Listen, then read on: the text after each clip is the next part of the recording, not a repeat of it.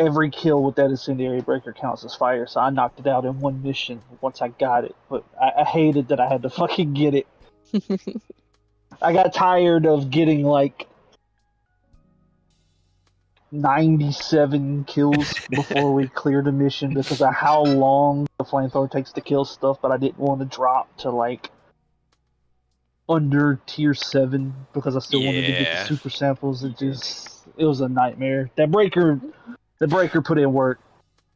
That was the other difference. We were charging him through the earlier tiers, so I think we were in medium when he got his achievement for it, and it definitely went a little harder in that difficulty. Yeah. That was the last one I needed. When I got the platinum with that fucking fire trophy being the final goddamn one, bro. It's like so bad. I think I'm missing like 7 of the trophies now, or achievements. Yeah. I'll get them eventually. Alrighty, let's see. Going back into my notes. So, last time on Tyranny of Dragons, you guys awoke starting the session that morning as everyone wrapped up their long rests on this, the morning of the, the 7th of the 5th month of the year, as you guys finally had made your way through the spine of the world and were looking out over the eastern horizon, seeing the Earthdale far off in the distance. You had also spotted some trails of smoke and proceeded to follow the... Let's see, let me make sure I'm getting everything here correctly. You guys did your training. Ken received a message from Arturia that morning stating that the Lux Sword had been left for him by Namur. Oni then led the trek down the mountain and through these rocky and cracked and blasted lands, finding a relatively easy path for you guys to follow, although the trek itself is still very treacherous, and if it weren't for the fact that 3 of you can fly pretty much freely, and one of you is a small old gnome, and the other one is pretty good at climbing, this would be a very difficult journey to make in the time that you guys are making. But having those abilities at your disposal, you climbed down the mountains, trekking about 15-20 miles through these blasted lands towards the penumbra of the Earthdale in the distance. During these travels, Oni, you came across a small group of young men who were set outside playing Go Fish, seemingly waiting for something, as well as the tower that they were deployed alongside, and all of their friends. Identifying them as cultists, you guys attempted to sneak around, but unfortunately were spotted on your approach, as they were on the lookout for an army. However, you guys were not an army. You were a small surgical strike team that managed to catch them off guard, and upon recognizing Aerith, the cultists kind of snapped to battle formation, and you guys were entrenched in a battle for this part of the Dale, or of the trek. The primary focus being to prevent them from alerting the rest of the army of your approach, and one that you did succeed on. As the signal was attempted to be activated, Mia was just grabbing dudes off the top of the tower and throwing them down the hole. No thanks. Unfortunately, the bottom of the hole was where Aerith also found himself, and through a treacherous and harrowing battle, he was nearly brought to unconsciousness before emerging victorious. The group of you finally defeating a majority of the cultists that were stationed here. In the battle itself, Oni, having not wanting to expend unnecessary resources, told one of the cultists to just sit down and shut up, and man, did Malcolm sit down and shut up, as he reevaluated all his life choices that brought him there and realized he didn't want to die. You guys cleared the area after the battle, and then went down to check on him, Nicholas offering a gentle perspective and a comforting fatherly voice. Listen to Malcolm's tale of his home, and the loss of his parents, his enlistment within the cult, and the regrets he's had along the way. And in your interrogation of him, you were given, let's see, some information. You learned that the cult is currently based in the Waterdale, at least the majority of them. That's where he was sent out of when he was dispatched here with the rest of the group. He and his companions had been chosen to join Garrick to defend this mountain pass. They were expecting the armies of the Sword Coast. He told you guys how to operate the signal flares, turret, and the deployment of the instant battlement, at least as well as he knew it. And then he informed you guys of what Severin's been up to, at least, again, as far as he was aware. As Nicholas went down to go and cast his Speak with Dead spell on the mage, who was most likely in charge of this detachment, he informed you of one last bit of information, and that was that Ifalna Zatara, the mother of Aerith, had been kidnapped by Garrick and was currently being held at the army encampment. He also informed you that she was booby-trapped. Let's see. Nicholas spoke with the dead mage. Having stayed out of the mage's line of sight throughout the majority of the battle, he wasn't seen as a threat, and the mage seemed to convey information with no hesitation. Let's see. Why didn't I write notes of your questions? Oh no. I think you wrote them over on the side. Yeah, they were written on the side. Yeah, I think that's why I didn't write them down. Let's see. How to make the tower small. I think Where Garrick one of them is. was Time Dragon. Yes. Yeah. How many soldiers? Where's the Time Wizard for some reason? You know. Time Wizard / Dragon, yeah. And how close is someone Ask to how that? to make tower small. Ask where Garrick is. How many people / soldiers. Where is Time Wizard? How to close summon Wizard. Tiamat. How close to summon Tiamat. Okay. To which How he close, informed you Tiamat? that Garrick was at the base of the mountain waiting for you guys. He had over 100 soldiers deployed with him. He didn't seem to know anything about a Time Wizard. Let's see how close they are. They have the 4 sacrifices needed and are working towards their final sacrifice. And what's the 5th one? Because I haven't found the list yet in the chat. Oh, I think that was all of them. Okay. So yeah, like 100 plus people. Yeah, that a detachment had been set out here of over 100 cultists. These ones had been deployed ahead as a scout. Oh, the last thing was he taught you how to actually operate the tower, as Malcolm had left out one point in the sequence due to his unfortunate intelligence roll. But through questioning the wizard, you were able to determine the actual activation of the tower to make it small again. Going up to the roof, you guys shrunk down the tower and cast it into the pit. Into the pit. Having now been in the depth of night, it's about 8 o'clock, but it's dark as the mountain range behind you to the west is blocking what little is left of the sunlight. Aerith cast out his tiny hut. Mia made her brand new door. And Nicholas went back to Iriabor. You know. As you guys, spread out to the 4 winds, literally.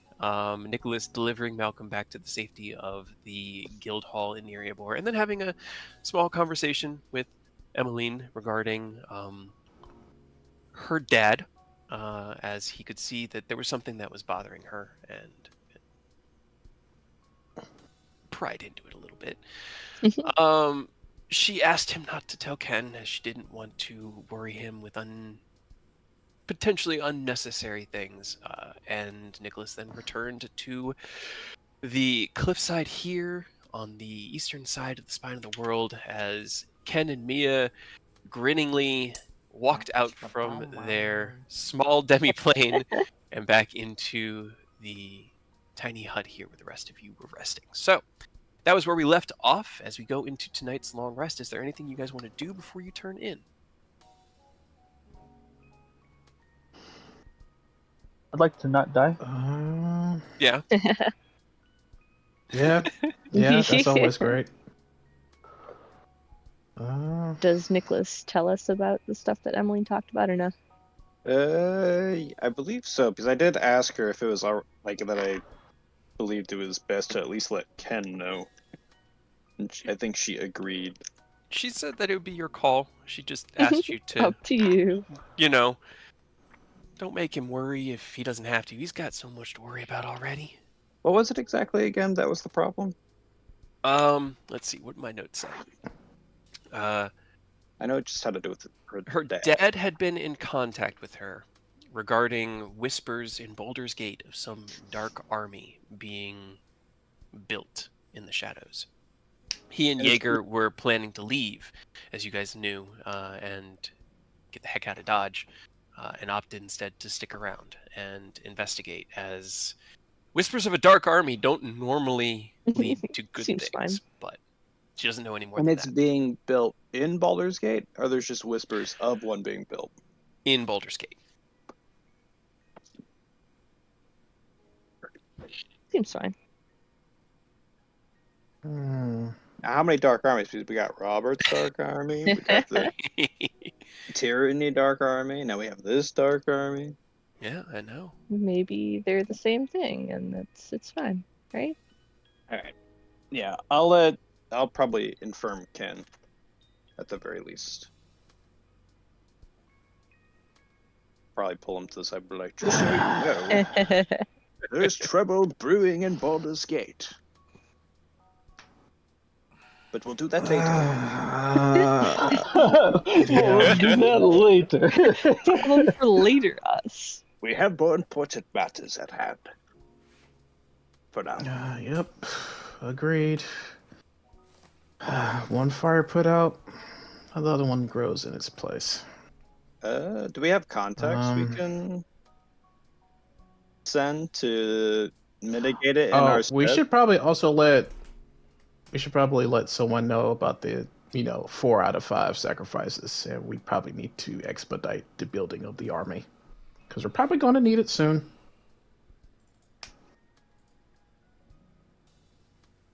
Why are these I can cannons just send out? Emily a message. Or do you want to message the big important lady instead? Probably the big important lady. Yeah, Madam Or Silverhand. both? Oh, I can speaking do of both. yeah, speaking of fire, is there any way I can do a quick project to help me out with something? Sure. I mean, it Bow, chicka, bow, depends. bow. What are you looking to do?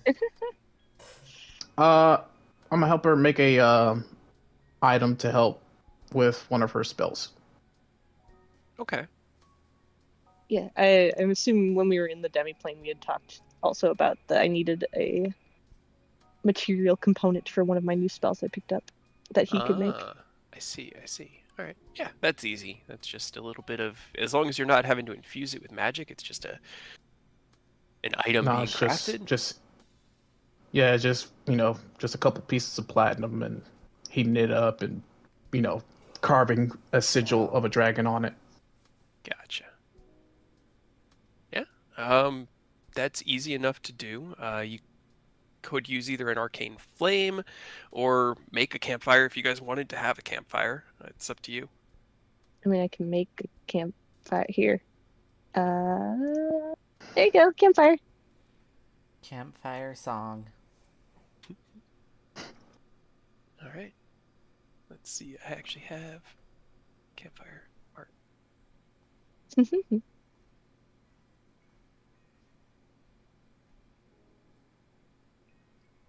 Just don't step in it, because it's fire.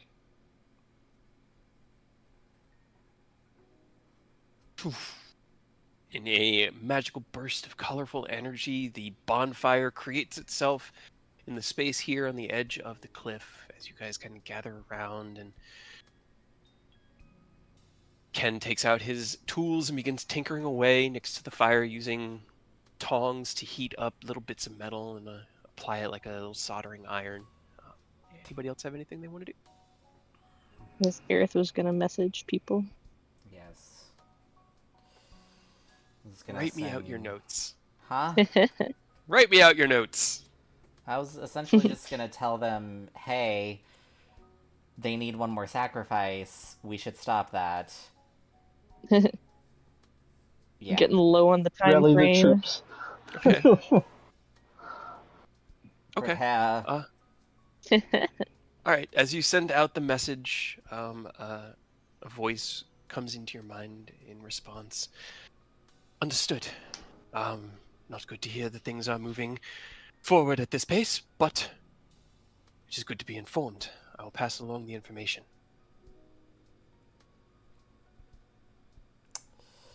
Alright, they're being prepared and passing information. I assume that means good things, right?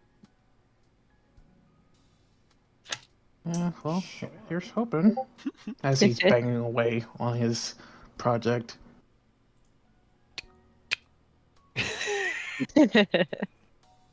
Good.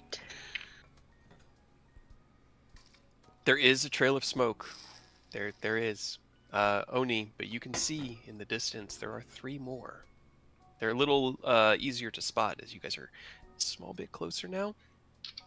But Okay, yeah, so I guess once I'm done with everything, I'm gonna put it out, because yikes.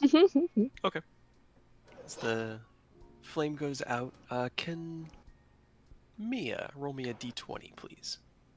Okay. Da, da, da. What is Mia gonna do now? Mm-hmm. I don't think that's I'm sure it's the something intent- great. Oh my god. What's the worst that could happen, right? Right? It's just a one. It's just a 1. Yeah, It's fine. absolutely. We never, Hell yeah. we never know in the heat of the moment if we want high or Brand. low. So the stakes are always high for us. Hey, it could be good, it could be bad. You don't know. Uh-huh. All right. So as Ken, you finish up your craft. Takes about an hour or so for you to get the at least the heat-sensitive parts of the crafting done. You can extinguish the flame.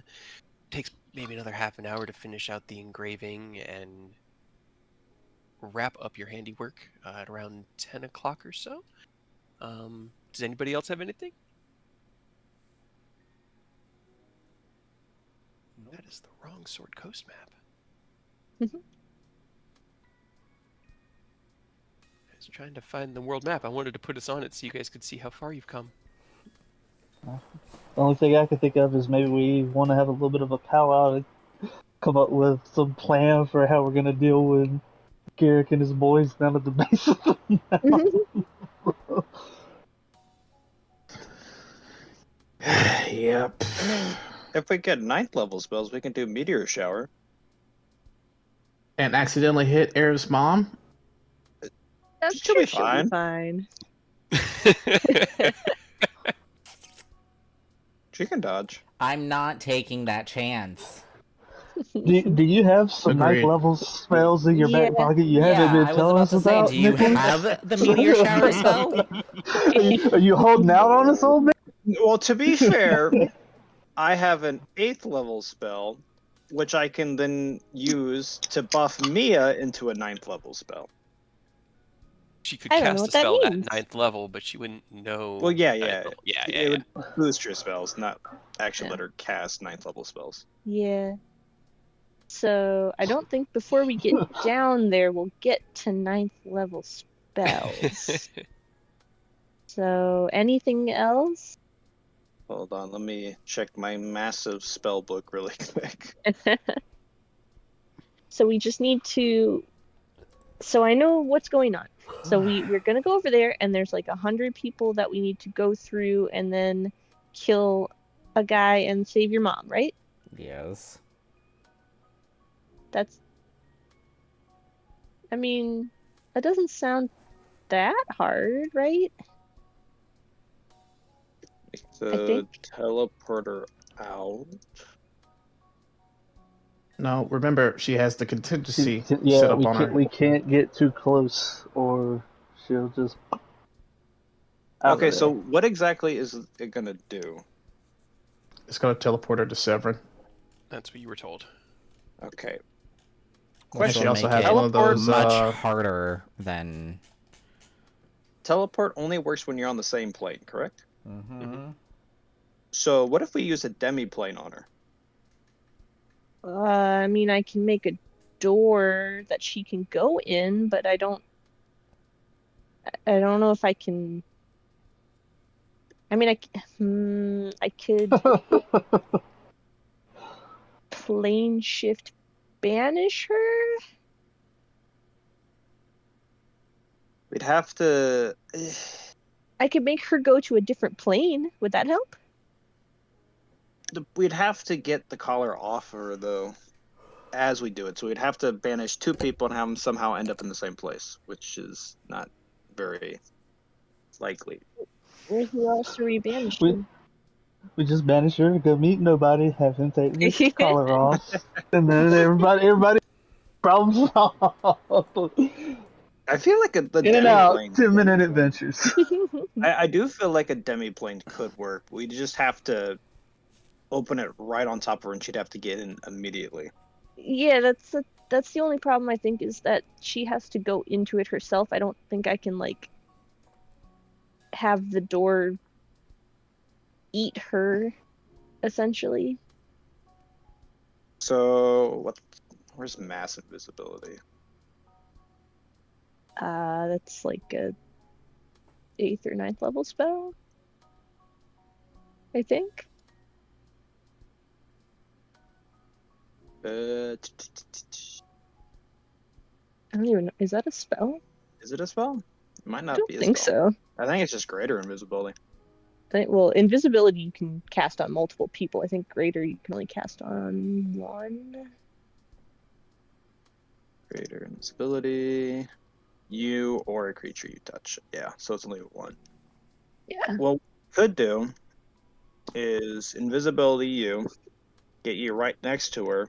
You whisper in her ear like, "Hey, I'm gonna be putting a demi-plane here. You need to get in immediately."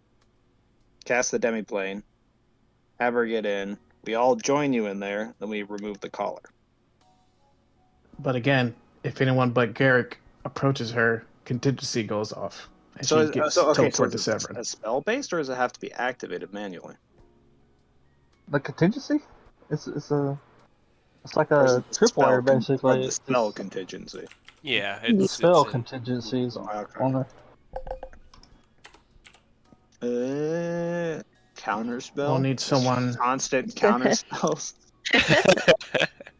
We'll need someone there to cast Dispel Magic. I mean, I can do that. We have dispel magic. I do. I do. I also Actually, have it. hold on. Hold on. I do have an idea. Where is my thing?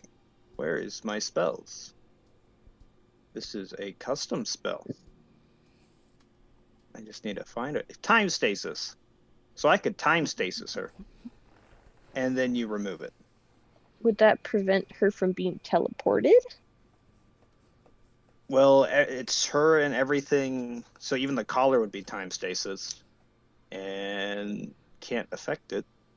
Well, the collar is just stopping her from casting magic like the ones we ran into in Aglaron. Well, I would assume it would stop the contingency from going off. Because it's time stasis. However, if the time stasis ends and we don't have her removed, then she'd be teleported. Copy. And Also, the collar isn't. That's not like the key to all of this. That's just stopping her from casting spells and talking, as far as we're aware. It's not like getting the collar off we don't is know going what to the stop her from teleporting out. Nope. All we know is that if anyone but Garrick approaches her, it's supposed to go off. Right. So even if she's time stasis, I think it might still teleport her because it's not her teleporting. We technically. Can our int-based Disguise characters ourselves? make some sort of roll to see if they know if it'll work or not? Because if it'll work, I definitely would like to take the easy way out here. But if it doesn't, we could at least kind of know. I'm not a caster, so obviously I'm not gonna roll. Yeah, But alright, could our smart ones roll maybe? See. Sure. Roll intelligence checks. 3 of you int-based characters. So you've got such a Please roll brainy good brain. game. Can I make You know it what? Arcana? Sure. Yeah! Can My I plus use seven a a, ring of Puzzler's Wit just Sure. Me as a too. precaution? Yeah. Hell yeah! Me too. Our boy got a hot 30 though. Let's He see. did. He did. 23 Okay, and okay. 26. 26. Okay. So They as you respond. have this conversation here, let me pull up something. One, the first thing that comes to your mind, Nicholas, and it's kind of like they're talking about contingency. Contingency can only affect the caster. It is a self-targeted spell. It is something that only gets set up on the caster. But you've been told that it's set up on her. So Custom you're spell. already kind of outside of your known realm. Custom spells, yes. Ken, you know that the level of arcane power required for a contingency is usually beyond what artificers are theoretically capable of, even at the highest level, because it's a 6th level spell. It's not hard to imagine Garrick having that strength, but if he did, then there'd be complications. So maybe something else casts this. Not quite sure. That one's tricky because it's the interaction of artificery and wizardry. For Aerith, when they're talking about the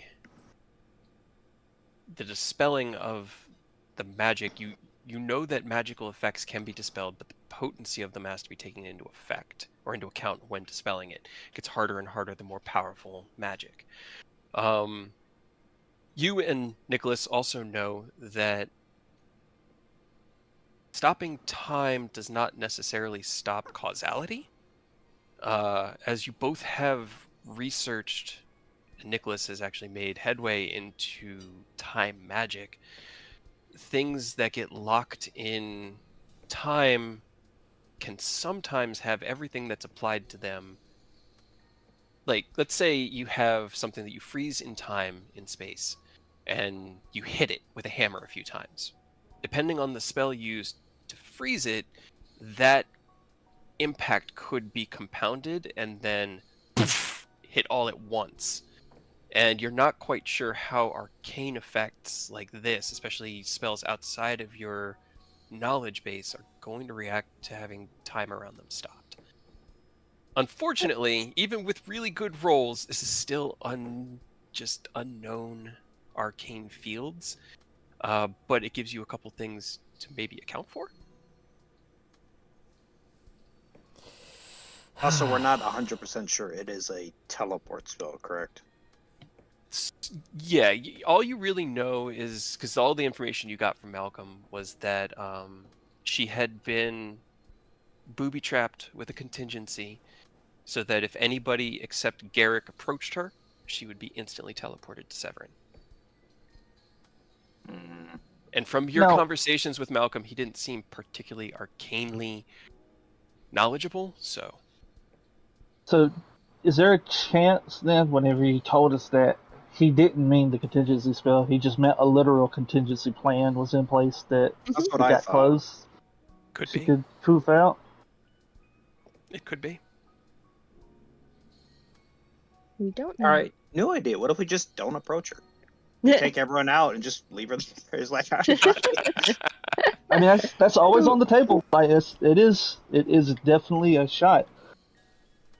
Now we just And like gotta you figure said- out then what the plan is for the 100 dudes. okay. If we get close, where is it? I can use quick look and try and figure out what might be causing it. Now I gotta copy paste it again. I had a plan for the lots of people, and Mia just kind of like stands up on her toes and like raises her hand.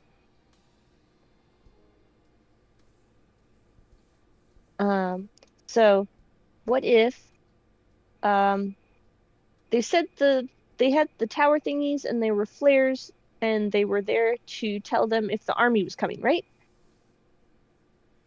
Correct. What if Mhm. we did that and they thought there was an army and then they came over here and not over where they were? And then we go around and get him. That actually I worked. mean, Well, if we can go yeah. scoop up the little guy that we chucked into the abyss real quick. It's down there somewhere. We could also go to a different tower. Well, this one's like the furthest though. Like, so if they come all the way over here and they're expecting an army and True. send a lot of people, and then there won't be anybody here and they'll be confused. We could also. So we set the tower back up, yes, but we leave the a familiar here, and we wait until we're closer, and then the familiar activates it. That way, there's more distance. I don't think your familiars have hands. They can peck.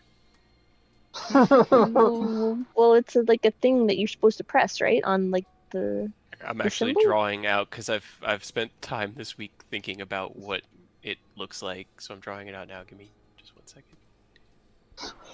What if we go find it? One of you guys casts invisibility on another.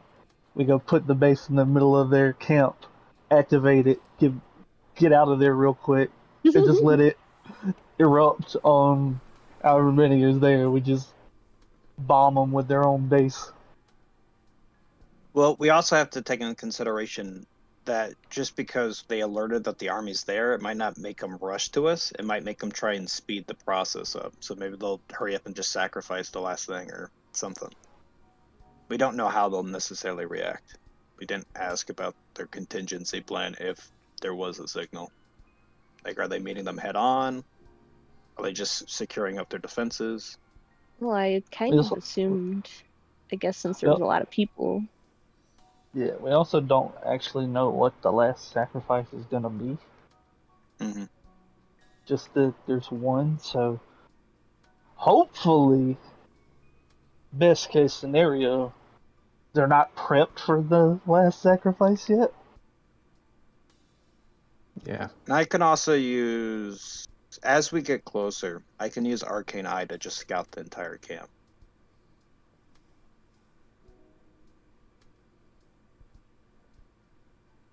That also works. And then when we actually get to the person we need to free, I can use Quick Look and try and see where the magical effect's coming from, and then we can go from there.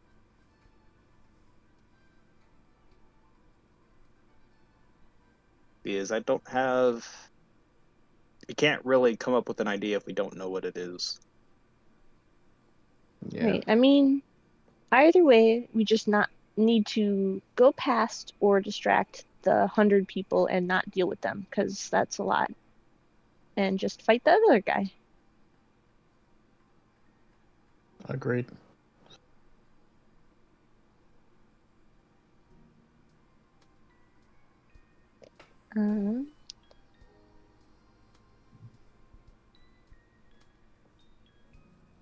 I could go Then look for the little also, cube thing.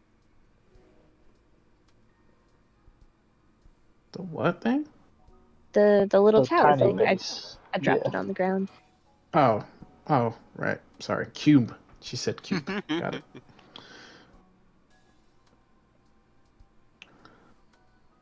Yeah.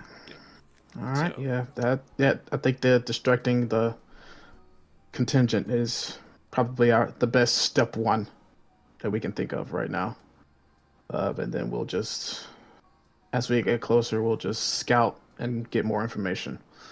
But yeah, that distracting is definitely going to be number one.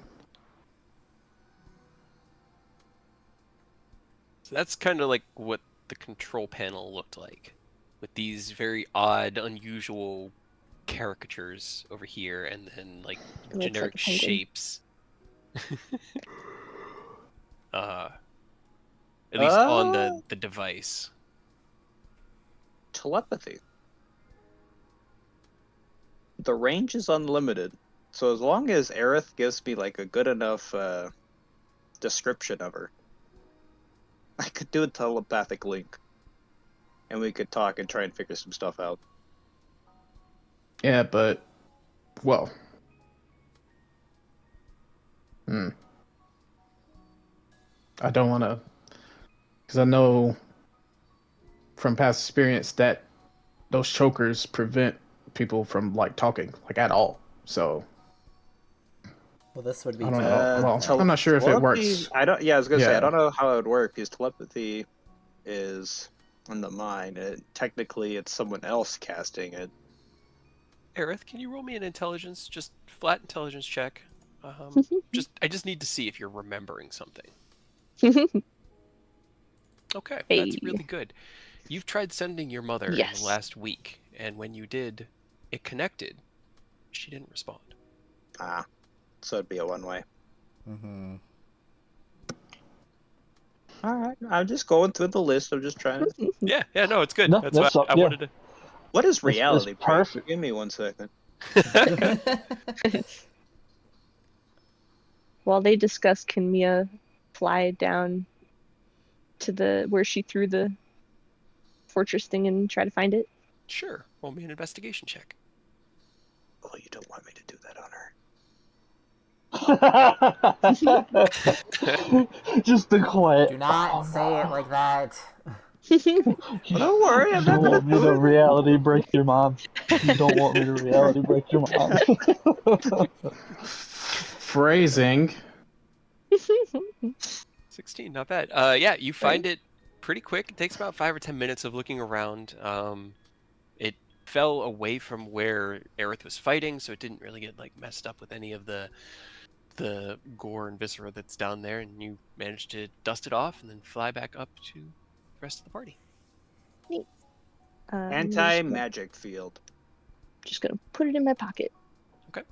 It in this shape, it has like it's a cube, but it has these plus size or plus signed like grooves on each side, so it looks like a set of like, how many would it be, 8 cubes kind of smashed together, like almost like a Rubik's cube, but 2 by 2. Okay. Yeah, that's fine. Anti-magic field would prevent teleportation and other spell effects. That's definitely a big The downside is I'd have to be within 10 feet of her. And we also wouldn't be able to do magic inside that field. How big is it? I believe just a 10-foot radius. it's 10 foot around you. Yeah, so around it's not yourself. very big. So you would have to be standing within 10 feet of his mom and Garrick. Sounds like a good idea. Well, it would negate the teleportation effect. So as long as she is around me, she would not be teleported, or any spell effect would not work on her. However, the moment she goes out of that radius, it would immediately activate. He might also just punch you and you die. That is true.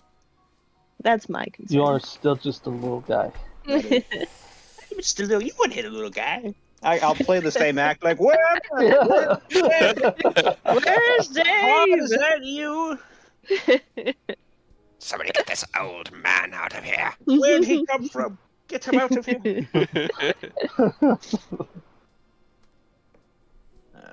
I think we should figure out what everything looks like, because otherwise there are things that we could do, but I don't know what would or wouldn't work. Yeah, we just need more Okay, information. well, hold on. Right now, the only ones that they're aware of are Ken and Aerith, because the 3 of us are interns. What if we just use the clothes of the guys we've killed and try to infiltrate? I don't think any of them would fit me. We can sure dim there are some some. up. We could tie we could like rig something up for you, Nicholas. I'm sure of it.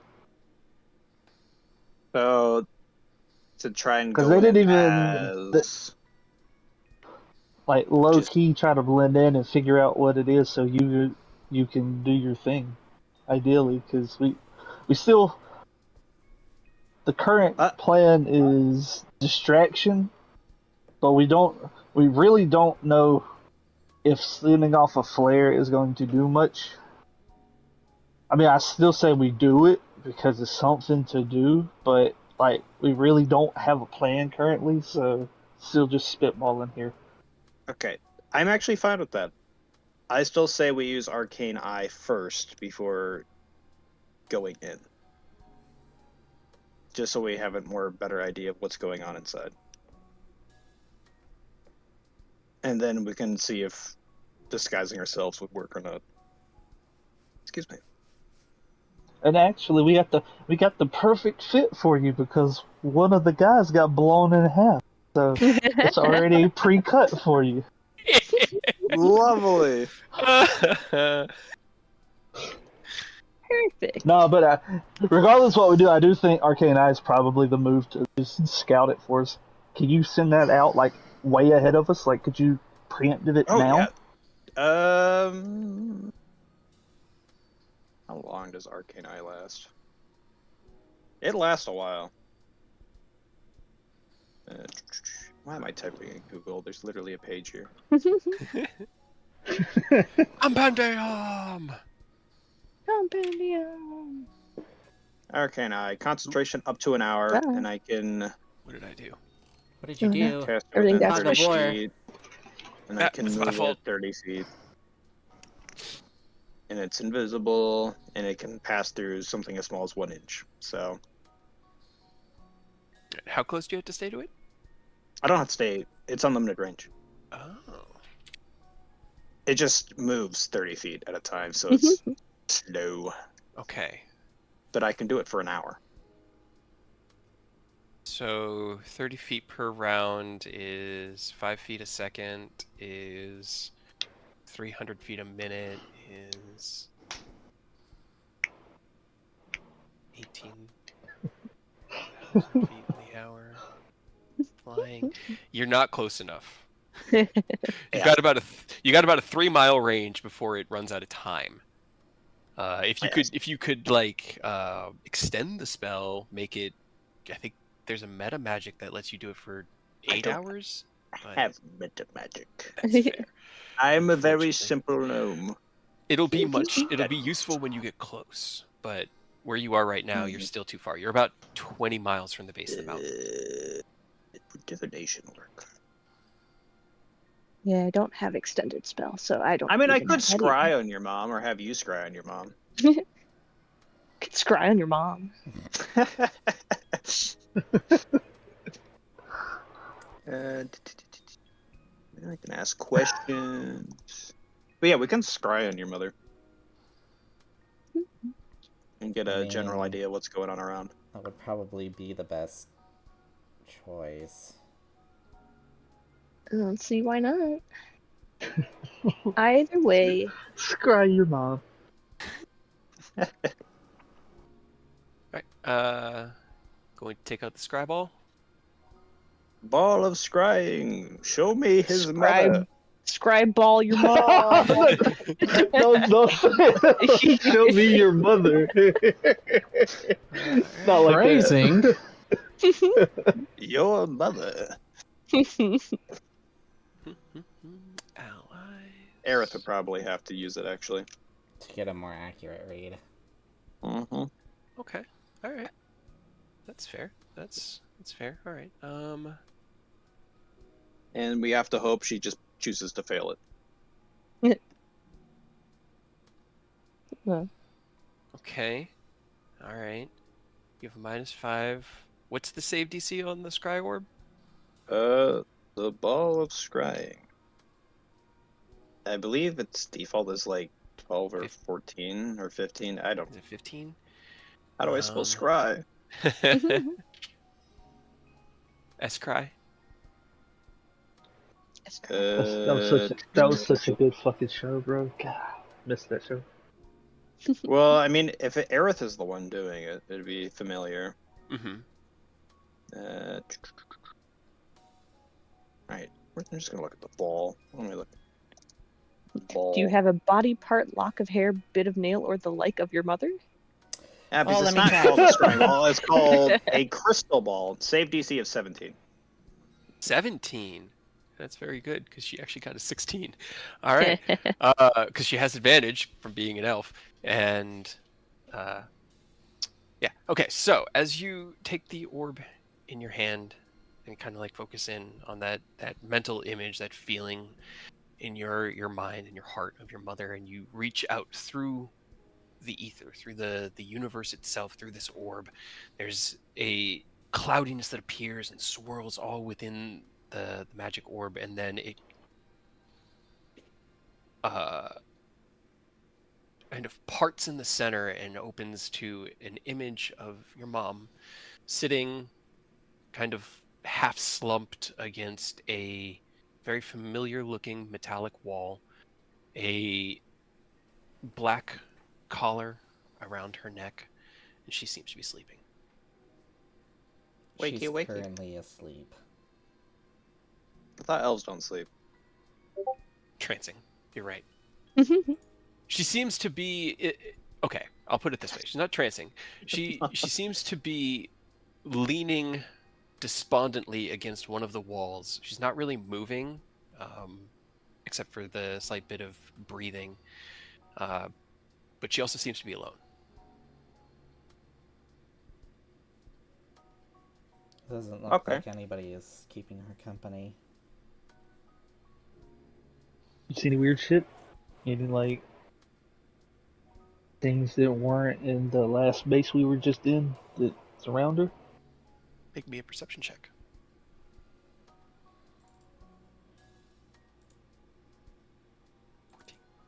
Flash of Genius?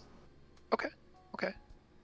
As you kind of peer through, and Ken like just his hand on your shoulder and helps point out a few things in the orb, it looks very similar to the top floor of the tower that you guys were in. Let me. Where's all the maps? So many maps. Oh my gosh.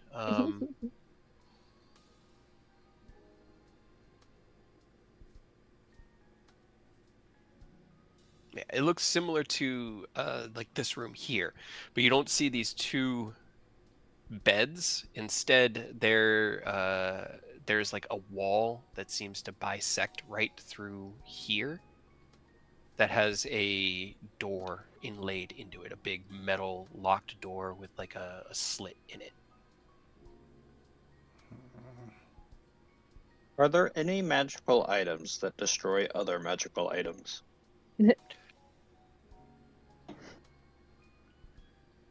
Is it like sphere of destruction, orb of destruction, whatever that thing is? It's Yeah, basically like sphere a of mini annihilation. black Let's hole. not toss it into that. I think it's a sphere of annihilation is what you're looking for. Yeah. This black hole, your mom, Eris. I'm sorry, it's the only way. We don't negotiate with terrorists. Any other way to destroy magical items without tossing them into a black hole? Disenchanting them if you can break the enchantments on them, but that usually requires like a potent enough dispel magic. That just will turn it back into a normal item, and then it could be broken. Alright. But I mean, we I think could it only 8th works- level dispel magic. and hope. And hope. And hope. Sure, it'll be fine. So what's gonna happen? Mhm.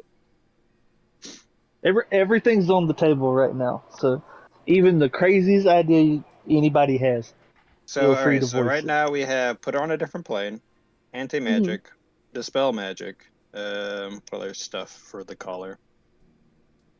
Anyone good at lockpicking here? I could do it. Me? Knock, we could do knock. Yeah, I have knock. She probably will go deaf from that, It's fine. because it is right around her neck. Oh, it's fine.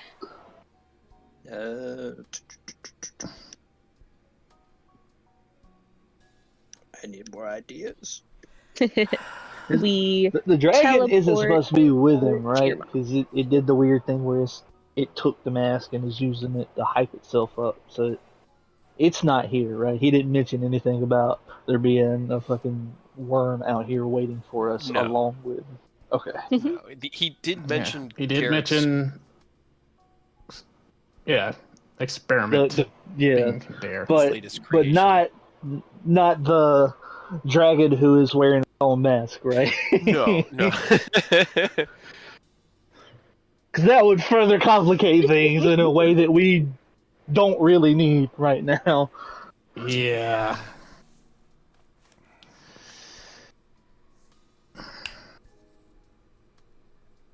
We should get some rest. All this thinking we'll, is try making to- my head hurt. Yeah. Alright, let's rest up. Let them lower it. All right. You guys gonna stand watch? Yes, I am. I'll do Okay. first shift. Who? Okay, Ken's on first. Anybody joining Ken? With the kiddos. Mia will stay up with Ken.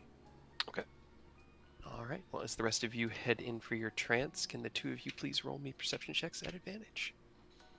I guess Nicholas doesn't trance, but the other two are, so.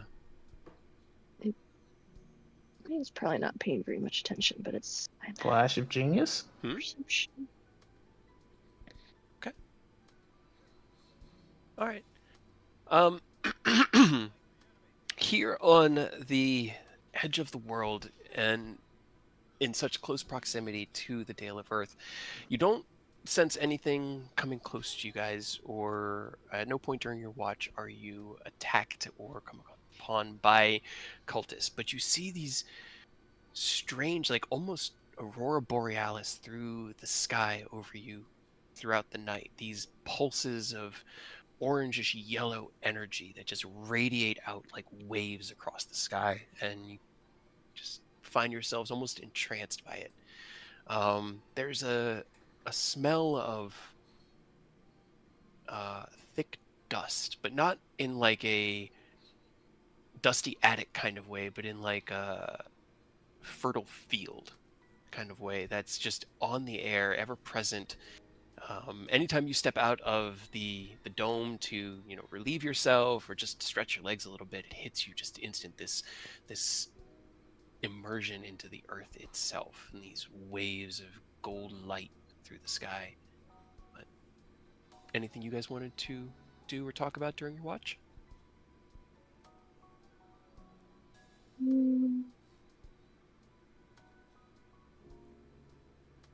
Unless Mia wanted to ask me something, I can't think of anything. Just talking about life and talking together, I guess, just about extraneous stuff. Okay. All right. Just spend the evening getting to know each other a little bit better and sharing what comes to mind. Eventually, your 4-hour watch comes to its close, and you feel the exhaustion of the day's travels finally hit you fully. And it is time to wake up one of these other fools and let them do some work, because you guys need to get some sleep. I mean, technically, Oni and Aerith are at this moment kind of wrapping up their trance since you guys took the first watch. If you wanted to just leave it to them. Might as well. I'll leave the kiddos with them. They can babysit.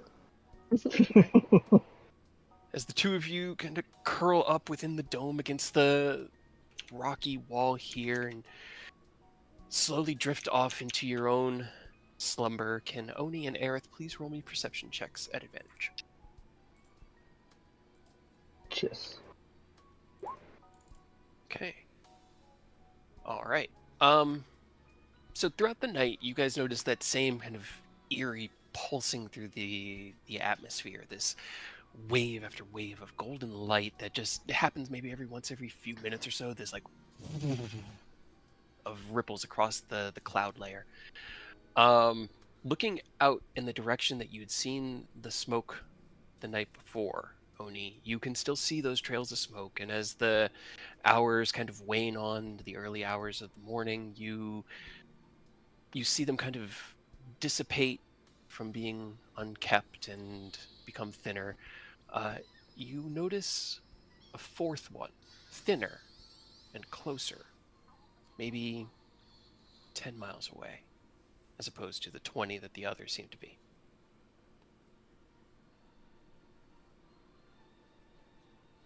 You'll definitely kind of point that out to Aerith so that he's also aware of it, and probably need to let the others know when they wake up that there's a closer fire than before. Pretty drastically at that. Okay. All right. Anything else you guys wanted to do during your watch? I do have a question.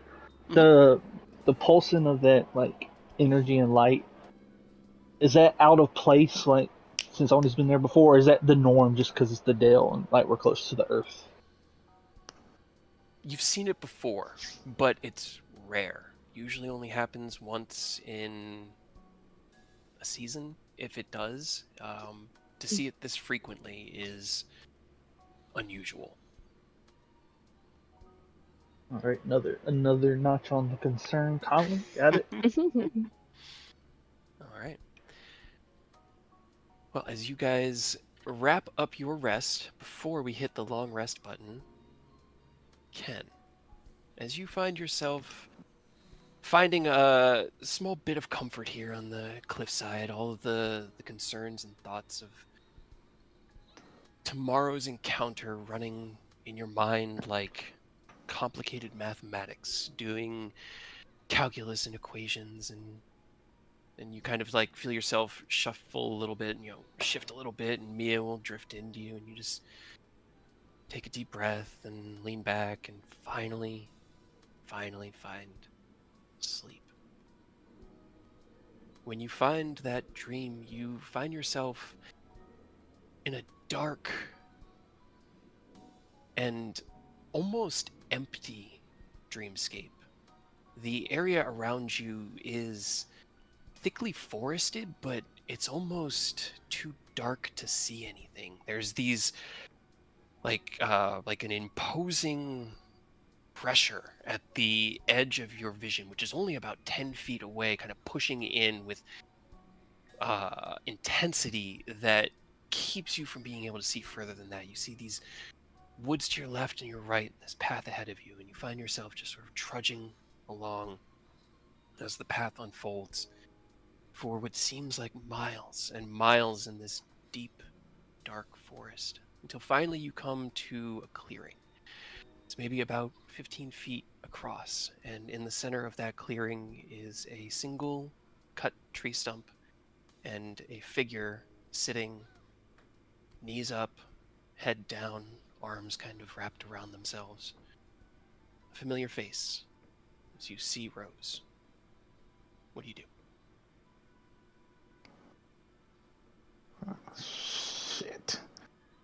Gonna attempt to approach them. Okay. Roll me a perception check.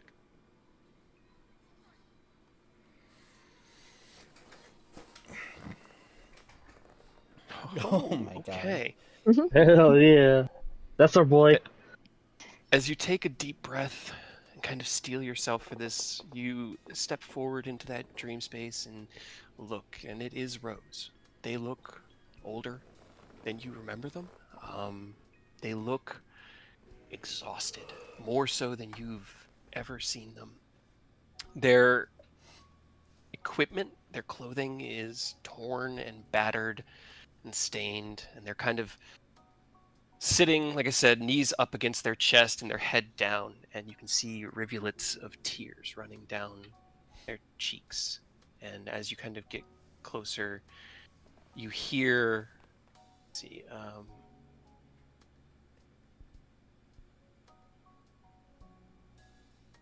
you hear them just sort of muttering to themselves. Nobody even cares if I'm alive or dead anymore. Probably hope I'm dead. Taz and Thorn probably blame me for getting stuck here. Oh god. And they just start quietly sobbing.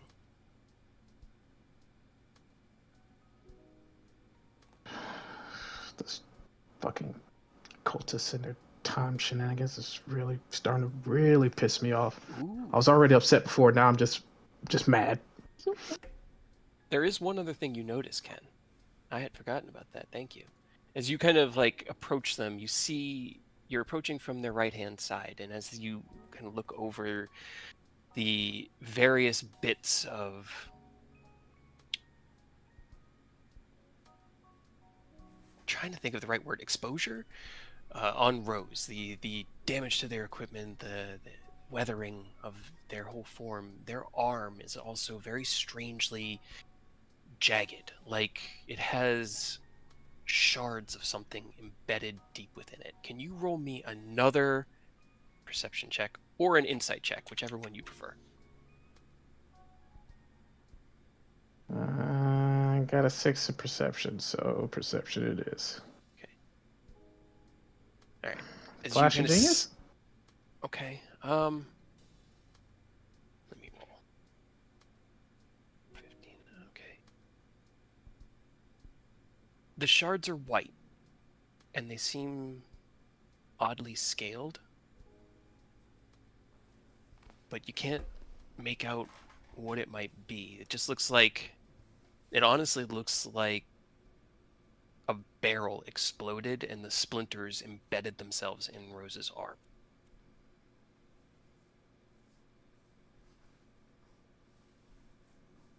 Mm. Mm. I guess that means.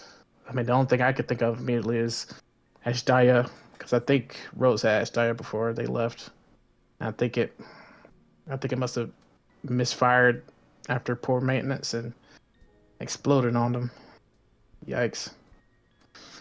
As you look, you see them kind of shake their head. I'm just going to be alone again. I don't want that to happen, but I deserve it. Never could do anything right. Tried.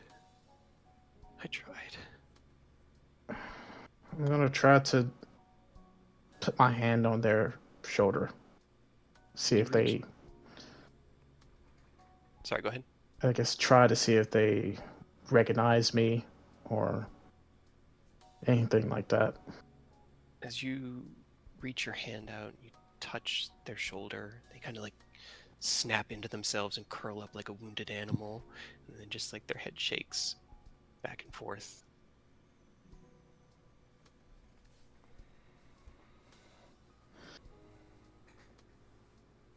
Rose, you're not alone. We didn't leave you here to die. And I'm sure Taz and Thorn don't blame you. We're gonna figure this out. We're gonna get there to help you get home. All of you. The cult is doing some stupid stuff, and we're trying to figure things out. But please, don't blame yourself. We're coming to get you. You're coming home. Roll me a persuasion check. Flash of genius? Yeah. Because it didn't Yeah, it's turn fine. out so good last time. Oh my god. This is not a 1 this time. As you attempt to console them, they curl into themselves. All my fault. It's because I was greedy. All my fault. They're right to hate me. Everyone's right to hate me. And as they kind of go into this cascading muttering, you feel that imposing darkness around you get heavier and heavier and heavier until it wraps around all of you, and all you can see is Rose just curled up fetal before you, sobbing, and then finally darkness. And your eyes open, and you awaken on the side of the cliff, and you feel the wetness on the side of your own cheek. Aerith slobbered a kiss on her cheek. No, I'm kidding.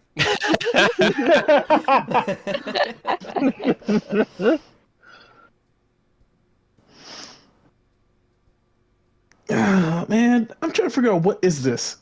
It can't be Dream. Like we've discussed this. It can't be Dream. I would, unless someone is using Dream on me and is just fucking with me,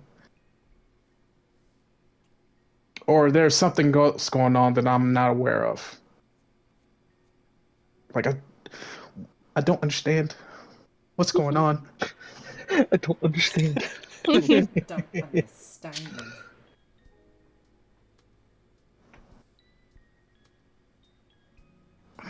Yeah, just Ken's just gonna sit up, just wipe his cheeks, and just like put his face in his hands, like, oh man, if this is real, this is getting bad. We gotta accelerate this plan and get Madame Satari out of there and figure out how to get a safe passage to the Feywild. Because I'm not sure, again, if that's real. I'm not sure how long they can keep whatever it is they're dealing with up.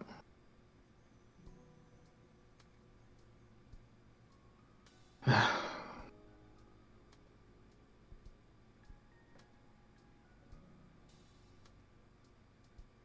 it's bullshit. Yeah, we got so many people we gotta save. Any one of them could be the final sacrifice too. And like we gotta get our boys, we gotta get our girls, we gotta get our they thems, we gotta get everybody saved, man. Because the cult are DX.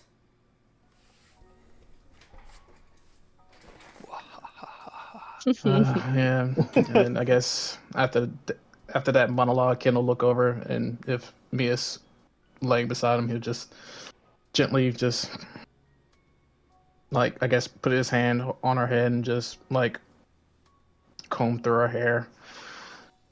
It's like,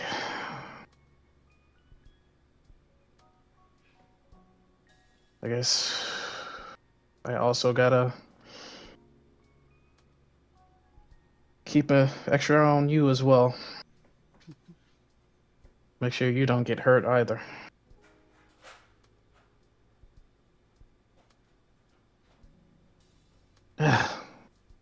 Man, bullshit. And Ken's just gotta get up his stretch and I guess go ahead and just try to knock out his training as early as possible. Okay. It is early morning. It's about 5:30. The sun has started to peak. Like the light on the horizon has turned to that morning hue of like light, beautifully light blue, beyond the dale of the earth. Beyond the penumbra of the earth dale. Wow, I cannot get my words in the right order tonight. So yeah, if you guys wanted to go ahead and start your day, I think as long as you take it easy, Nicholas and Mia, you guys should be good. Especially if you just do some easy training this morning, we can get going. Yep, practice my katas and meditate. Good to hit long rest. Yep, good to hit the long rest. Long rest. Yeah. Not dying. That's good.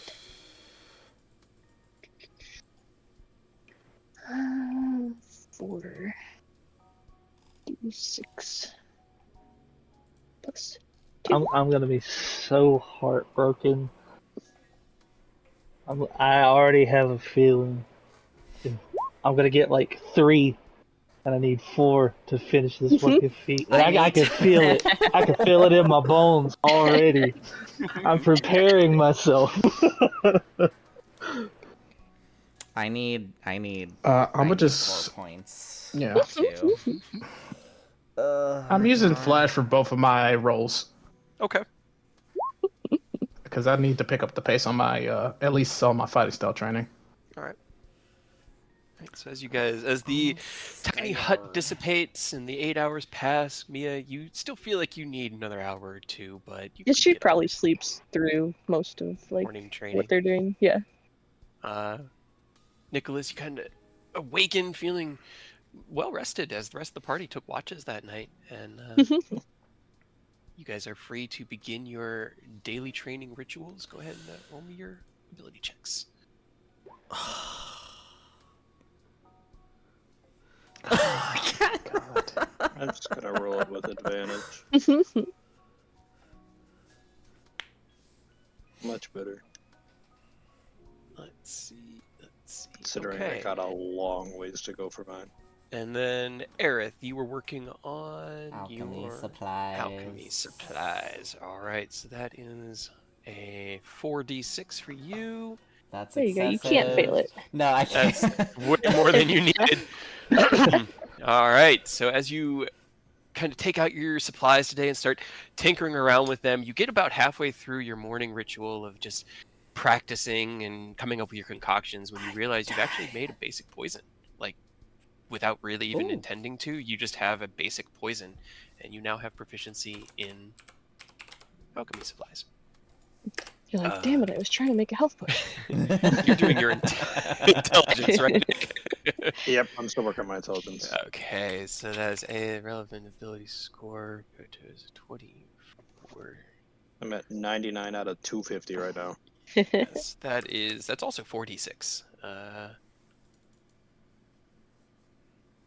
Ken, as you kind of begin your training, the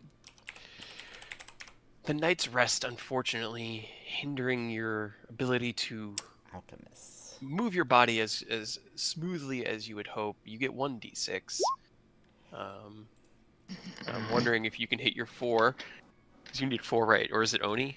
I think it's owning it. I Oni. need 4. Okay. Yeah. Alright. Then Oni, you're getting this. Oh God damn it! Oh my god. Alright, that is 2d6 for Oni. Come on. Oh, at least I got Yay. what was it, 19, 20, 21. Okay. Well, I mean, I was fully prepared. Like I wasn't even gonna be heartbroken. I was prepping myself. As you Well, at least begin I got your... a 23 on my meditation. Sorry. No, you're good. Your forms, once again, you kind of go through the motions before realizing that it's all become muscle memory. It's the ability to kind of shift into this alternate fighting style and utilize its abilities in conjunction with your own is now just a part of your skill set. And then 23. I really should have all of the Vanguard abilities written out ahead of time, but I don't. So as you kind of like finish your training with Oni, having his mastery of his fighting style kind of create limitations against how you're able to progress yourself, you shake off the disappointment, sit back down, cross your legs, and attempt to find that calm point in your mind that he had initially taught you how to locate when meditating, that single point that you can then focus on, and then from there you can imagine yourself in this huge vortex of platinum energy. And through that perspective of one small point amidst it all, you can maintain consistency and like stability in the center of this vortex as you open your eyes and you can see the 3 stars in the distance, 3 points shining brightly, the other 4 dimly lit, but out there. What are you reaching for? So I should have Black Mage. Red Mage. Thief and available, Monk. yeah. Black No, Mage. we Thief got Red Mage last is Black Mage, Thief, and Monk left, right? and Thief and Monk. Warrior. We're missing one. Yeah, that's why I knew there was 7. That's Warrior is the other one. It's Warrior, Thief, and Monk. Yeah. So Red Mage got a Magic Caster, so I should probably get a melee to keep it balanced. Let's go with Warrior. Okay. As you reach out, the star in the distance and the point of this platinum energy lights, and as it connects to your own point, this single star that is you in the vortex, they connect, and you hear Warrior's voice in your mind. Lord Ascalon, my strength is yours to command. And you feel a new Vanguard ability become available to you. Neat. Also, Warrior, I just want to give you guys a heads up. There's a good chance a war is brewing very, very soon. Get with Paladin and Red Mage. See if you can't teleport to... Wait, would they know the teleportation circle formula to get to Area 4? They don't really leave Starfall. Yeah. They don't I get mean, out much. unless... Yeah, I was about to say, yeah, just go ahead and get ready for a scrap. Just get ready to just stand by. Whenever we get a chance to come back, we'll find a way to get y'all ready. Long story short, just train your minds and bodies, prepare for war, because it's going to be coming soon. You hear the voice in your mind. Of course, Lord Ascalon. We will make all preparations. We will be ready for war. All right. Excellent. I'll leave you to it, and then I'll cut the connection. Okay. You refocus back into your own self, feel that energy dissipate back into you, and you re-expand your own consciousness into your own body. And whew, Mia, you kind of stretch awake, sensing the end of training and ready for, well, it's gonna be rations, but breakfast. Anything else Boring. anybody wants to do before you guys are ready to roll out? Oni's gonna point out that smoke's 10 miles out as opposed to the ones that were 20 or so before, and let them know that someone is closer than the rest to us. Should we check on Yeah. that one first? Yeah, might be a scouting party coming in to check on these guys. Are we setting up the tower to I guess set up the distraction? If you want me to. I kind of remember how to do it. I can take care of it. I guess we had talked before. Did we want to do it now or somehow do it delayed? I still don't know that an owl will be able to set it off, Nicholas. Do you think it would be worth doing if we set it up somewhere else, and when they see a flare from a base that they don't recognize the position of, it kind of causes a little confusion?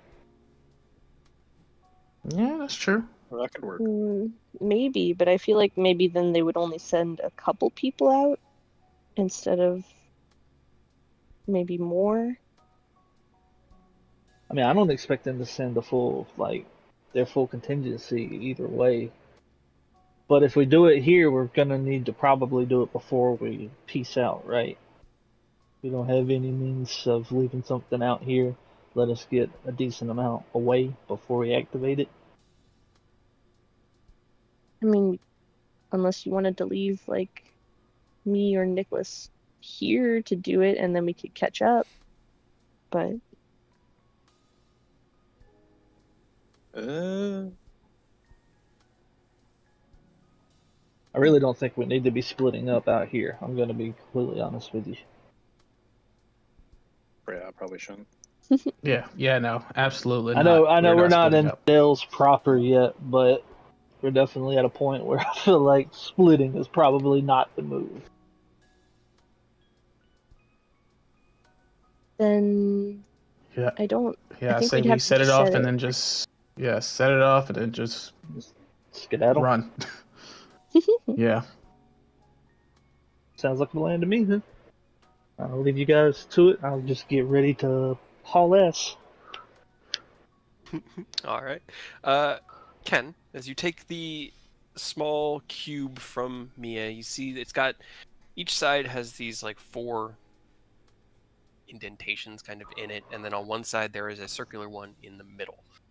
You never really got the instructions for how to deploy it, only put it away.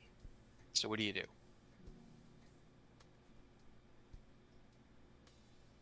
Oh, Do did they it mention? backwards. Did they mention Yeah, I thought he said deploying do it? it backwards. Did he? Okay. Hmm.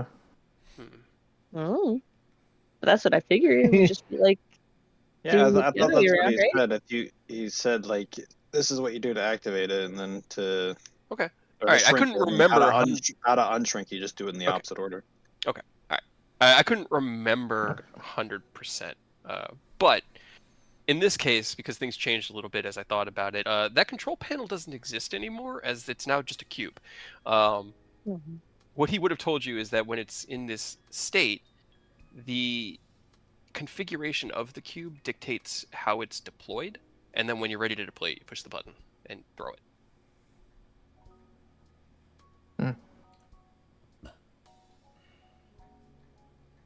Okay. I guess I'll set it to deployment, and then set it somewhere nice and comfortable, and push the button.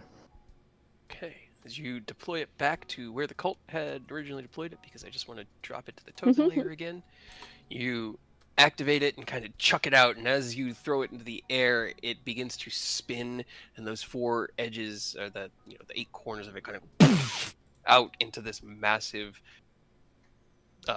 20-foot wide, 30-foot tall tower. And as they do, these barriers of pure steely light manifest between each of the vertex points and then turn into metal, and with a heavy it sets down onto the cliff face here where they hadn't originally set it. The perfect crown. Fantastic. Oni, I'm gonna leave the engagement to you since you're like the fastest of us. I guess All right. the rest of us will go ahead and get ready to move, and then obviously we're not just gonna leave you. We'll be close, and then once you're ready, press the button and make your way back to us.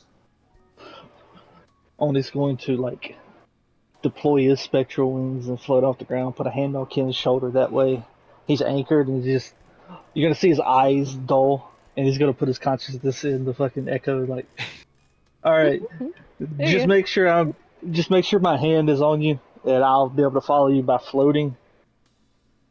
And I'll just deploy it with the echo once we're about 1,000 feet away. Okay. Okay. All right. All right. So as you look at the control panel through the echo, I will say you were given some basic sequences. What is the like? There is army spotted, ambushed, under attack. It's actually the Wanderers of Starlight. There's there's probably like an emergency of illness breakout, need reinforcements. What kind of signal are you sending? That's a good question.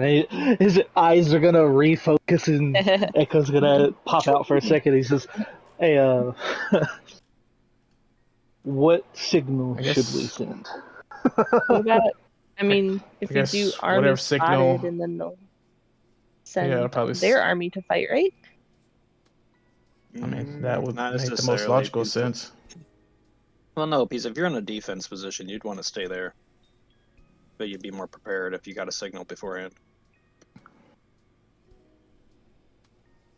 So Then illness. help? I would say the illness one, yeah. That way we're splitting some of their forces. Well, Okay, that so would you want that me to would send make up the illness flare then. Send Wouldn't that- reinforcements. wouldn't that just make them Yeah. send only enough people to resupply this tower though? That's true. That's not very many people. I mean, if you want to go with the army one and hope that they try and meet up on the battlefield, that would be good.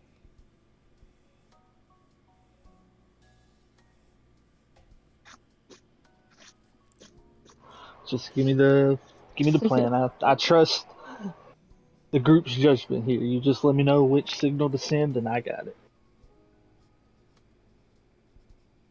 Yeah, I think not Ken. Nick's got the right of it. I think we have a higher chance of them sending a contingent if we just send the armies here signal, and then we'll just adjust from there depending on what we see in the camp. All right, Aerith, Mia, you guys good with that? Mm-hmm. Yep.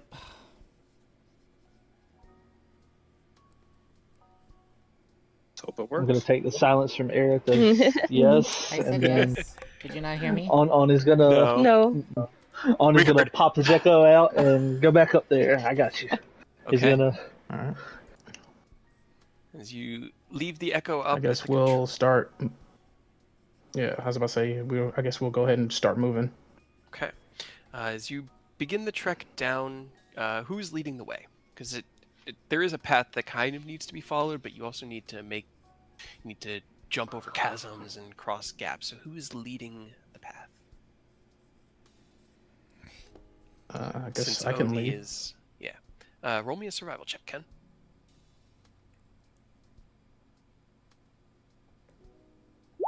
Okay, cool. All right, you lead the trek down this kind of winding cliffside trail that runs alongside this ravine, and at certain points it gets really narrow, and you have to kick on your winged boots and drift across these gaps, towing Oni behind. But you guys eventually go for about a quarter mile and get that 1,000 feet distance. Oni, you activate the sequence of buttons given to you by Malcolm of the signal for the army is here, but it wasn't an ambush attack, right? Because there was like armies here or army spotted and making preparations, or we're currently under attack. Which one of the two? Under Yeah, attack. which one? Okay. Yeah, then I that think one. under attack I probably the want them best to one. go to them. All right. As you send out the flare, this red arcane beacon manifests in the middle of these swirling, like almost like a gyroscope in front of you, and soars straight up before it explodes out into a giant red skull and crossbones above you. The rest of you kind of turn around and can see the arcane flare in the distance as it hangs and kind of spins just ever so gently above the point, and it doesn't seem to be dissipating. Oni, you snap your consciousness back in. Oh yeah. Once we hit that 1,000 meters, he probably got to input it, and then it was forced back in. It kind of. All right. All right. You turn in the direction you're facing, or in the direction you're heading towards the Earthdale, and wait in anticipation. A minute or two passes. Then after about 3 minutes, you see a green flare in the distance, 20 or so miles away, and it explodes out into the form of like two crossed swords, and then hangs spinning in that location for. As you guys continue to move, they persist for about 5 or 10 minutes before they both and dissipate back into the ether. That seems like a good sign, right?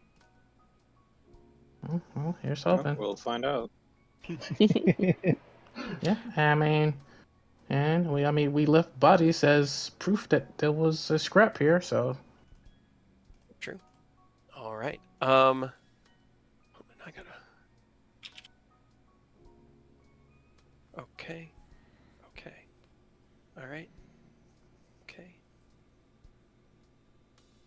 Okay. All right. So as Oni, you rejoin the rest of the party. You're kind of grouped up on this very narrow precipice between these two very tall, rocky mountain spires. There's about 10 feet of space between the two of them, and the chasm itself drops down. I mean, everyone can fly, so it's not really super threatening, but I'm just sort of painting an image as to the space you Yeah. find yourselves in. Who is going to lead the trek forward? And I also need somebody to roll me a d20. I did so good before. Can I do it again? Go for it.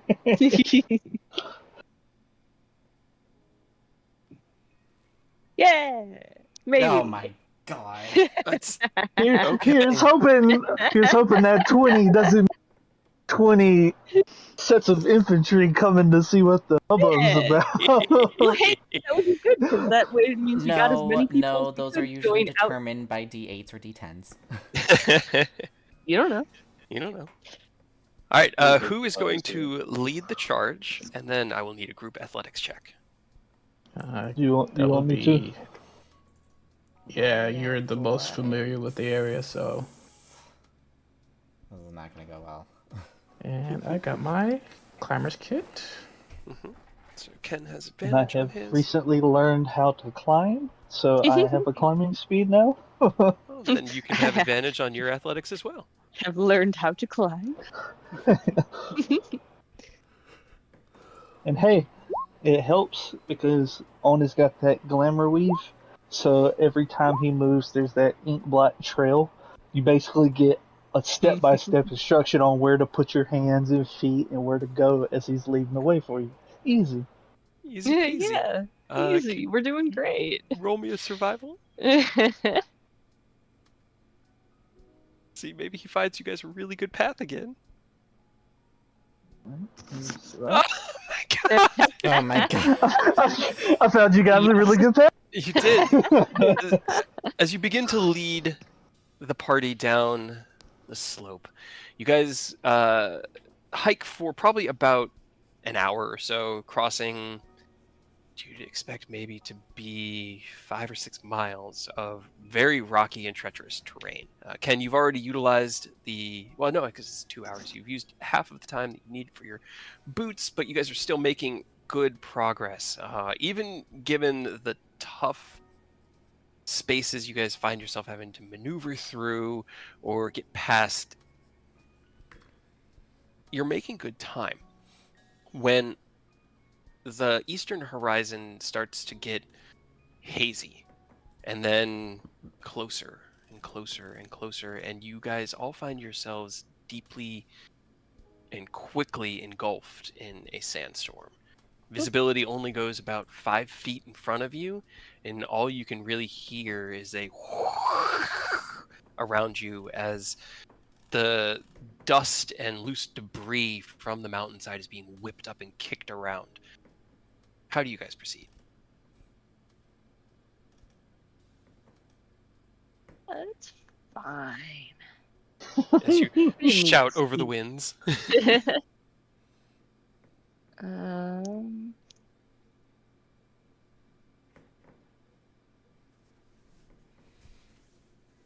to see if I had anything. I don't think I do.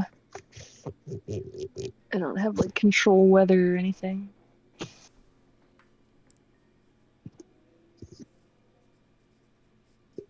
Don't have control where the weather prepared right now. Let's just sit for an hour. You can get it, right?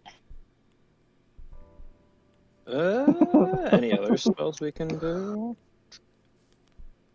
I don't really have anything, unfortunately, magic-wise that could help. What about you, Aerith?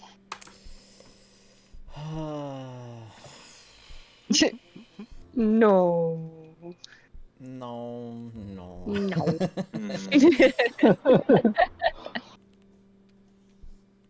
Then do you want to keep... Sounds like Oni's gonna pull his robes up a little over his face to block out some of the sand. Okay. Right? It's either we keep walking, I Yep, guess, and walk fine. through the sandstorm, or we sit and wait for it to pass, but I don't know how long it'll last. I mean, Ken's got his helmet, so. Okay. As you No, guys I got nothing. press forward through the sandstorm, Ah, man. are you making any? Are you I changing? want to anything? use my rope of climbing to make like a lifeline between myself, Mia, Aerith, and Nick. Okay. Okay. As you take out the rope of climbing and kind of pull everyone close enough to rope everyone together, what's up with Oni? He not good enough He's for the rope? fine. He rolled a 25. I mean, if it's long enough, I would like to have everyone involved, but I'm not sure. Yeah, it gets it because it's only 60 feet, so. We'd be like, have to be like right on each other. You would. You'd have to be right up on each other. You'd only have a few feet of movement speed or movement between each other, but you could do it. And so Oni will just stay a little ahead of Ken so that Ken could keep a hand on his shoulder. That way he knows Oni's still ahead of him. Okay. And Oni can still try to give them the best shot at a cleaner path through the sandstorm. Okay. As you kind of tie the bottom 80 or the back 80% of the party together and put your hand, or Ken puts his hand on Oni's shoulder to follow you, press through the sandstorm and against the buffeting winds, these whoosh, poof, bursts of sand from the east coming in wave after wave. Can you roll me a perception check, Oni? Okay, 25. That is good. That is good. Okay. You trudge forward, finding the path carefully, and it does slow you guys down quite a bit. It takes about 2 hours before you find yourselves emerging into a like wider chasm. The ravine that's been to your left and you've been kind of trudging along has been slowly raising up and up and up from the ground, or you've been going down. It's kind of hard to tell exactly the perspective, but you've been meeting it, and as you get to this point where it kind of opens into this base ravine, Oni, you hear a voice in the distance. Can't believe this. Gets sent out to go check some random smoke. Turns out that they're just idiots and lit a fire, and now they're all dying, and then we get stuck in a fucking sandstorm. This is just great.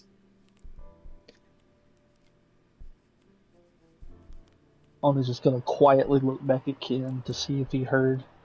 And if not, he will very quietly relay that it sounds like cultists are out here.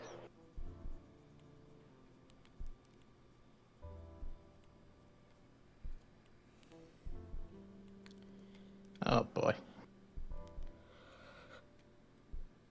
Do we try to avoid them? Do we try to take them down? No, avoid.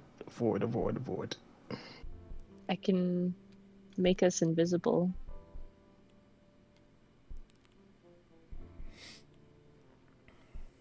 Would just be a higher level spell to do everybody, but I could. Yeah, let's just, yeah.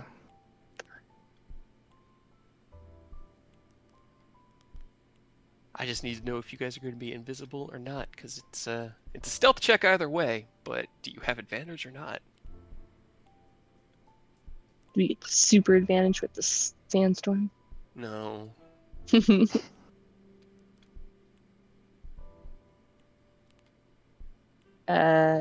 Yeah, so it's just if I do it for all of us, it would be like a 6th level spell. So it's whether you want me to use a I high can level spell for that or not. do major illusion and make it seem like the sandstorm's just really dense around where we're at, so they just can't see through it. I could distract too. I want to do that.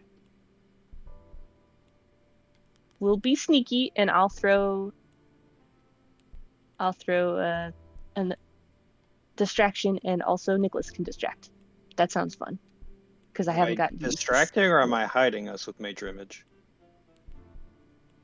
I don't know. I got distracted, and now I want to throw a card. Because I said use you. major image to make the sandstorm around us seem extremely dense, so they just can't see through it.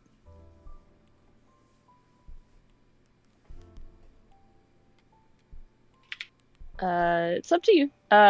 Would we still be able to like keep going with it? That's a great question. Can I do it? I think you can move major image. Concentration up to 10 minutes. I'm pretty sure I can move it very slowly. What if we move it very slowly over them, and then we just murder them in the minor or major illusion, and we just keep going? Well, There's okay, something here. in the storm, boss. There's a monster in the storm. We gotta go now. Right? Well, see, that's okay. So why don't we just try to sneak around them, and I throw a thing to distract them, and we sneak past them. Yes. And then if it doesn't work, then you can help out, Nicholas. Okay, it says appears in a spot. I can move it within the spot, but I can't leave the spot. It seems. I mean, you can. From what I read, you could do exactly how you could like cast it around yourself, because you'd create the object no larger than 20-foot cube. It appears on a spot that you can see within range, and then you can move it as your action to anywhere else.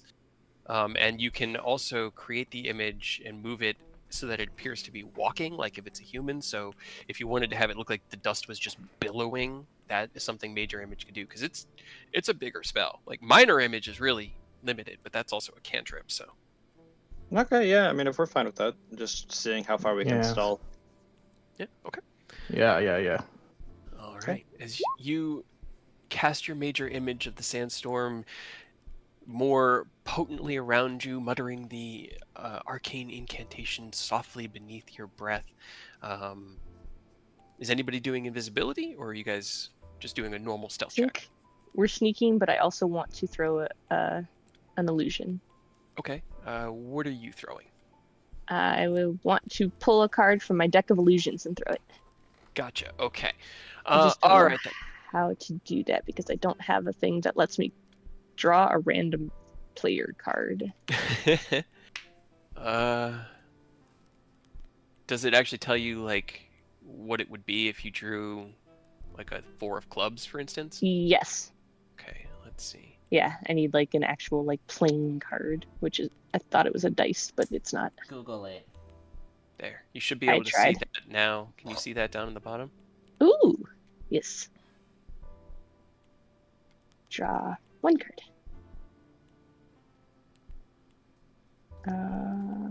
What is it? Oh, 9 of diamonds. Okay. 9 of diamonds.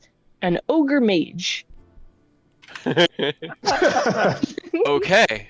Alrighty. Sounds good. This is good. Can everybody roll me a stealth check, please? Oh boy.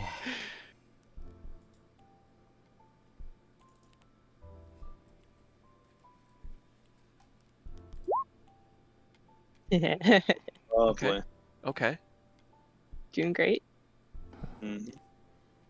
I am I small. only Though. rolled I a will admit, I am five. very small to see. Okay. Well, that was survival. What's your stealth or stealth Oh, modifier? sorry. Shit. Do you have proficiency in it? So 1. Okay, so that's a 10. No. Okay. Interesting. With flash, that's 15. With So 15, it worked okay. out. Okay. Okay. All right. So as you guys creep by, the ravine you find yourself in is a little bit more. There's more flora here. As you get closer, you're finding that there's more plant growth growing at the lower climates or lower altitudes of the mountains. And Oni, I do have text block that I need to get for you for the Earthdale, but you do know that the Earthdale is filled with a vibrant amount of floral life. It's kind of like Earth isn't just rock, it's soil and dirt and everything that comes from that. So that has extended here into these lower reaches of the mountain range. You find yourself brushing up against unfamiliar ferns and vines and plants. And as you slowly creep through this passage down, you look over to your left, and at the very edge of your periphery, you swear you can see the mouth of a cave. As you are within the protective, encompassing bubble of sandstorm illusion that is around Nicholas, you keep your eyes on that cave carefully, especially you, Oni. And as you're walking, Nicholas, you stub your toe, and with just the tiniest of pain, you release the littlest yelp, and you hear, "Did you hear something out there? What was that?" from within that cave. And at that moment, Mia, you throw out your illusion card, and then does it have? I guess it has audio too. I think Yeah, so. yeah, okay. You hear the roar of an ogre mage as it rises up out of the card at the edge of your periphery, and you kind of like go, go, go, and you all scurry, and you hear, "It's an ogre! Why are there ogres in these mountains? Kill it! Kill it! Oh, oh God!" There are about half a dozen or so voices that you hear start scrambling for their weapons as you guys scurry on past and make your way to a or make your way further along this ravine. The sandstorm That abates was about an hour and a half later, and you find yourselves back in that. It's. Let me actually show you kind of what this ravine looks like. I don't have any tokens on it because it was just sort of a maybe. But it's high and rocky cliff sides on either side that are lined with these really sharp, jagged rocks. The ravine is about 30 to 60 feet wide at points here, and there are makeshift ladders and bridges set up that have been constructed and abandoned, and just there's obvious use seen here, but not necessarily new use, just this kind of like aged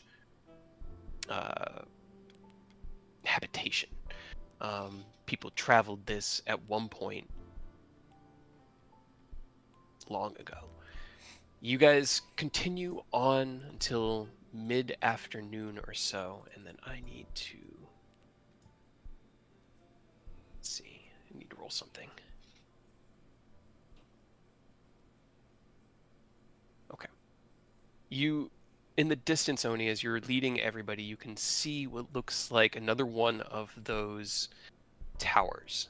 Maybe about 1,000 feet away at the edge of this ravine where it opens up more into just small rocky mountains and jagged hills.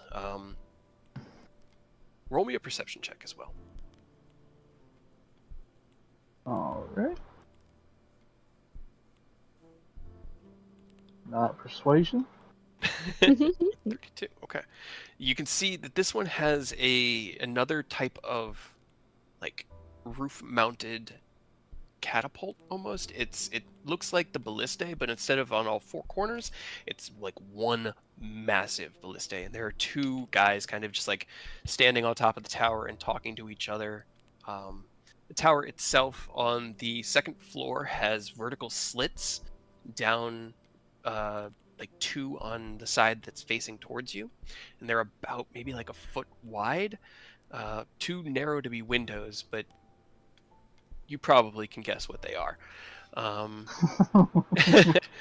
You can see some other movement, a few people kind of like running around in the open space beyond, but from where you're at, you can really only see the one tower. A couple guys come running out from to the right of your view behind a rock and run up to the tower and through the front door, and then a moment passes and one of them runs out and runs back to the other group. So they seem to be moving about, but nobody is reacting to you guys at the moment. What you guys doing? Do we want to kill these people too? Or are we just moving on? Honestly, try to get by them as quietly as possible, but if this should the I could unfortunate make- occur, then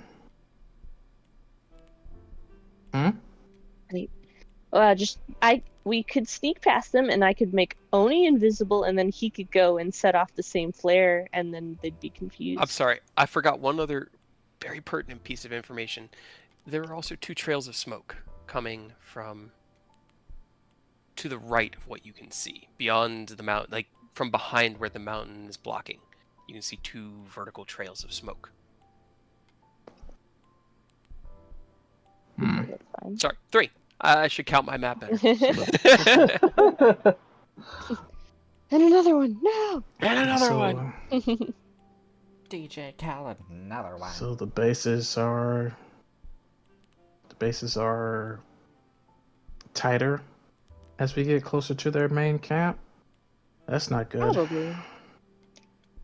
I say I make Oni invisible, and he goes onto this tower and sends off the same flare and makes everyone more confused. What? Are we getting attacked? I mean, yeah.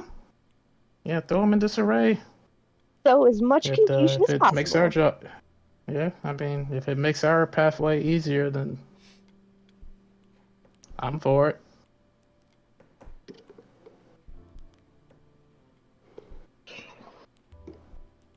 She just turns to Oni, Thoughts, concerns? looks excited. I mean, I guess it'll work.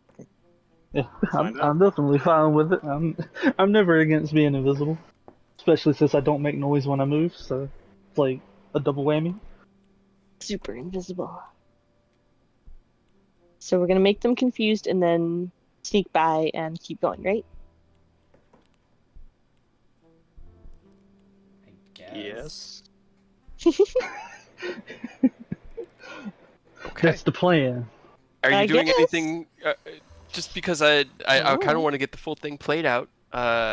When Oni sends off the signal flare, are you guys doing anything specific to help you sneak by? Because there seem to be at least.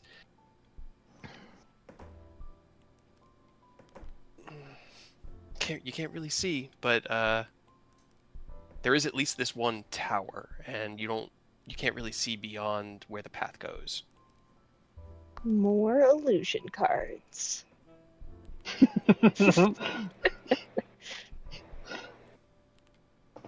I don't really know what we're doing at this point besides just Tried to sneak past, moving. cause confusion, draw Right. people away from the main camp, and Pretty then much. hopefully we skirt around whatever this confusion causes and buys us some more time to keep going. Right?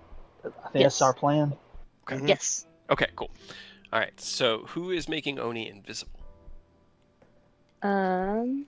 Do we need to do greater so that he can do the code thing, or is just plain I invisibility think fine? if it was praying invisibility, it won't break unless he attacks or casts a spell. So I think That is true. normal invisibility should be fine You can use items and if objects. he's just pressing buttons.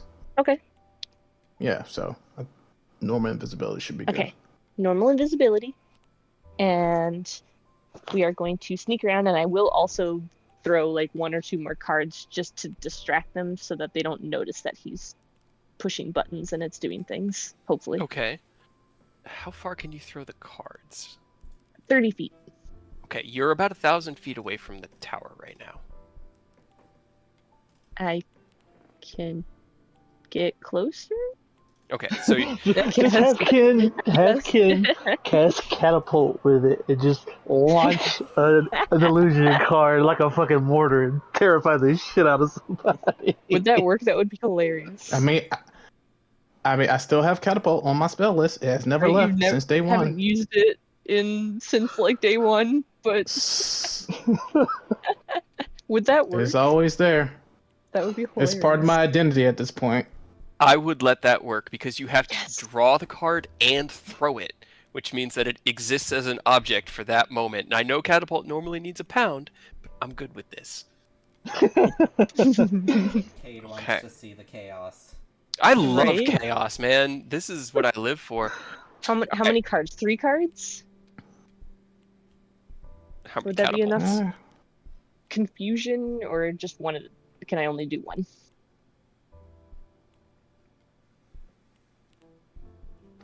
That's up to you and the DM.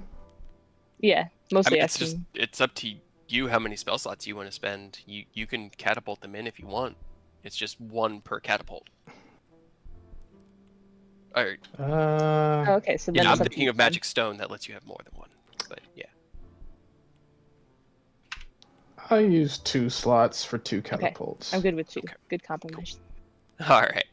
The sign of any balanced relationship. Alright.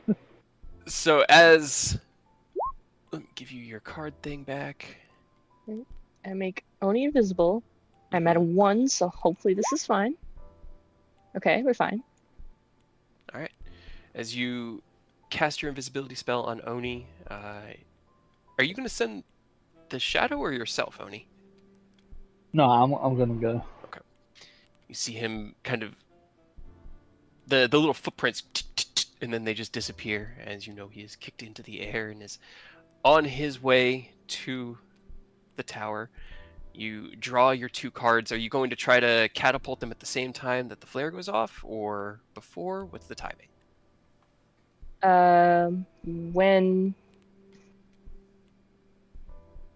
When Oni starts like setting stuff in motion, I guess. Okay. All right. Duck, illusion. Okay, it will be. Should I tell you now or? Can you DM them? Can you DM Okay. me? Yeah. Just so that it's more fun when I Right? narrate it. All right, Oni, as you close the gap and kind of fly in, can you roll me a stealth check with advantage?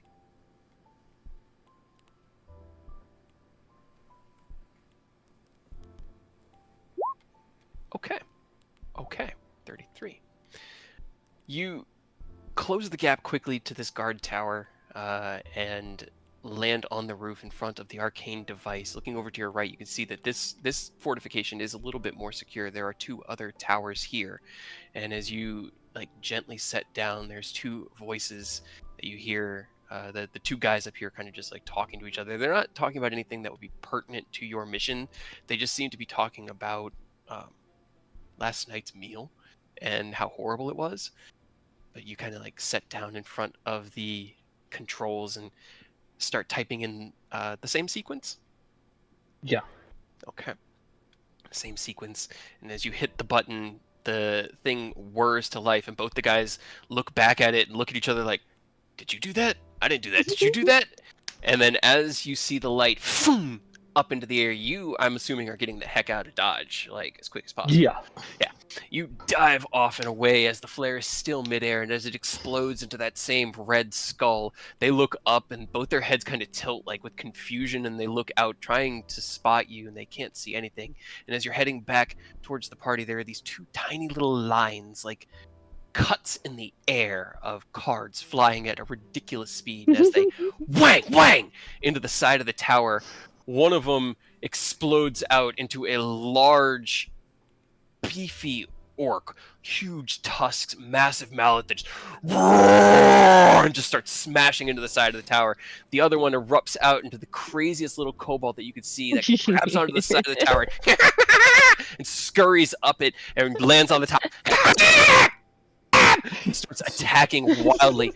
The chaos is ensued. There's screams of confusion from behind you as the other 2 guard towers are the guys from within are heading out into the field and screaming up, "What's going on? What did you see? I didn't see anything, but this is fucking kobold! Kill it! Kill it! Kill it! It's too fast! There's an orc! The orc's breaking the tower!" There's just chaos. What are you guys doing? Running. Yes, go ahead and skedaddle. All right, as you utilize, Ken, you will have to knock 30 minutes off of your boots because you're going to have to overutilize them a little bit. But as you utilize your flight to get yourselves through this ravine above the chaos, can everyone roll me a stealth check?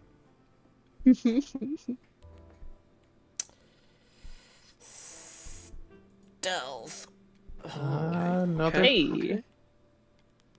Okay. Flash of Genius. We're doing good, actually. Do I need to roll another No, one? You're good. You're good.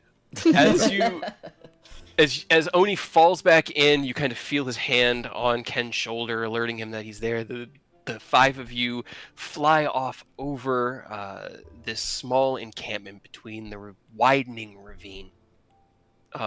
Seeing the chaos from below as the cultists are attempting to strike out at these illusionary monsters, and then finally you see one of the mages come out. "You fools! It's an illusion!" and cast a dispel magic. "What is going on here? Somebody tell me what the fuck is happening!"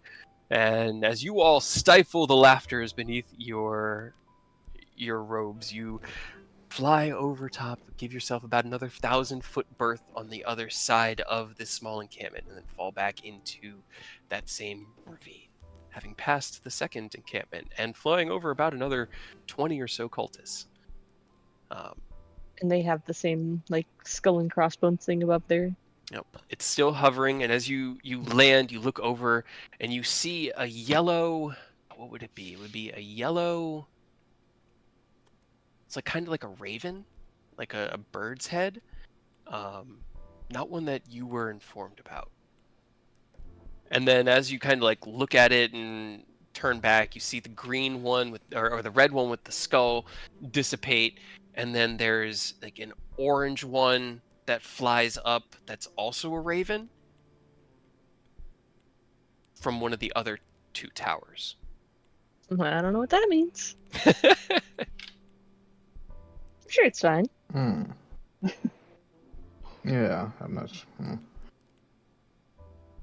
You guys proceed along the ravine, continuing towards the dale in the distance, this ever widening, gradual downward slope towards the bottom of the mountains.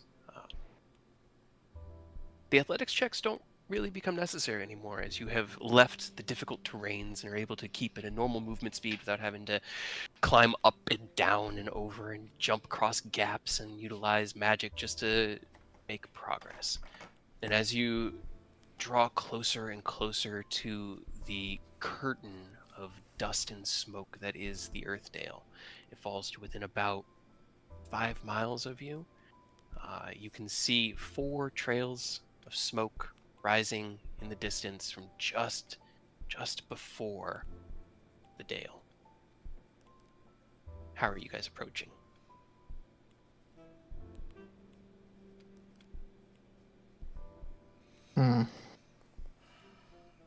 Carefully. Stealth has been working for us. Great. As you creep forward, it's a very similar kind of setup as the ravine opens into this winding path, maybe 10 or 15 feet wide, with about 10 feet on either side of grass and stone. There's a random assortment of boulders that look like they were just hurled into here, and the stonework is very chipped and broken, but it's also smaller than the previous, like the mountain you've been in. You're getting more into like the lowlands, and as you get within about a half a mile of the closest tower, you can see 2 of them set up almost across from each other in a like protective fortification of the direction you're coming in. There are a number of cultists that you can see there's 3 on the left-hand building and another 2 on the right-hand building from this distance that Oni can see. But getting any closer, and we're going to have to talk about how you guys are getting closer.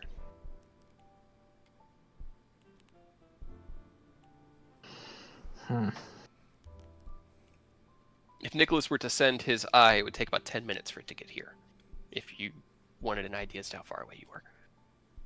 That's fine. We could do that now, right? Because you wanted to look. Yeah, that'd still be 40 minutes or 50 minutes to look around.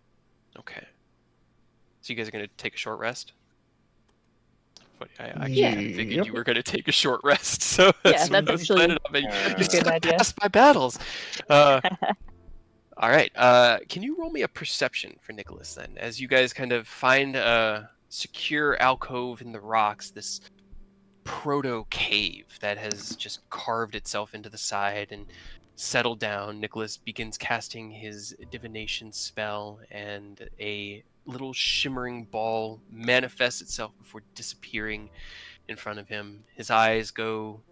No, actually, you see through both eyes simultaneously. Yep. So, bit Not weird. confusing at all. It's super weird, and you also see in every direction. Ugh, Ooh, boy. sounds awful. Okay. So, as you drift through with a 19 perception, that's a good roll. The camp is in a sense of confusion. Do you have hearing? No, visual information. Okay. Nope, just visual. Yeah, you can kind of see that there's a lot of confusion and agitation amongst the cultists. There's groups of them that are all like talking together and huddled up around each other. There are multiple different like large bonfires that were set up with what look like campfire, like cook fires, as well as a massive cistern of water that has like a drinking tap on the front of it. You see a total of, let me see, 7 of the towers that you have passed so far. They have different kind of configurations. The 2 closest to the gate have the large ballistae on the top that Oni had seen at the previous encampment. The ones further in don't seem to have anything mounted on the ceiling, but they still have the slots on the second floor along the walls that are only about a foot wide, but maybe like 3 feet tall. One of them is kind of tucked away and more removed from the others, and then 2 of them have big campfires like right out front of them. I'd say of the 7, you could, because it can go through. Okay, yeah, it can pass through opening as small as 1 inch. With the 7, and given your time, you could explore 4 of the 7 buildings. So, the numbering them for you, the first 2 that have the turrets on top are 1 and 2. There's the next one you come across is 3. There's another one off to the left of you. That's 4. Continuing onward and ahead, you see 2 that are kind of close to each other with campfires in front of them, and those are going to be 5 and 6. And then the last one that's kind of isolated is 7. So which ones are you exploring? The isolated one. I was gonna say, I'm sure it's definitely not that one that she's being Not held that one at captive all. in. What other one should I do you guys think? 'Cause you said I could do 4 of them or 5 of them? 4 of them with the 4 time of you have. Yep. Yeah, first things first, confirm the isolated area, and then I guess confirm, I guess, whether if they have like an armory or ooh, maybe a holding pin for whatever Garrick's little experiment is. Maybe you can find out what that is. Can I do the isolated one first and then decide afterwards? Because maybe there's something within the tower I want to investigate. Sure. As you drift over to this one, you also notice that this one is about 10 feet taller than the rest. It has an additional floor built into it. It is 3 interior floors and then a top floor. You find one of those narrow windows and kind of like whoop, through the small passageway and into the inside. The interior, let's see, where Can you is put us on relative. like the drawing map so that we can just put like little circles where everything is? Sure. I have a map. I just don't want to show it right Yeah, now. yeah, Good stuff. But what you can see is as you explore, this is what it looks like. It's very Spartan. The first floor has what looks like a workbench, like a notes table, and then there's a large standing mirror in the opposite corner. Drifting up to the second floor, there's what looks like an armoire and a nice wide bed. Looks very comfy, kind of set up on the second floor.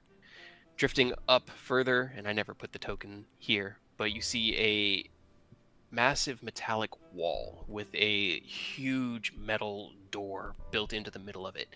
And in the center of that door is a rectangular kind of like, it's like one of the pull openings that you can slide left and right.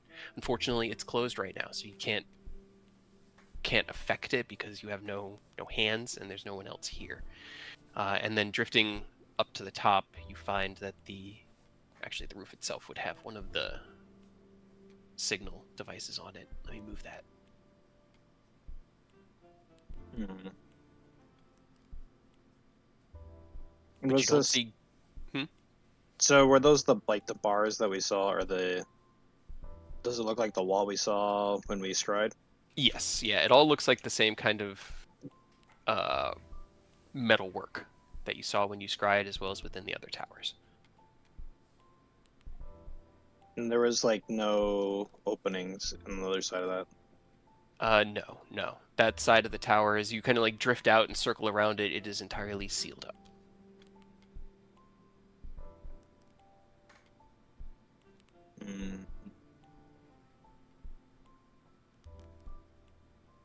about the mirror? Okay, you can kind of drift down. Roll me an Arcana check. That's an odd place to have Maybe a he just mirror. likes to look at himself. You have read of these types of devices before, ways of communicating over vast distances between fixed devices. Sending stones are one iteration, but as you kind of like in your arcane form analyze this, there are intricate runes engraved along the border of the mirror, and there is a slight kind of like shimmering opaqueness to the mirror that doesn't quite reflect the room you're in. It looks like the room you're in, but something feels off about it. Can I try and go through it, or do I get stopped? It is physical. You cannot pass through. Okay. Well, You explains bump why into has it and it the shatters. mirror. Oh shit! I gotta get out of here. Oh god, no. You guys think I should try and explore a different tower, or?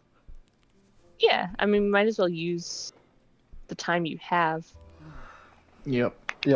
Get valuable intel in case something's waiting for us in a different tower for us to go into that tower. You know. But how many people have I seen so far, actually? Floating At through, this you've camp. seen maybe 40 or so running around, half a dozen or so mages, and about 3 dozen of the standard issue cultists. Different races, half-elf, elven, well, half-elf, human, some dwarven, maybe one halfling, but you don't see any other gnomes. Okay. Let's do tower number 4.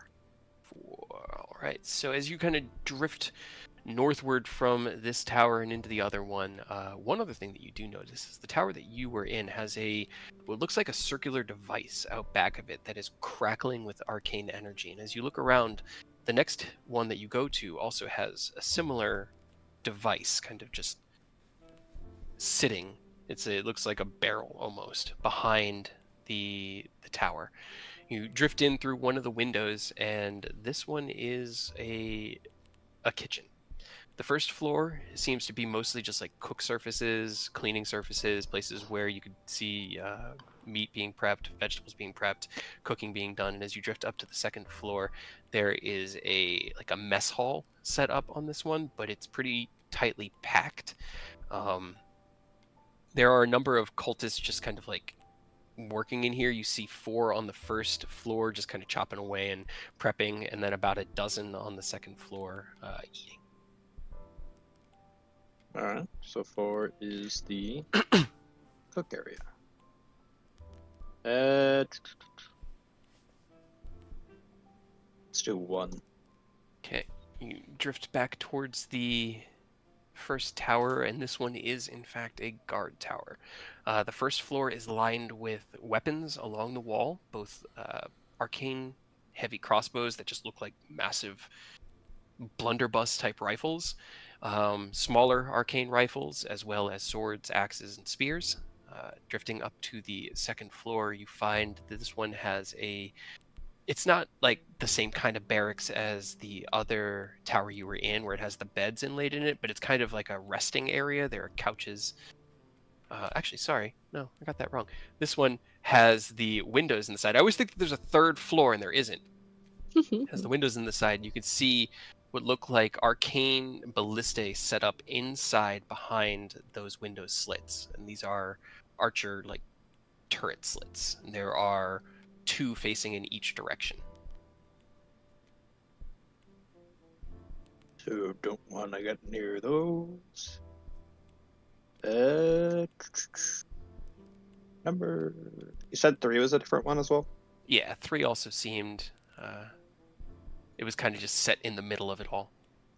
3 it is. All right. You head into 3, and this one is a supply shack. There are a number of work tools, like picks and axes for cutting down the trees in the area, as well as picking out at the rocks.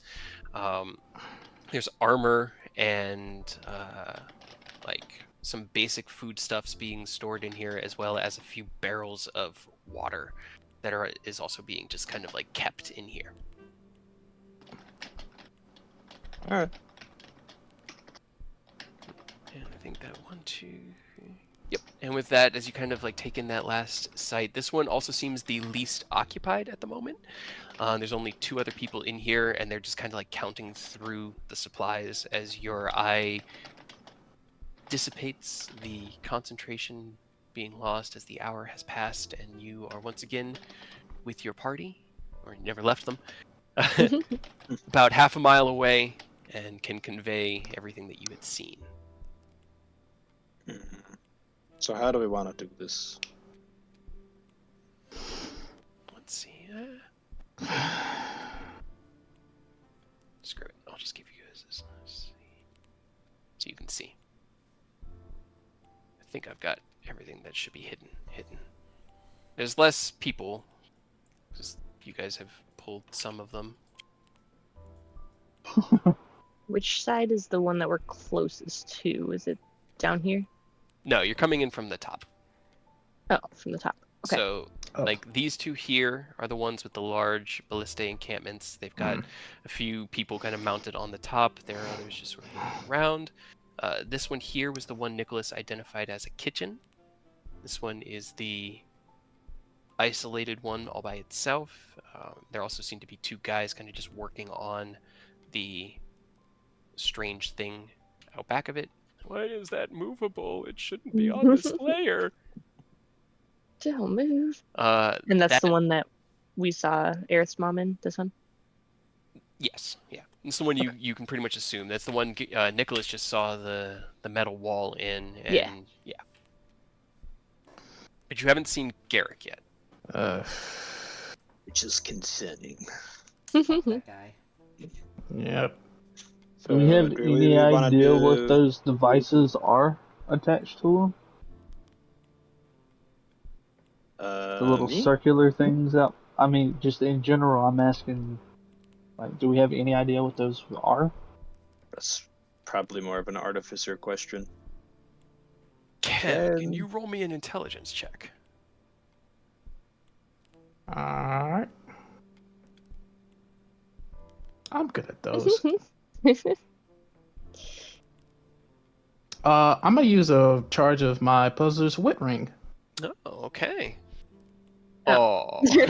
Oh, god damn it. Unfortunately, it's without being able to see them in person, and just based off of the description that Nicholas was able to give you, you can tell that they're somehow arcanely linked. Like they have an arcane aspect to them, but you're not quite sure what they might do. Yeah, I mean, based on the descriptions you've gave me, I'm really not sure. I'd have to find some way to get close to them to do a proper inspection. But with them being active right now, I'm not sure if that's going to be possible. My guess is we try to wait until nighttime. Hopefully the guard is a little more lax during that time, and we can try to formulate a plan from there. Now, do we want to give them that time to let the ones that we distracted come back? I don't know if we have the time. Yeah, that's right. Mm. Yeah, okay. Fuck. Man. Do we want to do the disguise route? Just I put on the mean, disguises and it's gonna be very hard to disguise a 6'5" dragon dude. you guys you might and have scales. You and Aerith. Aerith would have scales. Yeah, you would either have to magically disguise yourself or go invisible because they Or recognize pretend you. to be It's just they captured. don't know us. That's true too. If we disguise ourselves, Oh, we could could say pretend to be I'm gonna captured. be honest. They're not gonna think a tiny little gnome, Mia, who's also tiny, Tiny girl. captured a 6'5" whatever guy who's been a menace to like He can take on like 20 people by himself. You live in a world where magic is power, and magic can be deceiving when it comes to where it originates from. We have also killed a lot of magic people. Mm-hmm. And Don't you just guys- some 3 people they've never seen before. Like, we did it! Just use some magic, make Ken look roughed up and emaciated, like he struggled to get through the mountain. Do the same for Aerith. We make them look really worn out, and we can just say we're some new recruits that, we got lucky when we found them. They were already fucked them up for you. Congrats. Promotion, please. Man, where's Shattered to disguise them. where's a giant pile of shit and some Molotovs when you need them? Dude, when I was baking, that was all I could think of is just how good of a narrative stitch this is to the Raider camp. It's just, oh. We could make you guys invisible, and then you guys just follow behind us. So any noise that you guys make, be like, oh, that was me. Sorry. I mean, I Hey, have it's a 2 bad charges of meat. greater invisibility. Yes, my bad. And I got 2 charges of greater invisibility, so Is the storm still going? No, the storm That has passed a while ago, dissipated. right? Yeah. What time of day is it? Late afternoon? I mean, I can make a sandstorm come back if we really want to. You're just gonna have to give me like 10 minutes to switch up my spell. I mean, if you want to get sandstorm captured, rolling through would be really good cover. I will not lie to you. well, another thing is it's going to take away my 8th level spell slot, I believe. What do you normally use your 8th levels for? Just so we got an idea if we want to risk it. My 8th level spell slot would be used to do my custom spell, which would allow Mia to upcast her. Pretty much everyone upcast their spells by, I believe, 2. Let me go back. I mean, giving ourselves an upper hand would honestly be okay, worth more, I guess, What to me than magic? doing higher level damage. A bit more than But- that. Magic places a magic ward in a 10-foot radius. Enhances the magic of the designated targets inside. The ward allows magic cast in the circle to be cast at 2 levels higher than the spell slot used, max of 9. If the spell requires a saving throw, the DC is increased by 5. And casting inside the circle also has +5 to their con saving throws while concentrating on a spell. It's not bad, but Yeah, that's pretty good. I mean, I don't want to tell you either way, but I definitely think mean, if having a sandstorm roll through would be pretty handy for us right. to sneak in and go specifically for the one we think she's in. But Alright. we also don't know, we still don't know where his little gimmick is or where he is. So, And for all we know, she's in another tower that looks exactly the same.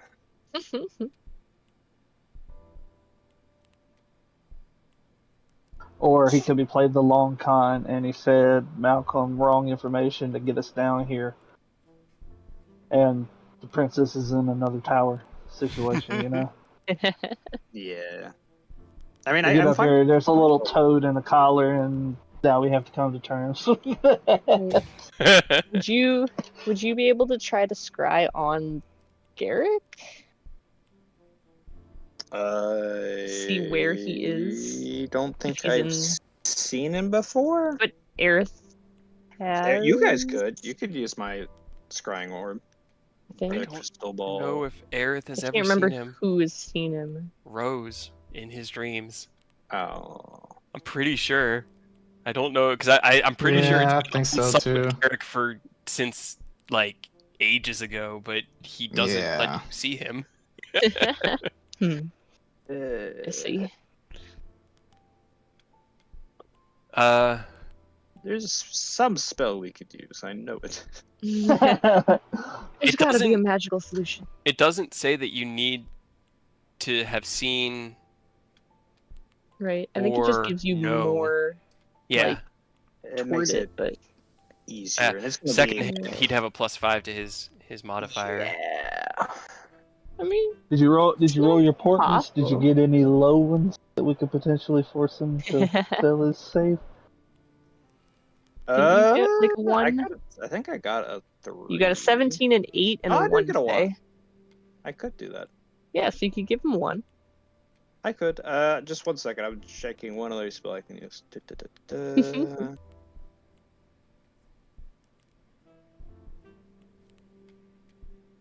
I also kind of don't want you to waste a 1 on scrying, if I'm being honest, though.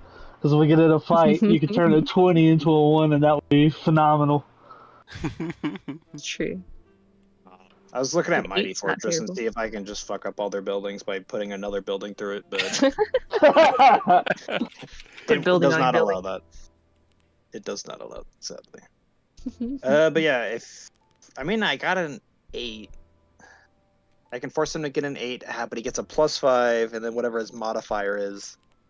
And we know he's an artificer, which means he's probably got a +5. Yeah.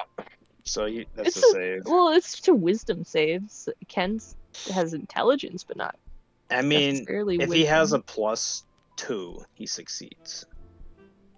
Not It's always worth a necessarily. try if you want to. Like, if you scry, do they know where you are, or Nope, try they if just they succeed? they just know they are being scried. And if they save against I mean- it, we can't use it again. For like 24 hours, think. yeah. Yeah. I Do you mean, have like- anything from Garrick? Do we still have his gun?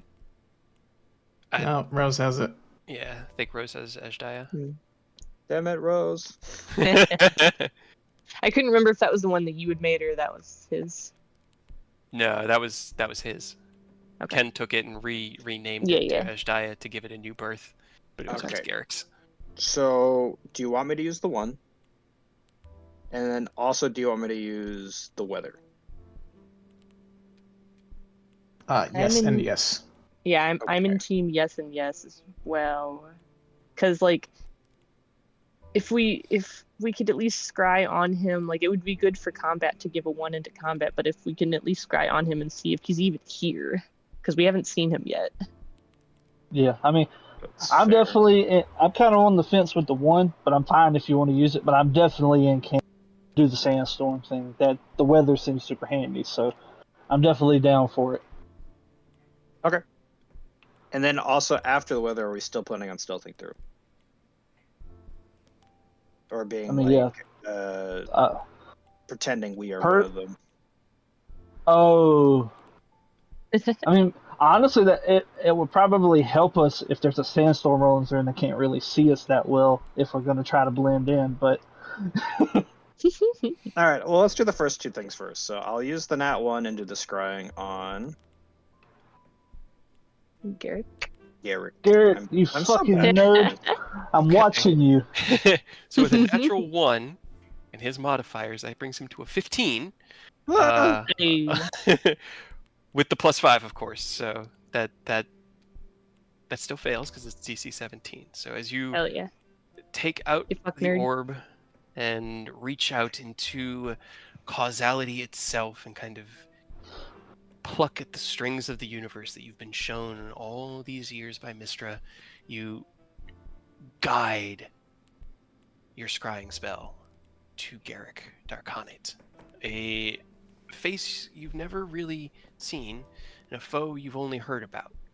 And as the scrying orb and opens kind of like out of the center, the smoke parting, you see the face of Garrick, this blue and golden scaled dragonborn wearing beautiful studded leather armor.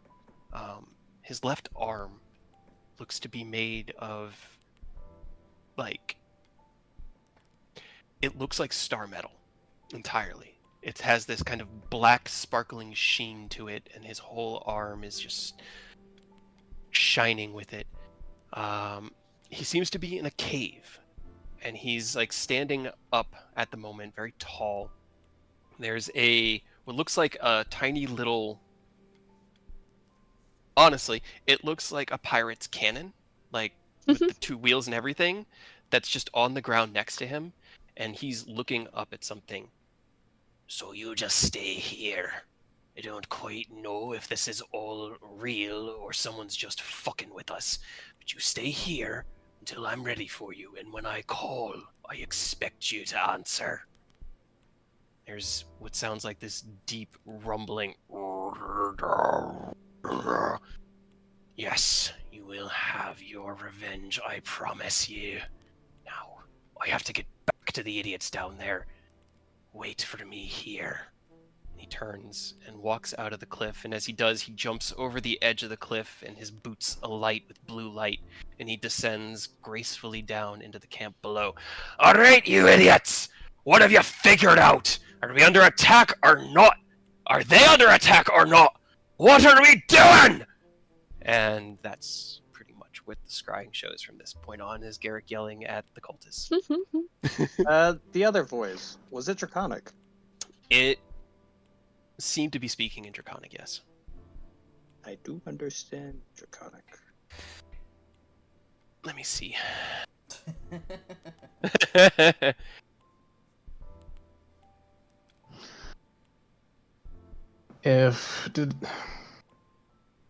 I'm gonna be Is our so boy upset. an Did artillerist this motherfucker too? Do we have, steal? like... Man, Go ahead, AJ. did this motherfucker steal my fucking wing boot designs? Because I swear to fucking God. Hey, when someone has a good idea, it doesn't matter where it comes from. Okay, so you're right. Scrying doesn't necessarily state that you can only hear the target of the scry. It's just an invisible sensor at that point. So the voice you heard did call out and speak in Draconic, and it said something akin to, if it's not what we're expecting, could it be the Wanderers? But there was something odd about the voice. Can you roll me an insight check? Yeah, let's see. Hey, +7's not bad. Not bad. Now we roll it Unfortunately, yeah, through the translation of hearing it in Draconic, it just kind of sounded rattly, deep, large. Not a dragon. Oh, what would you think that? I don't know. Tyranny of Dragons? Nah. Did he have the mask on him, or does he have a mask? He did not have the mask on him. No, we've pretty much confirmed whoever was his blue dragon partner has the mask now. Alright. Well, sandstorm time? Sandstorm time. Alright, well, you gotta give me 10 minutes to switch my spells. Alright, well, I guess while we had another point, like during that hour that Nicholas had been doing his whole thing, and then Mia wanted to sit with Ken and have a conversation. Okay. Because since he had told her about the dream and that it was bothering him, but I just don't know if I want to like RP it or just send you a message. Do I want to be sneaky? I leave that up to you.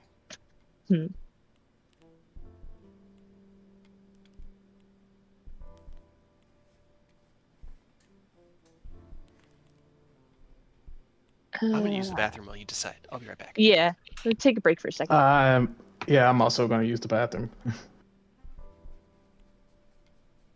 Give me a second to think.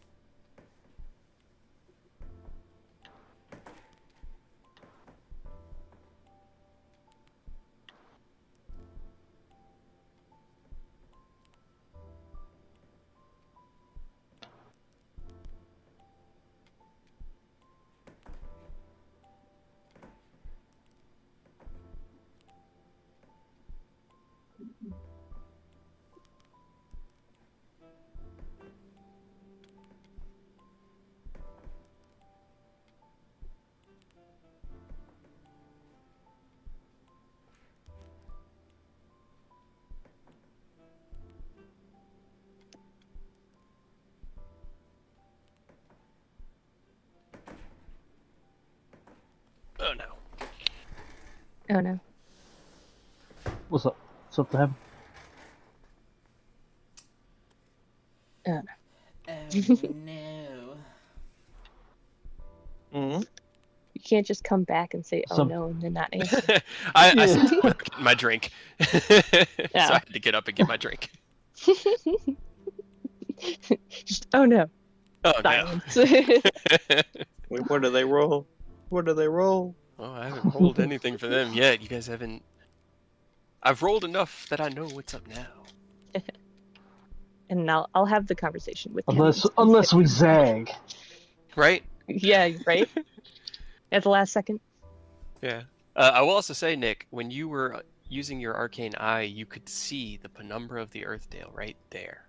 There's kind of like a cliff drop right about the bottom edge of the map, and then the border that is this massive like dusty wall was rising up right there. Alright, I'm back. On which map? Because if you're pointing, we're on the. Yeah, I hadn't. I'm assuming right The here. Yeah, whoosh like wall. that's all the Dale. Right, the so it's border of right it. there. Gotcha. Okay. Okay, but yeah, as Nick figures out his spell stuff, Mia will take Ken aside and pull him like away from the group to have a conversation quick. Just Okay. So I know this still isn't really the best time, and I didn't want to talk about it this morning after the dream and stuff. But things are getting to be like real close. And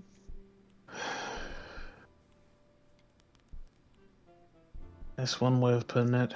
I mean, I still don't understand what these visions or dreams are. Like, I've confirmed with Aerith and Nicholas that dreams can't go across planes of reality. So I don't know if this is right. a trick from the cult or I mean, I don't know either, I but don't know either if there's. I don't know. I remember when I was a couple years back when I was first separated from Dad and I first got the first little spark of his energy after the transference. Right before I left for Greenest, there was this one dream I had where it was the world in chaos. There was no like screaming or dead bodies around, but it was just the earth just waylaid by the primary five elements, and then 5 sets of eyes looming in the darkness. I don't know if this is an enhanced version of that or not, but my instinct is telling me that something's going on in the Feywild. I mean, obviously, I know the cult's involved with it, but something. right. Yeah, Either it's way, just, something's agitating me. whether I mean that's the thing is whether or not you think that this might be really them or not. I guess would you be willing to put that to chance?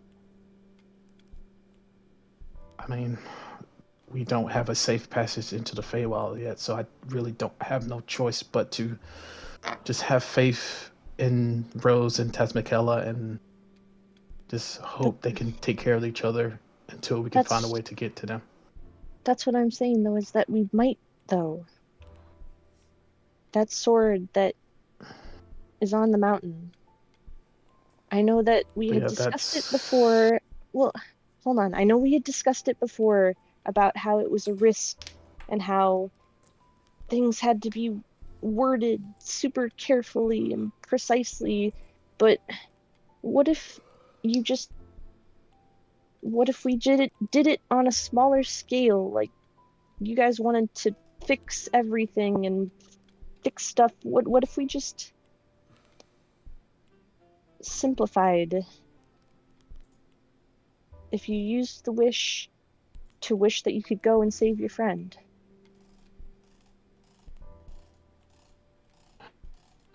I mean, yeah, but again, that potent level of magic takes a lot of thought and concentration. One wrong word, it can all go to shit. That's why I'm saying go simple.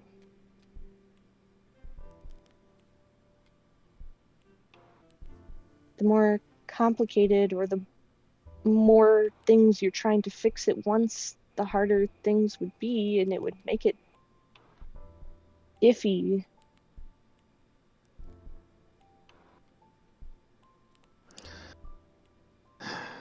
But just the one thing.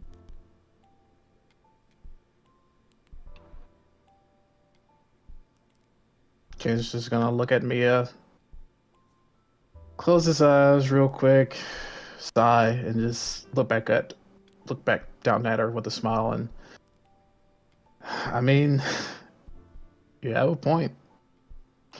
Why make things overly complicated when, I mean, I could just make things as straightforward. Work smarter, not harder, right? Right. And Ken, I don't think that I can let us, especially with the Dale being right there, put it off. I don't think that you would forgive yourself if you didn't try. And if we went into the Dales and you were saying before, like, we could try it in the Dales later, and if we never could, would you forgive yourself?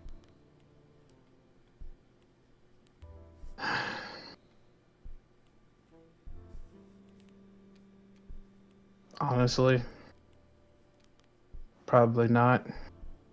I've let... Yeah, probably not. Hell, when I first found out about Sid being kidnapped and tortured by Garrick, I quite literally lost my mind, so losing Rose and Tasmikella would... Right.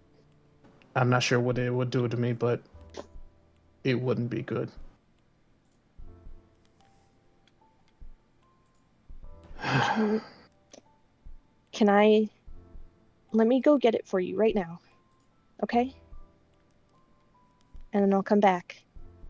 And I know that saving Aerith's mom is the biggest thing right now, but I feel like it's not gonna be as easy as just all that.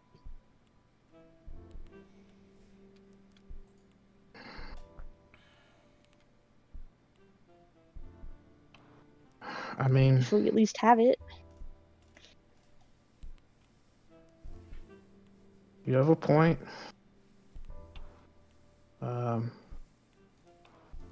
I feel we should probably talk to everyone else about it, just in case. But yeah, I see what you're coming from. Sure. I'd like to go get it, no matter what they say, though. Oh, okay. Yeah, I mean, as long as you're safe getting there and back, I mean, go for it. And as he says that, he's gonna lean down and kiss her on the forehead. Thank you. I mean, in a long life of thinking a lot more than most people, sometimes the best answer is to simplify it. That's what I've found, is that thinking about hard things is hard. And sometimes you just have to do stuff. Yeah. Okay, if you'd like to go talk to them about it, go do it. And she'll, like, lean up even further on her tiptoes and actually kiss him, and then, all right, I'll be right back.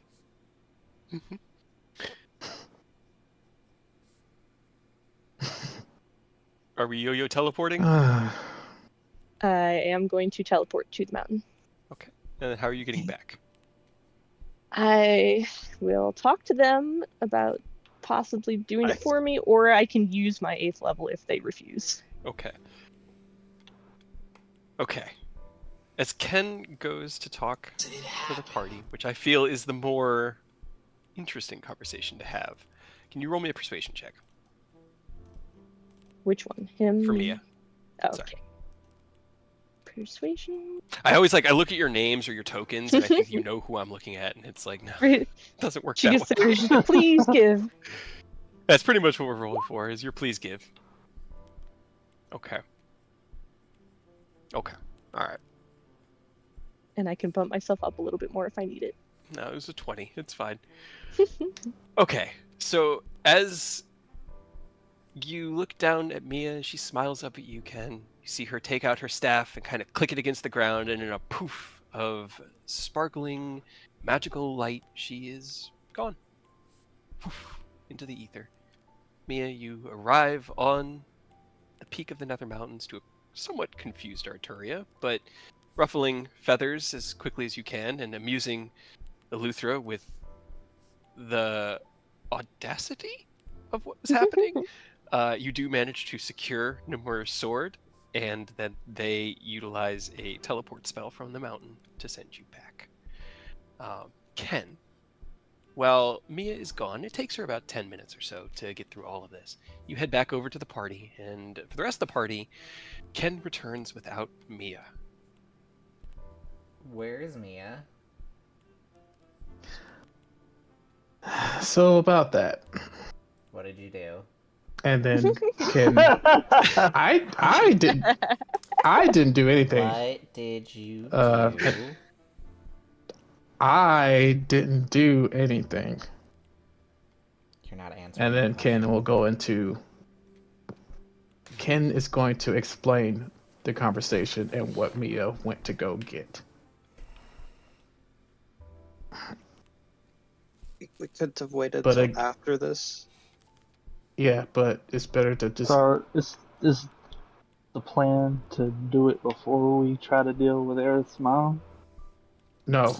Aerith's mom takes priority. As soon as we secure her and get her to safety. Then wouldn't it have been smarter to wait to grab the sword so that we're not walking around with a wish sword in case we get caught and they take it from us? As well as the wasted spell slot? I mean, don't get me wrong. Like, Oni doesn't look mad or anything. He's A-okay with using it to go get Rose. It's just... It's just the time. He doesn't think... Yeah, he doesn't think it's the best call to necessarily have the wish sword right now. Maybe after we had got her out, we could have wished and brought the mom with us to further get her away from everything. We could have tried. But, like, Oni's not mad. Like, he doesn't have a problem using the wish sword for that. Yeah, We could have waited. That's the only thing. Is why didn't we just wait?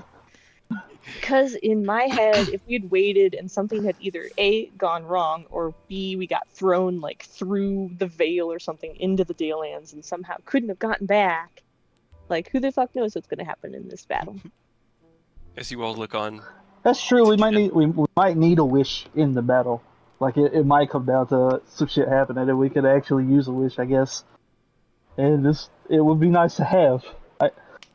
I don't know though. I still don't know if we really want the sword with us now. I feel like this is a big red flag that we're gonna get thrown a curveball.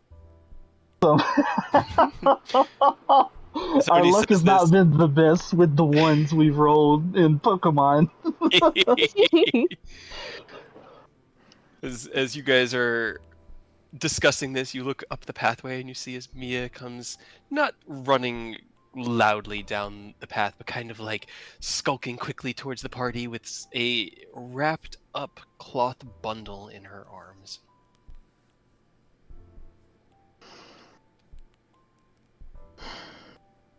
Alright, well, tuck it away somewhere safe. Don't let any indicators show that we have it, and we'll handle shit like we normally do, and go from there. It's going straight in the bag. Yeah, we have the bag.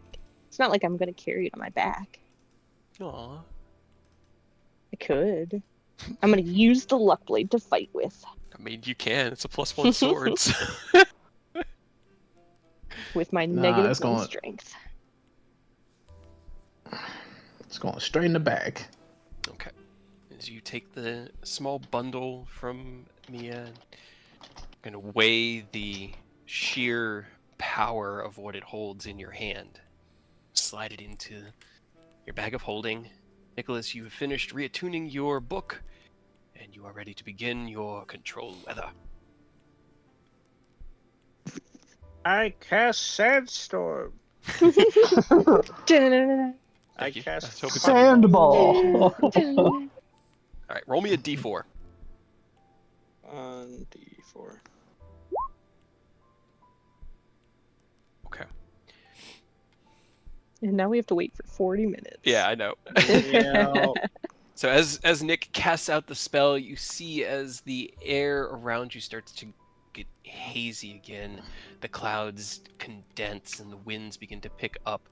It is building. There's this kind of reverberating energy off of the wall from the Dale of Earth, and after, I'd say probably it only takes about 20 minutes, you find yourselves once again completely immersed in a very thick and buffeting sandstorm. You kind of have to stay within 5 or 10 feet of each other just to maintain line of sight. So Alright, were we so going what is our plan? with I the figure we could hostage use the route? time that the storm's getting here. We could kind of Right. hammer out what it is we're trying to do now. I say we just blitz to the building with Farrah's mom. Dispel magic, knock, all that good stuff, and just at least try to get her out of there first. And then, if we should get caught, just, form a line, and at least give her some time to get to make a run for it. I don't believe. Yeah, so I don't have anti-magic field now. Just so you know. Great.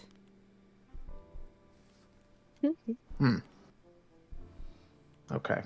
You can still do dispel magic, just I can't do anti-magic field. Yeah.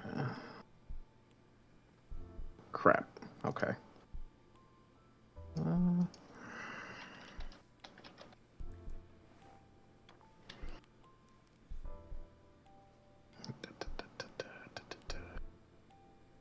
Nope.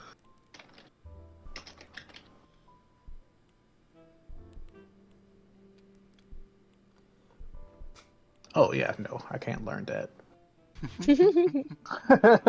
It's a little high. Tiny bit. Yeah, a little bit. Little beefy. Well, I mean, I guess we could just have our other two high spellcasters just have dispel magic at the ready and hope it's enough to dispel the contingency. And then, would Ken have, I guess, inspected the choker that was on Koro enough to get a good idea of where the weak spots are to break it before we attempt the knock? Because you guys Didn't we keep it? You put Koro's collar on Avis. The bard dude. Yeah. It was the dragon girl that was with him. I thought you put it on. Oh. No, you did put it on him. That's right. But yeah, he teleported out, and then Oni beat him into a bloody pulp. Yeah, he didn't get away. He tried, but he didn't make it. You have a decent enough understanding, at least as to the basics of it. Breaking it might be dangerous. Oh, okay. Yeah, well, because of the fact that it's a collar and it's right next to her neck. Yeah. Yeah. No. Okay. So. Very subtle. All right, knock it is. Yeah. All right, so you guys sneaking past over to the main encampment. Is that the plan? Yep. Once the Clearly so. sandstorm kicks in, we'll move in. Okay. All right. Oh boy. Okay. Let me see.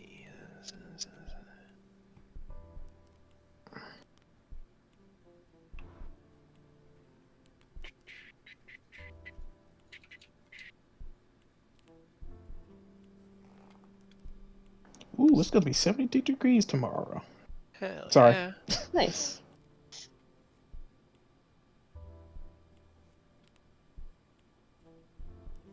All right. So, as you guys find yourselves fully immersed within the sandstorm, are you hitching yourselves together again? It's up to you, because it would keep you together, but it would also bind you together. Right. Mm. I mean, we all kind of know where we're heading, so. Yeah. I guess as long as we all make it there, would it? So I know it's a terrible question idea. Would it be better if we were to split up and all get there not in a group? How dare you? It Come from different angles, might be. Yeah. different lines. Right? Because I know splitting is terrible, but at the same time, Yeah. That's less terrible because we're not going in a bunch of different directions and yeah, we're all going setting up. towards. Yeah.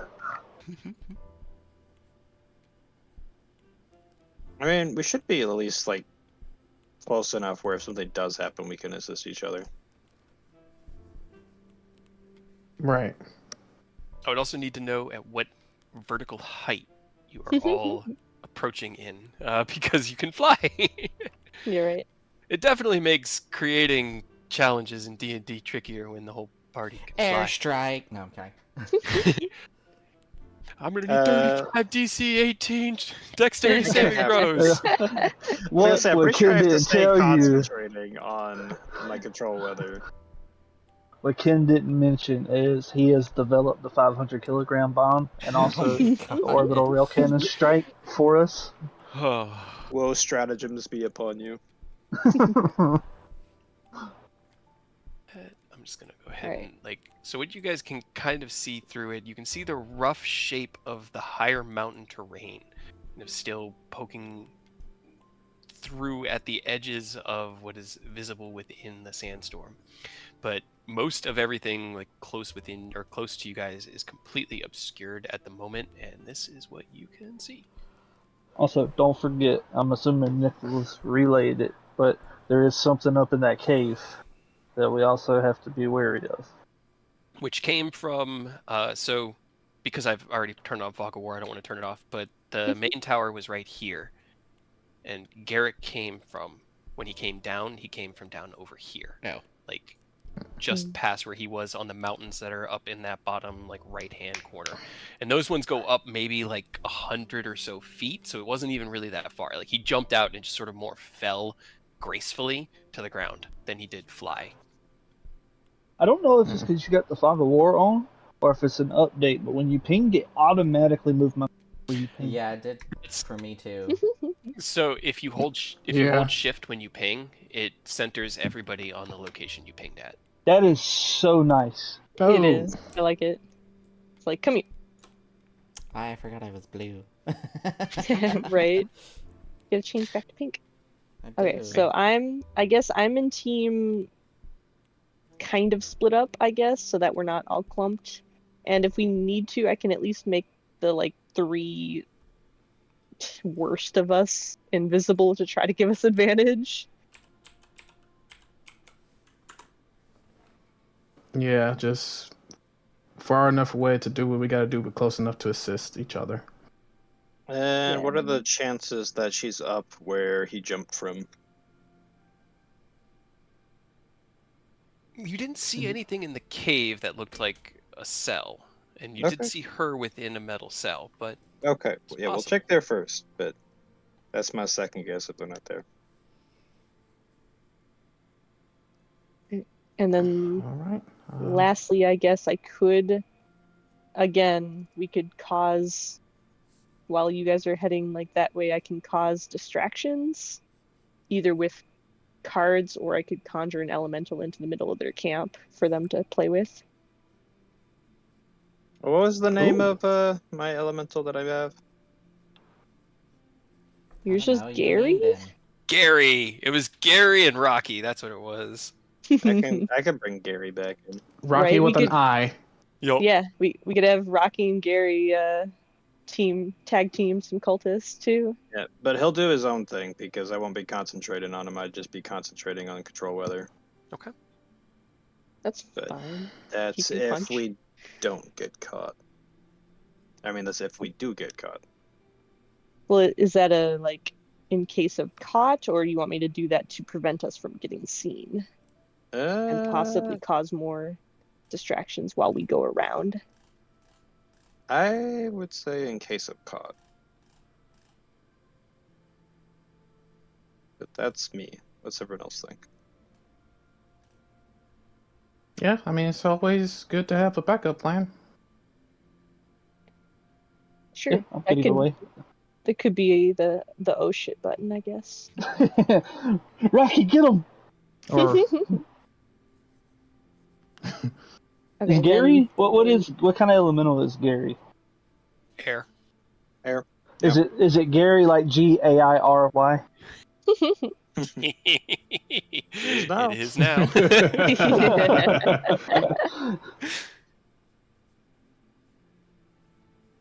Okay.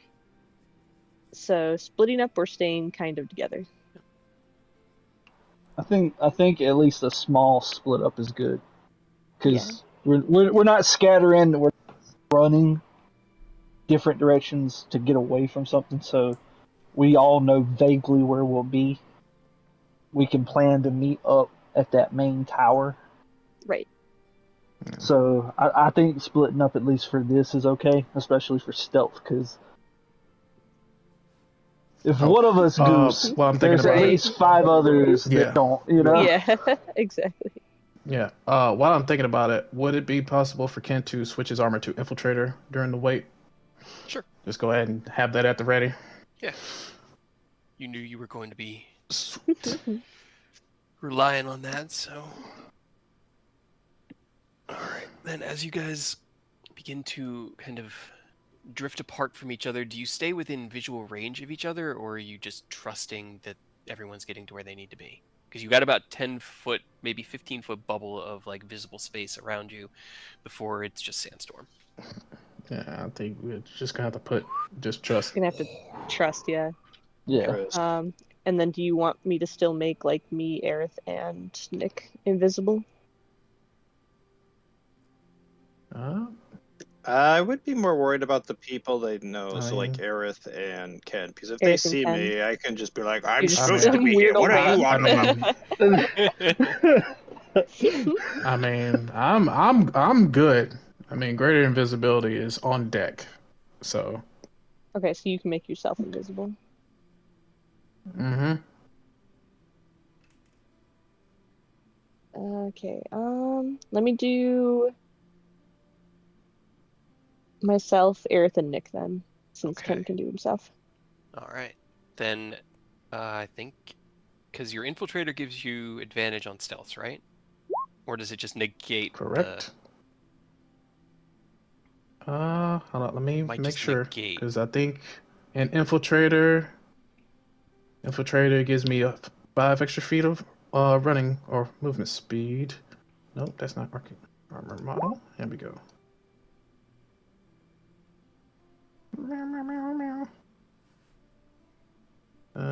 Lightning launcher. Power steps. Increase speed by.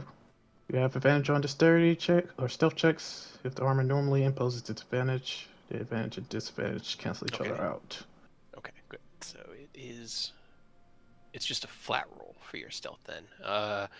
Nick, Aerith, and Mia, you have advantage, and I think Oni, yours is just a flat stealth roll too, right? Yeah. Okay. Fine. Can everybody give me a stealth check, please? As you begin Man, to... this is the moment I need like a fireball going. It would be. This might be the funniest moment for a fireball to go off, though. Yeah, right. It'd be pretty funny. I'm adding flash genes to that. Let's go ahead and get it up to 20. Okay. Well, And you I'm would gonna have a 24 because it's just your first roll because you have Oh, yeah. infiltrator roll. So it was a 19 to a 24. Okay. And I'm gonna give myself a D4. Bump up a little bit. There we go, 18. Okay. Okay. We're going into our Metal Gear Solid arc. All right. As you guys begin to creep your way through the cultist encampment, spreading out so that you're not too close, but unfortunately well, I guess you can kind of fly up. Some of you having to. I'm gonna go ahead. Yeah, I'll be going up with Some flight. of you using the higher altitudes to drift away from the party. You each separate and creep across. You see that most of the dudes on the top are also not out anymore because the sandstorm has obscured their vision. So most of the outdoor cultists have now sought shelter from the storm. Each of these front guard towers seems to have a single guard still standing out front of the door and looking very, very unhappy. Can everybody roll me a perception check as you creep past these first two? Yeah, roll Rochambeau and got They the came short, up short. got short end of the stick. Yeah. Oni, you could hear the one at the front. It's just like, this place shit. sucks. I hate it. It's just terrible. Sandstorms, and then boulders fall from the sky, and then you get pelted by rocks. It's just, this place sucks. I hate it. Party creeps forward, moving not together, but separated out. Again, probably like a little bit ahead. Aerith, like maybe like right here-ish, keeping a big enough gap between you and any hostiles to stay obscured by the sandstorm. You continue to creep forward from here. The path continues, goes south, and you know your destination is right around here. Now, are you all coming in from the front door? Or are you going to go in from the back? How do you want to enter? And you can't really coordinate with each other because you're not together anymore. So, preferably as stealthily as possible. So probably the back door is my vote. So there's the front door, which is the main access on the first level. There is a rooftop hatch that is used to access the roof and then leads into the building. And then the buildings themselves have windows on the sides. The main tower's windows are, let's see, on the second and first floors, there are two windows on each side that are about 2 feet wide and about 3 feet tall. And then the top floor, the windows are only on the right-hand half of the building. Okay. Oh, well, in that case, I'll probably just come down from the rooftop. Okay. Right, so Ken is heading towards the roof. Where is Mia heading? How are you approaching? I do one of the windows. Okay, Mia's gonna head for one of the windows on the third floor, second floor, first floor. The second floor was the one that we were told that his mom was. The second floor has the cage. bed in it. The cage is on the third floor. Oh, then the third one. Okay. I'm gonna try to go towards that and get ready to dispel if I see her. Now, are Nicholas and Aerith sticking together? Because Aerith is normally Nicholas's mode of flight. I don't know, Nicholas. Well, I need to concentrate on my spell, so Then... I might have to be separate. Okay.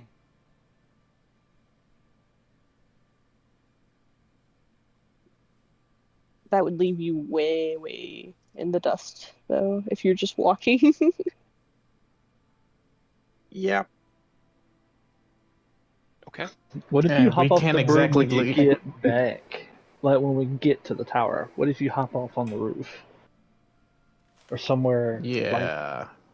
just so you're still there least if with something us. happens and you're not I mean, alone. okay, that's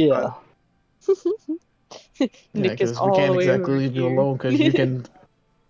Yeah, I was about to say because depending on the role, you can quite literally get touched once and you're done. So we can't leave you alone. Alright. Which you did get a little, like, when you cast your spells, you get that little shield, right? So you should have at least a little bit of Yeah, a buffer I now have it because you casted this one. Yeah, that is So true. hopefully you don't get one shot, but we don't want to leave you in the middle of a camp surrounded by like 40 dudes. Alright, if you guys can drop me off without me breaking concentration, go for it. So you Yes, are I'm with fine. Aerith then. Yeah, alright. So you're riding together, so your check is happening together. Okay, that's what I need to know. Alright, can everybody make me another stealth check, please, as you make the second leg past the next 2 guard camps?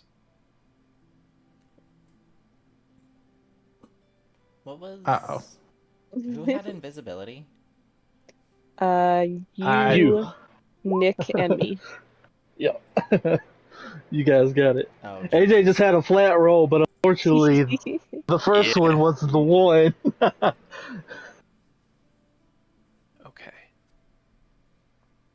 Okay, let me see.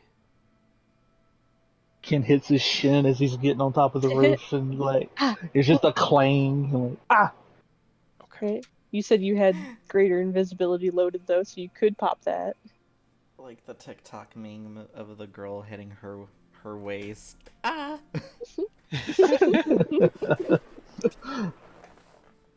Okay. All right. So let me get things set up. As you guys close the second gap.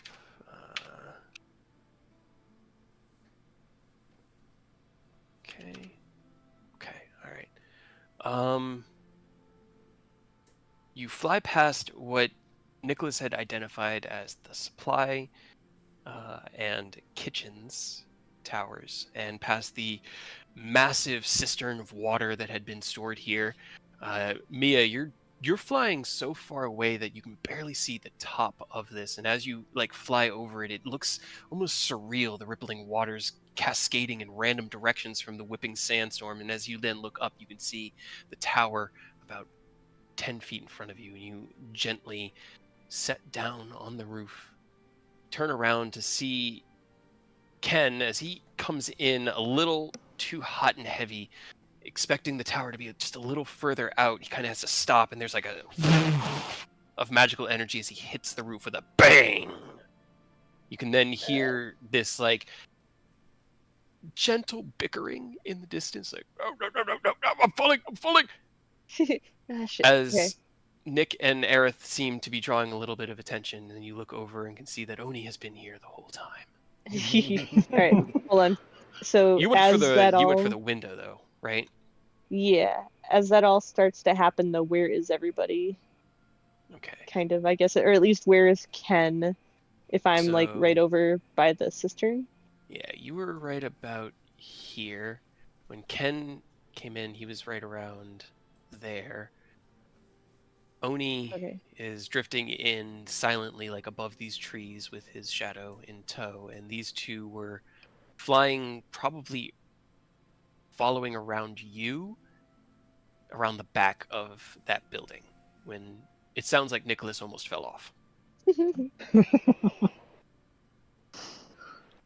All right. Can Then you I hear am that going over the to. sandstorm? They appeared to. They got so good hearing.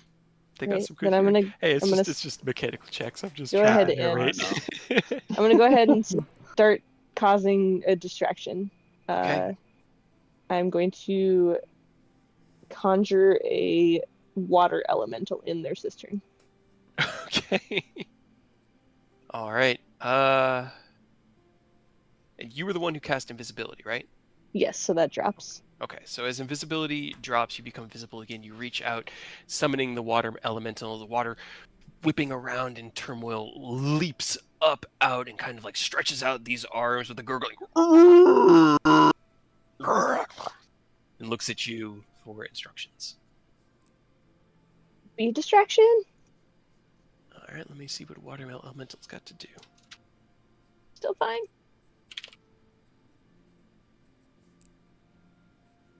Okay.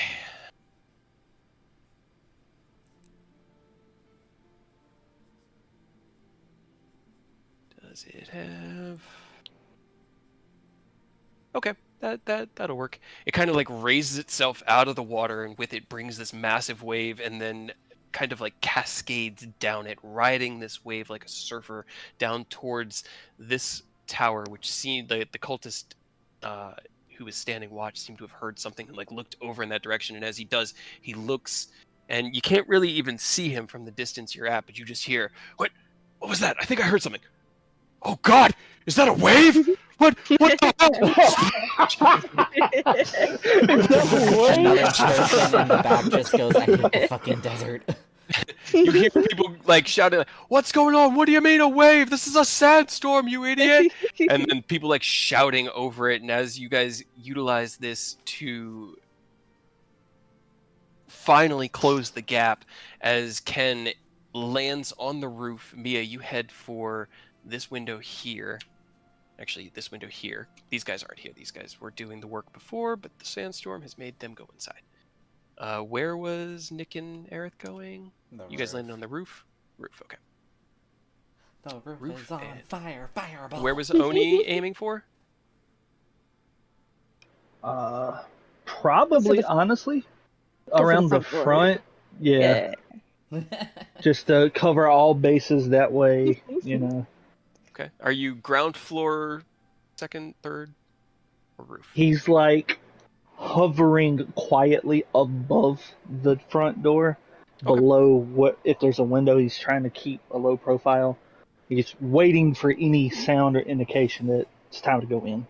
Okay. All right. As you fall into position, moving ahead of everybody, you hear Ken's boots hit the ground, or hit the roof, this heavy bang that kind of resonates throughout the building. The cultist who is standing guard, the mage, kind of like turns around and sneers back at the door and goes, "Shit, what was that?" Kind of like looks down at himself, and you hear him mutter like, "Do I go in? Do I just trust him? If something happened to him, fine." And he opens the door and pushes into the first floor. Are you following him? Yeah, I'm gonna have to go out. If I realized he was going to jump like immediately, but he kind of got a little bit of a head start, so he'll stealthily follow behind. All right, let me go ahead. Get a view on that floor first before he just goes rushing in. All right. So as you look in, you can see he kind of like steps in and dusts himself off. There's the small little turret just off to his left, just sort of like sitting in that room. You hear voices above you, and I will get back to you in 1 minute. Everybody is on the roof except Mia. There. This guy gone. We're divide and conquer, fellas. Let's see. Where did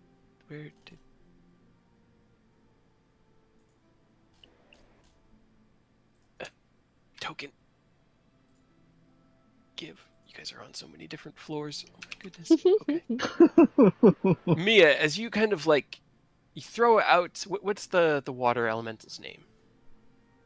Oh boy. Moist. No. Moist, he says. Moist. I guess rainy. No. Rainy. But with an I as well. Rainy. As you summon Rainy and the chaos is heard behind you, the splashing water and screams of confusion and communication, you land in the window and kind of like smile to yourself and then turn and find yourself face to face across this gap with an unfamiliar face. A face you've only seen once before in a scrying orb.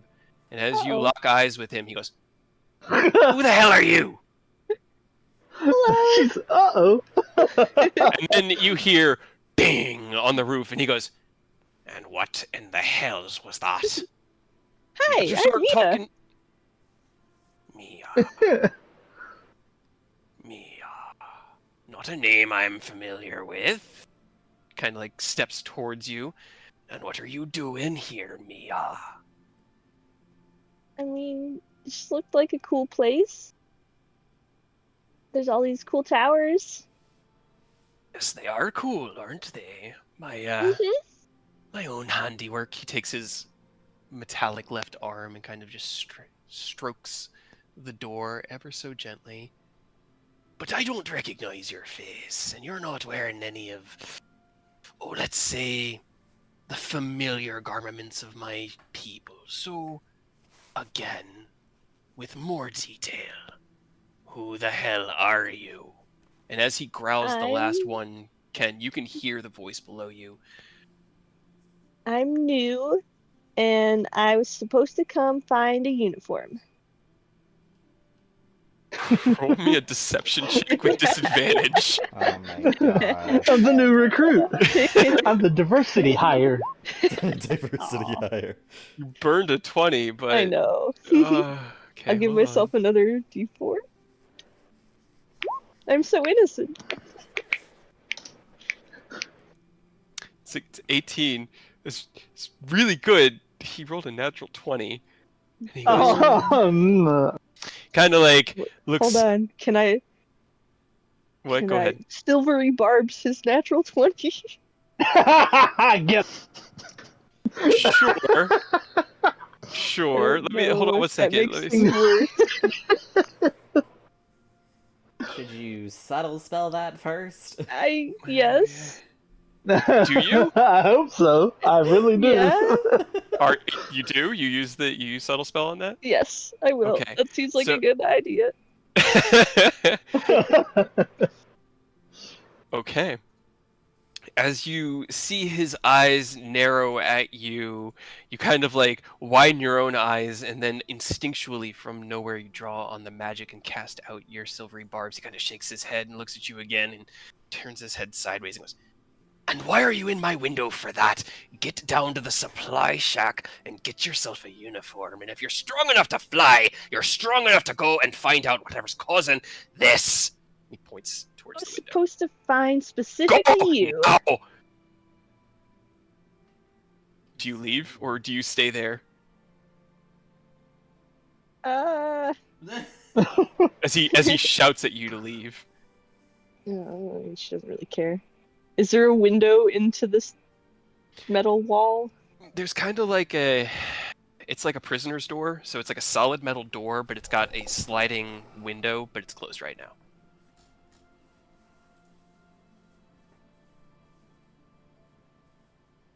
Does a 29 hit you? As he draws a small device from his hip, faster than you can imagine, and pulls the trigger, you feel a burning sensation in your shoulder, and you take 17 fire damage. Leave before I kill you. Oh, that was rude. Ken doesn't Hold like on. that. Yeah, hold on. I didn't like Ken. that I either. assume him firing something makes a sound, right? Yeah.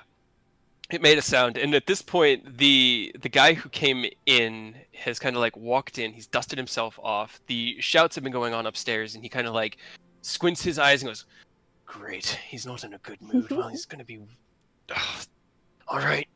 Kind of starts making his way towards the ladder, and you can Hold hear on.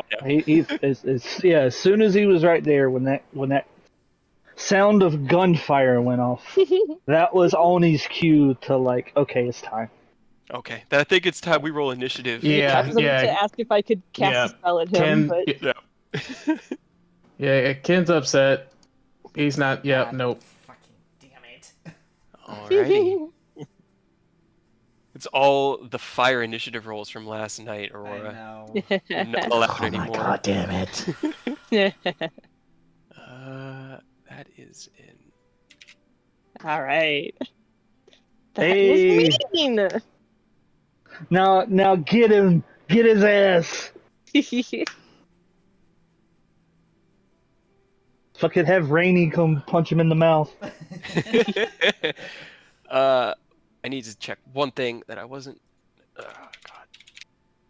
How many elemental? Can you summon more than one elemental at a time? Like if you upcast it, can you get more? No, but I could if I drop Well, concentration on the first one, which makes it yeah. go wild, and then I could summon another one. Oh, It might attack us. I like the first one.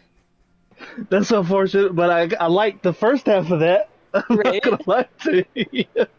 Yeah, I mean, but it might not if it can't see us. Especially, it might just attack the cultists. I could summon another one. You just summon a swarm. You just keep summoning one after the other and keep dropping it just so they're like, hey, be free, my little monsters.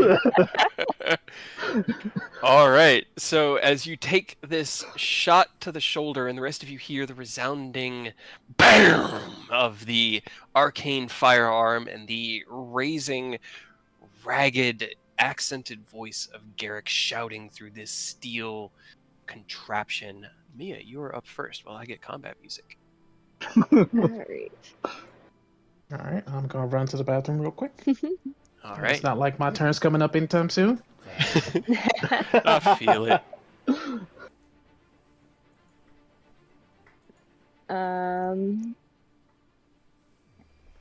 I guess just instinctively I'll reach out and I'm gonna try to restrain him with telekinesis.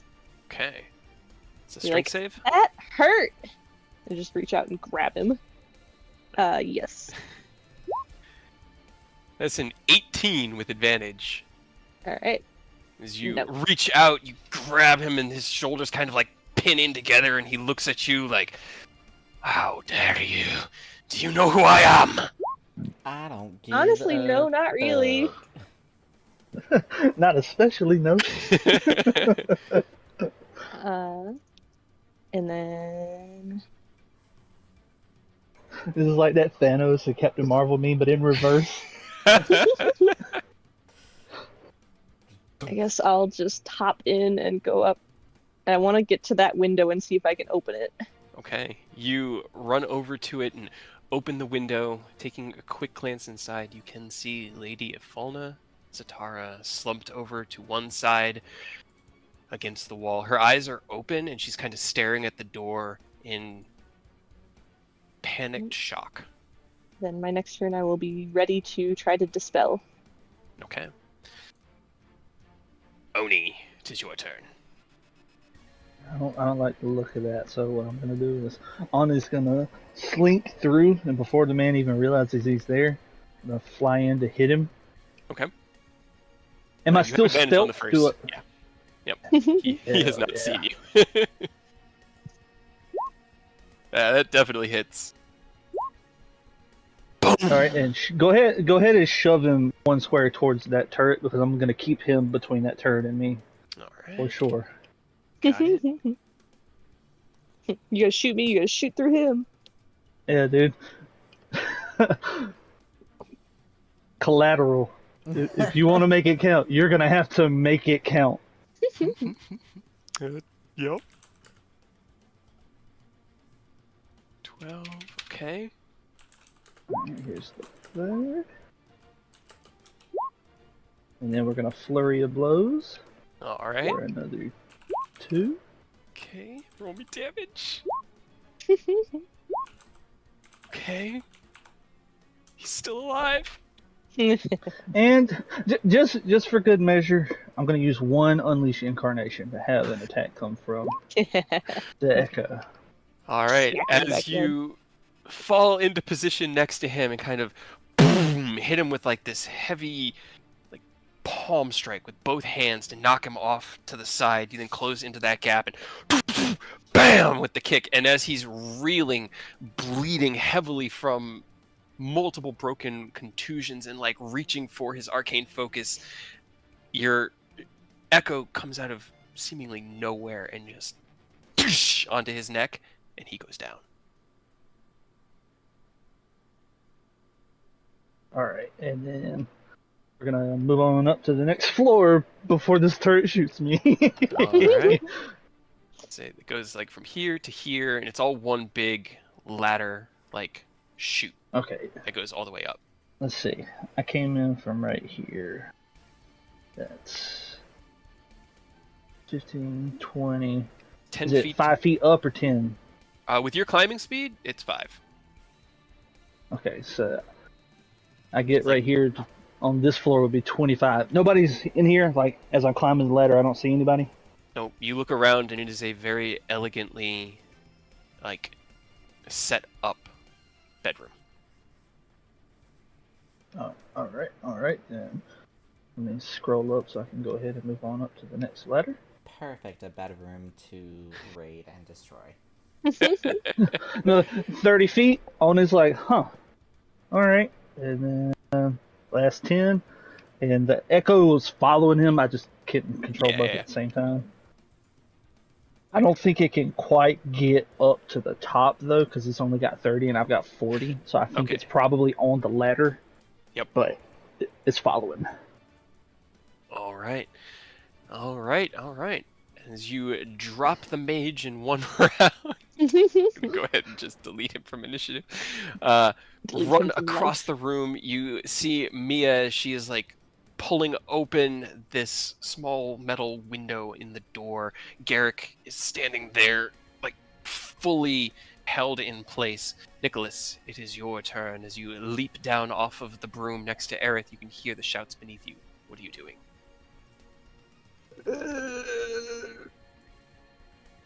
His shadow's in the way, is it not?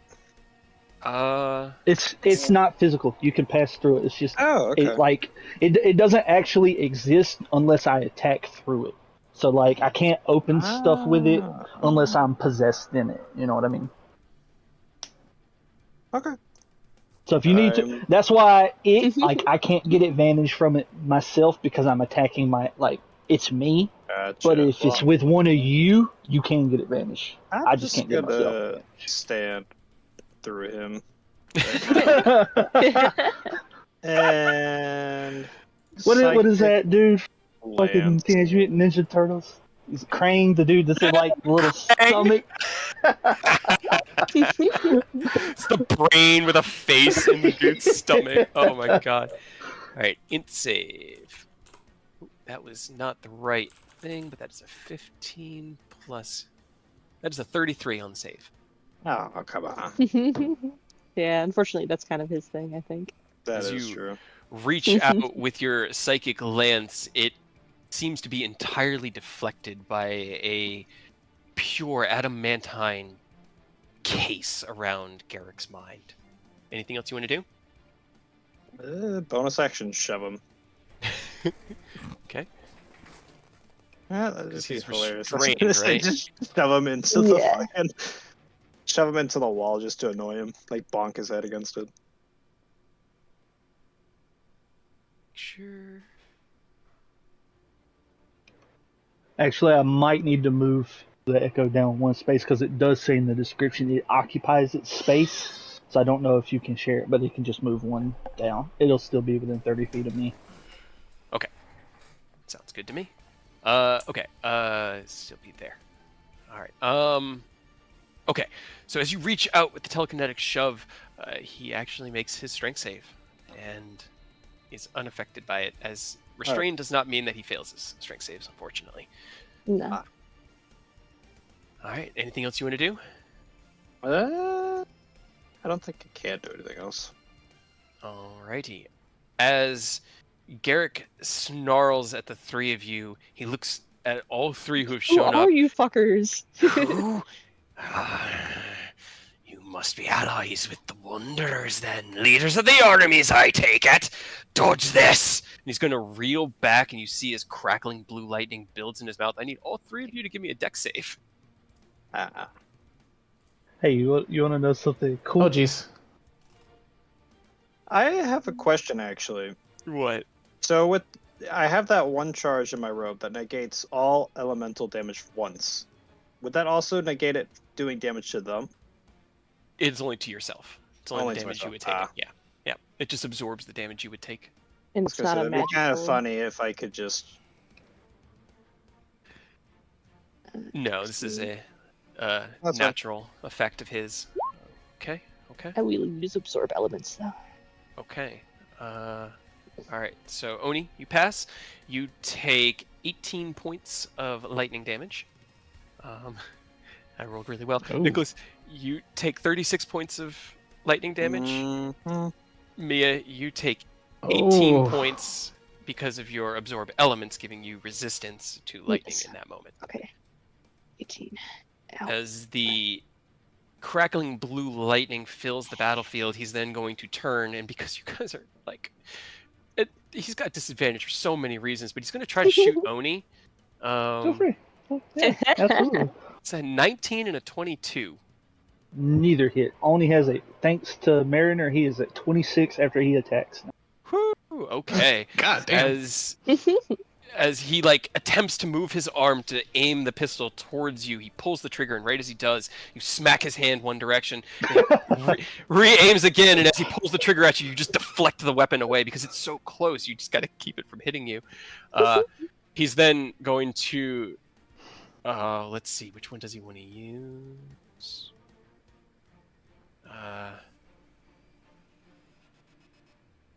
He's then going to raise his other hand. I hate having to do. Oh boy. He's going to raise his other arm, and then out of the mechanical arm, the bottom of it, you see this tiny little device kind of chink out from underneath his wrist, and he snarls, "Flamethrower!" And I need everyone to give me a dexterity save. Oh, All three of you oh again. my god. Oh my god. It was nice knowing you, Nicholas. As his wrist lowers and flame erupts out from under his arm, filling this space and heating the wall. Oni, you pass. That's a magical effect. It's not magical. It's Oh it's his my eldritch God. Technological. Oni, you take 7 points of fire damage. Nicholas I'm and gonna have to Nicholas absorb and elements. I'm pretty Nicholas sure. and Mia, you both take 14 points Even of with fire the damage. I added 4 to mine. 21 is what you needed to save, so that is 7 points of fire damage. So, okay. That's good. But that is his turn, because he is restrained, and he's not using his action to break that restraint. He's just lashing out at you guys. Aerith, you have seen crackling lightning and flame erupt out from the tunnel. Nicholas just dove down. What are you doing? I'm going to activate Blade Song, Okay. and then I'm You just can- gonna. Yeah, you can move through Nicholas's space, you just can't end on it. Scooch around him. You know. You put your hand on the ladder, except you thought it was the ladder. It was actually his butt because he was like climbing down and up. And you're like, oh, sorry. Ah, that is one of my favorite scenes from Final Fantasy IX, when Zidane is climbing the ladder behind Garnet and grabs her ass, and he's like, ooh, so soft.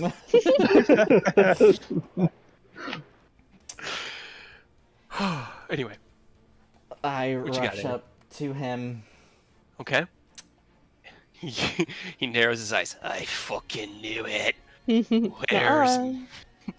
Where's Rose? Where are they at? Why the fuck would I tell you? And then I'll just attack him.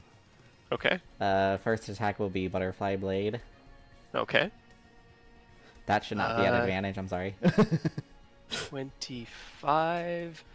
This guy, don't nudge me. He's going to, as the attack comes in, he will use his reaction to cast Shield, and it will be deflected by the shield. Can I counterspell Hey, his you, shield? hey, you can't do that. Yeah, you can counterspell the shield. I counterspell his shield. So as you see him beginning to activate his shield mechanism, you're familiar. You saw Ken use these a long time ago. You're familiar with this bit of artificery tech, and you reach out with your counterspell and disrupt it, and he kind of like looks down and goes, shit, and he gets hit by it. That definitely hits then, 25. Get him. 19, all right. And then second attack, I'll strike him once more. Okay. 27 hits. All right, 17. All right, as you strike out that first time, dance back, and then whoosh, hit him with like a lashing attack from the side. It cracks across his face and leaves this little, tiny little cut of blood, and he just smiles. All right, so we're gonna have fun then. Anything else you want to do? How much movement would have I used? You were next to Ken, right? Yeah. 15, 25. This is 35 feet. Damn, I can't. Getting through your friends, Mhm. unfortunately. We kind of. I just realized we kind of all up right at the ladder, huh? Ken's Yep. gonna have Yeah, a a little rough bit. time getting down. Yeah, sorry, buddy. I will say these 4 windows are real. These ones really do exist. The 4 Oh, yeah, in Fallness prison aren't. action hero 3, bro. Okay, so seeing and hearing the magic going off, Ken's gonna spin around rear and then just jump down into and break through this window right here. Okay. He's still invisible, by the way, so That's right, This you could did be greater pretty funny. invisibility. All right. As you jump down, swing through, let's see, this is 10, 15. You have extra 10 feet in Infiltrator, right? That's Yeah. 5 feet. Okay. All right. That'll get you right into about there as you land. Are you trying to land without alerting? I mean, he knows he's in combat, so unfortunately No. you're not gonna have. He knows. He, He's No. he doesn't know you're there. Yeah. He's. I just wanted to know if you would have advantage, but you do. For All right, as you many reasons, you have advantage. yeah, a multitude of reasons. land in the room, you see him snarling at Aerith as Aerith is striking out with the Sicarius. What are you doing? I'll just start punching. Okay. Booming blade, thunder gauntlets, all of it. All right. Whap, whap. Hit it with the old 1-2. Hell yeah. Give him that sweet chin music. You know what? I'm also gonna add 4 charges of justice. Okay. As you Bring down the hammer. land, you The flames of vengeance. So fire. all right. You reach into the armor set and you find the heart of justice deep within you, kind of merged, ephemeral and still there, waiting, and you activate that rune. The armor on your chest begins to glow invisibly with a vibrant reddish hue, and you feel those flames kind of licking around your fists. 26 hits.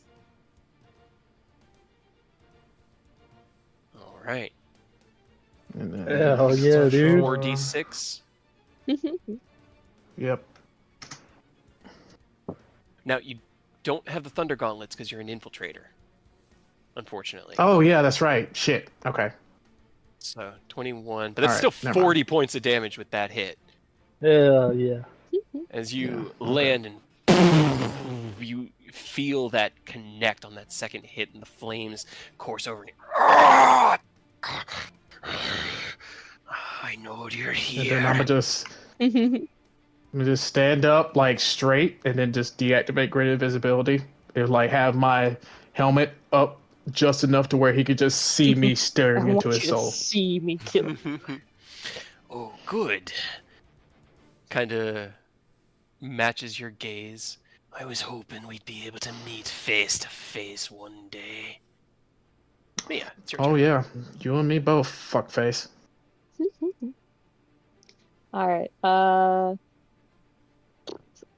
just in case, because I don't know who has it necessarily, but so I'm going to twin spell Dispel Magic Okay. at 8th level on both Okay. Afalna and Garrick. Okay. I still need a Okay. charisma check. Okay. Charisma. Flash of genius. Okay. Right. That, and I can give myself. A D4. I've got just D4. enough sorcery points to do it one more. Charisma check. Yep. Okay. Okay. I'm going to use my 16. inspiration to roll one more time, Okay. and Much then better. plus Hey. plus the D4 Roll me the D4. and plus plus five. 5 from Flash of Genius. and the Flash Genius. Okay. As you gather together your dispel magic, Garrick has multiple different magic things on him. Let me see. What is dispel? I don't think you can do anything that he's carrying. Yeah, I think it's Let's just that. Well, it could He be a doesn't- creature, object, or magical effect. That's true. I He doesn't guess. have any magical effects, like spells currently active on him, but he does have, like, his armor is magical, his arm is magical, his weapon is magic, his boots are magic. He's got 2 rings that are magic, and he's wearing a cloak that's magical. Okay, but he doesn't have like a contingency spell on him. Doesn't appear to be anything like that on him. Okay, then I will dispel his armor. Okay. As you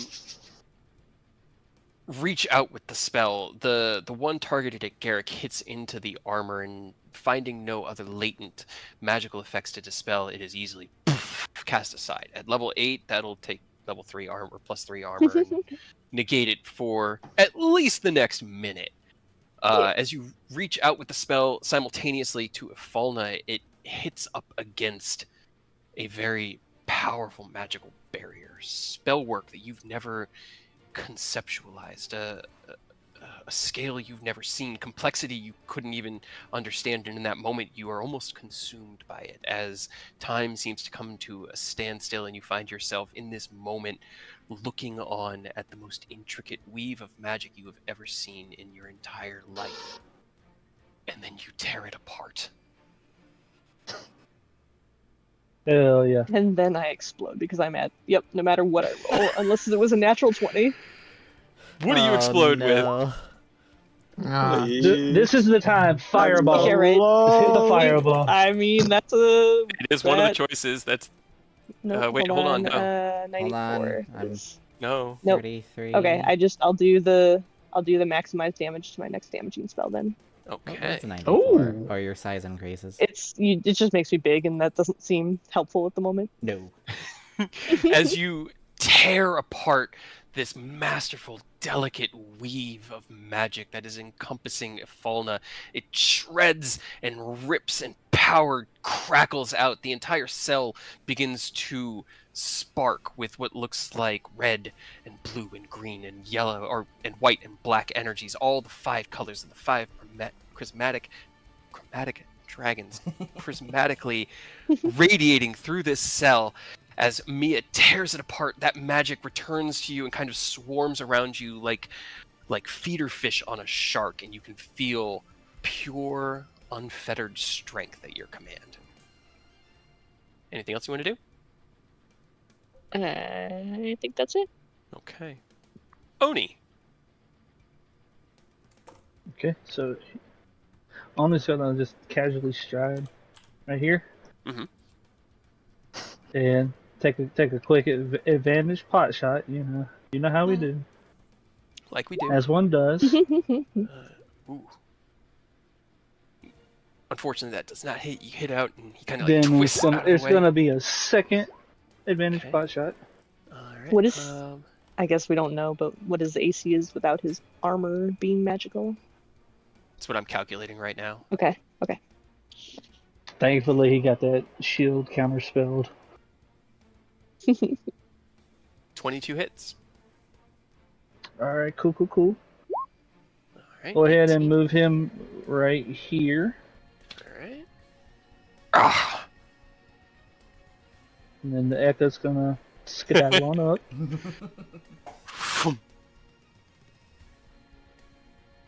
And we're gonna keep on swinging, as one does when they're a monk. Mm-hmm.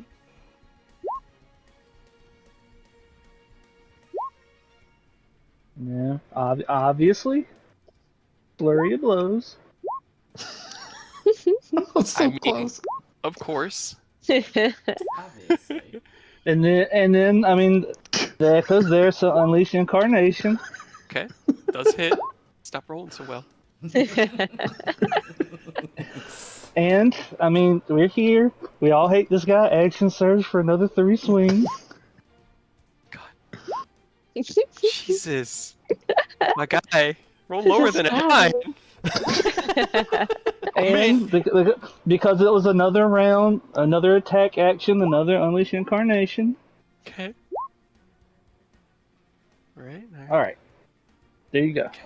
Let me do some math here.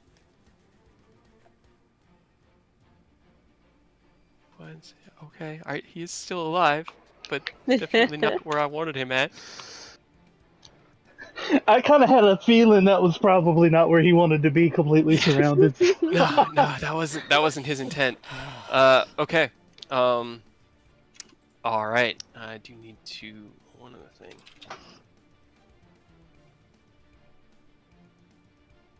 Okay. All right.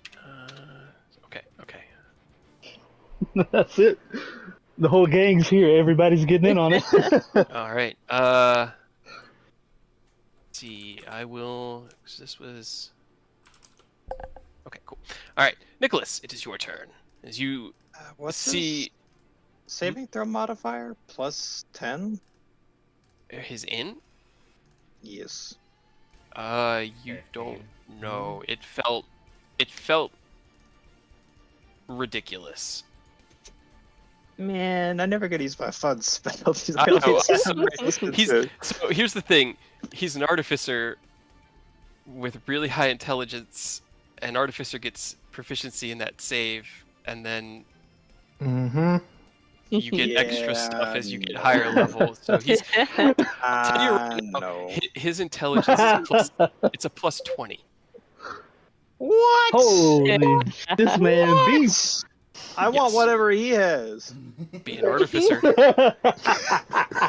Ah, man. That's gonna be Ken. Just think, that's gonna be Ken in like Right. 2 in-game weeks. Mm-hmm. 1 second.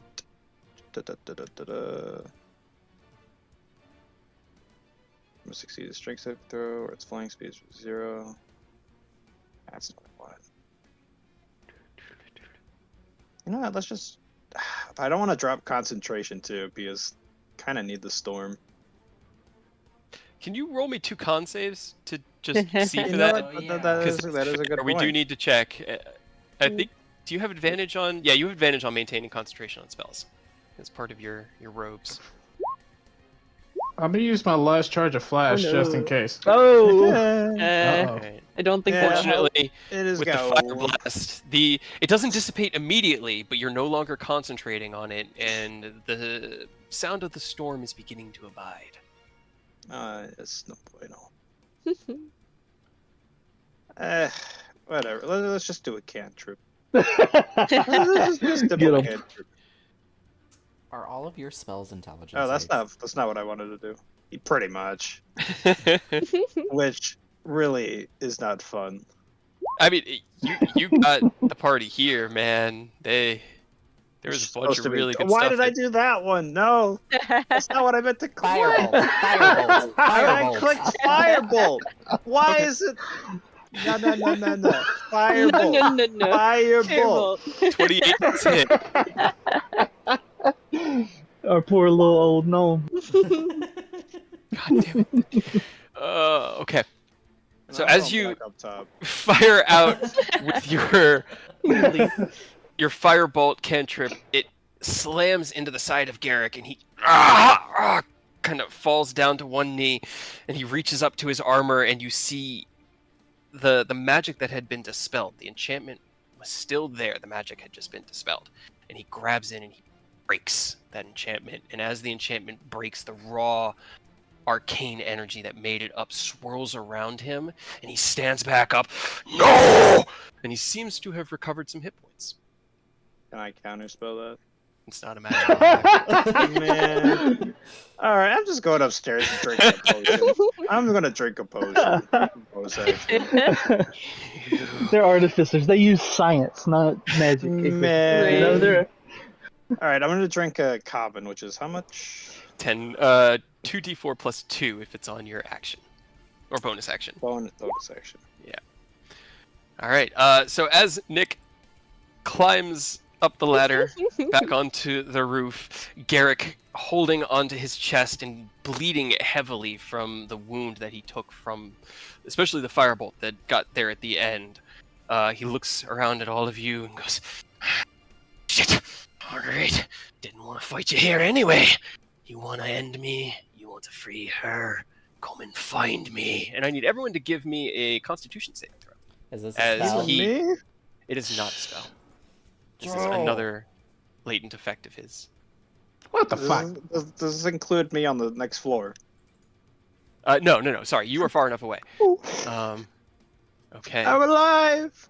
Okay. As he crouches down, the area around him ripples, and with a thunderous, all of you take 15 points of damage. Ow. All 4 of you, and the echo is dissipated, and Garrick is gone. Nicholas, you hear above you, and look up, and at the edge of your periphery, you can see blue lights from his boots as he's hovering about, let's see, how far does it go? About 60 feet above you. And then he flies out of your range another 30 feet up. I was gonna say, can I counterspell that as he's flying? They're his winged boots. Ah. Yeah. Whose designs he stole from me, fucker? I think that's You an could action. dispel them, the spell but- magic. Yeah, you'd have to get Yeah, to your I'd turn. have to wait. Yeah. Aerith, as the area around you explodes with a resounding sound. Actually, can you guys roll me your booming blade damages? Because I realize he did thunderstep, but that he also Yep. did move. Yep. So you can- as you hear the booming blades. I didn't Well, use booming I blade. only got one. I only got one booming blade exercise. The first one was a miss, so at least I did get the second one. Holy Oh, God, Ken. All right. You hear the two and you hear "Arr!" as he cries out in pain. Once again, take 35 points of damage. Okay, Well, Aerith. he's still in. Did he ever break incapacitation? Because he could teleport, but that would stop him from moving, right? Well, from my Capacitation? thing, I haven't the telekinesis. That's got true. to roll all of my con saves for any of the damage I took. It would have been like 4 times. Yeah, I think it'd be 4 total. He can still teleport out, but maybe you're still holding him. Maybe. 2, 3, 4. You're I fine. think that does save because I don't think you ever took more than 34 in a single hit. I don't think so. Hell yeah! Okay. Hold that motherfucker Unfortunately- for us. All right, let's see. You gain the ability when you cast a spell. On subsequent. It's okay if he does get away. We can chase him. Yeah. I still have I've got a I'm happy dimension to- door on deck right now. And I'm happy to let him keep going.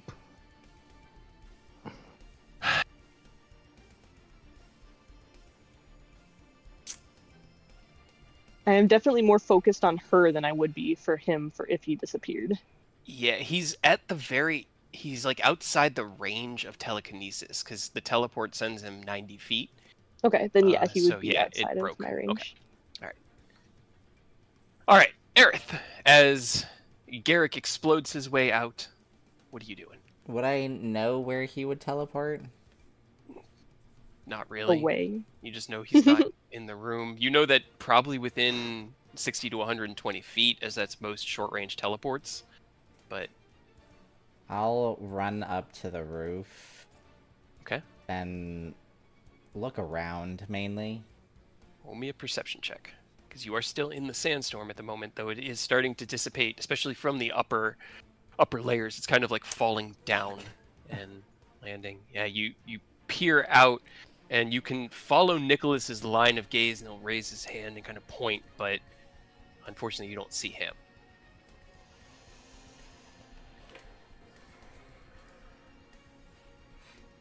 Can I throw a fireball? I would say.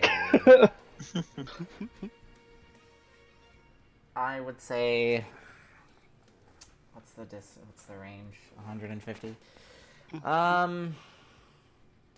Maybe like 60 feet in the air in the direction that Nicholas is pointing. Okay.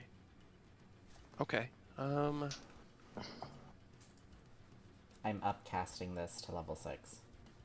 Okay, roll me a Goddamn. d20. 20. Mm-hmm. Okay. All right. As you cast your spell out into the sandstorm, you see it explode as it reaches that apex point. This radiating flame. You don't hear anything from him, though. You do hear... Did you see that? I saw an explosion up there. I keep hearing sounds, too. Sounds like thunder. It's coming from Garrick's encampment. The cultists below may have noticed some things. I'm curious to how much damage. Roll it. Tell me. 32? Not as high as I was hoping. That's so many Unfortunately. threes. Yeah, he got out of that range, unfortunately, so... But it was a good shot. It was a good shot. It was one you didn't need to see him for. Anything else you wanted to do? I'll come back down. Okay. And try and see if we can open the cell. Okay. Well, we are still in initiative, because Mhm. I'm kind of keeping track of where he is. Ken. Where did that fucker go? We gotta take him down now. Go get him. If you want to, I can figure the rest out with this. And she'll just like pat a hand on the door and the other hand kind of like holding her side. Oh shit. No, I'm fine. Just go. Okay. Oni, you're with me. We gotta track that fucker down. And then he's gonna, I guess, climb up after Aerith to see if Okay. they see him. All right. As you And then he's like, head up onto the roof, roll me a perception check.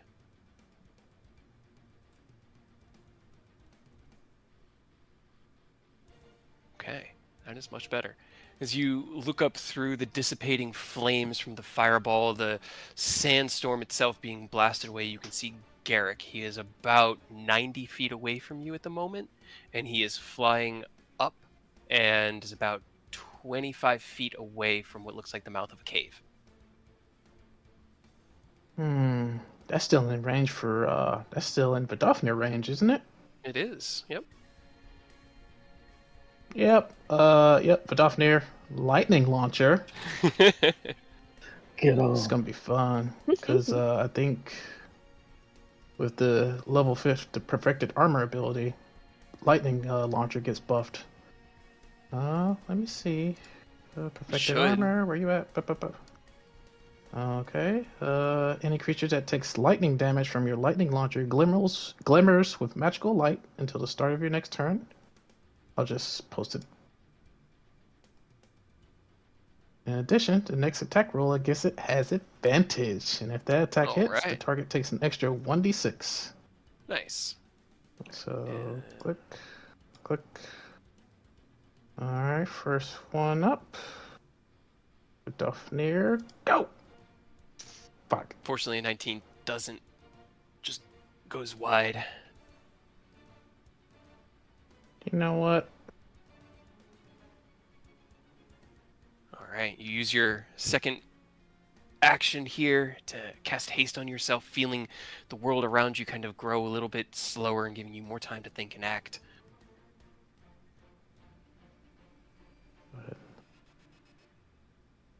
Haste. And back to Vidofnir. Oh, no. Oh, No. Nice. That's unfortunate.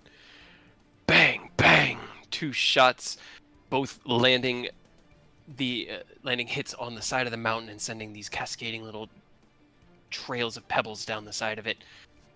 You do also still have a lot of movement because you were here, so 10, 15, 20, 30, 35. You would do have you 40. have how much wing boots time do you still have? Because if you got that, you're good. I will Got get you right beside that motherfucker. You have an I promise hour and a you. half left right now. Yeah, that's half hour. You said. Hour and a half at the moment. Yeah, if you chill right there, I will put you right beside him as soon as my turn gets here. Bet. All right. Okay. just We holding your do, we action don't we don't let motherfuckers. Apparently not. All right, Mia, it's your turn. Okie dokie. Can I?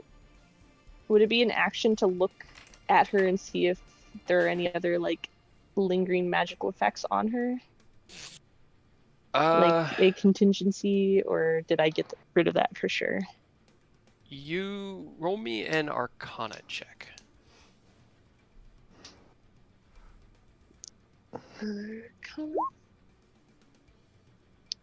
Man, it's too bad nobody isn't here. He could come in and sweep your mom off her feet there. I'll re-roll that with my magical guidance. Okay. That may be better than a 10. Just a little bit? That's a little Okay, bit. that's fine. You Hey! don't see so you don't see any other magical effects that were as potent as the one you just butted up against. What you just dispelled seemed like the most potent magical effect that was present on her. The collar itself has a similar magical effect, but it's not as strong, but it is still strong. Like Right. you'd have to try pretty hard to dispel that one. Yeah, but from knowing that we know that, like, what that is. Yeah, you don't sense any other. You're pretty sure you got it. Okay. And the store is locked, right? It is. It is locked. There is what looks like a handle, just like a built into the door handle, doesn't even turn, and that's it. But I can see in there. I'm gonna just vortex warp myself inside. Okay. I don't think you can vortex warp yourself. True. I can. Another creature. Yep. You got Misty Step? You can Misty Step in. Out. I don't. I have Thunderstep.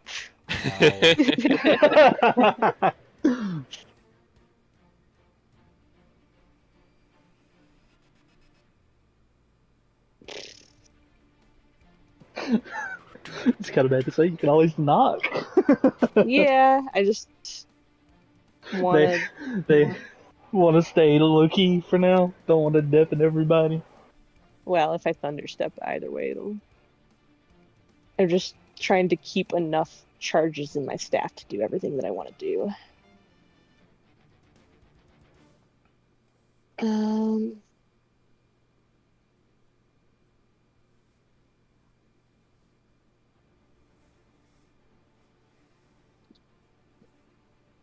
What is the...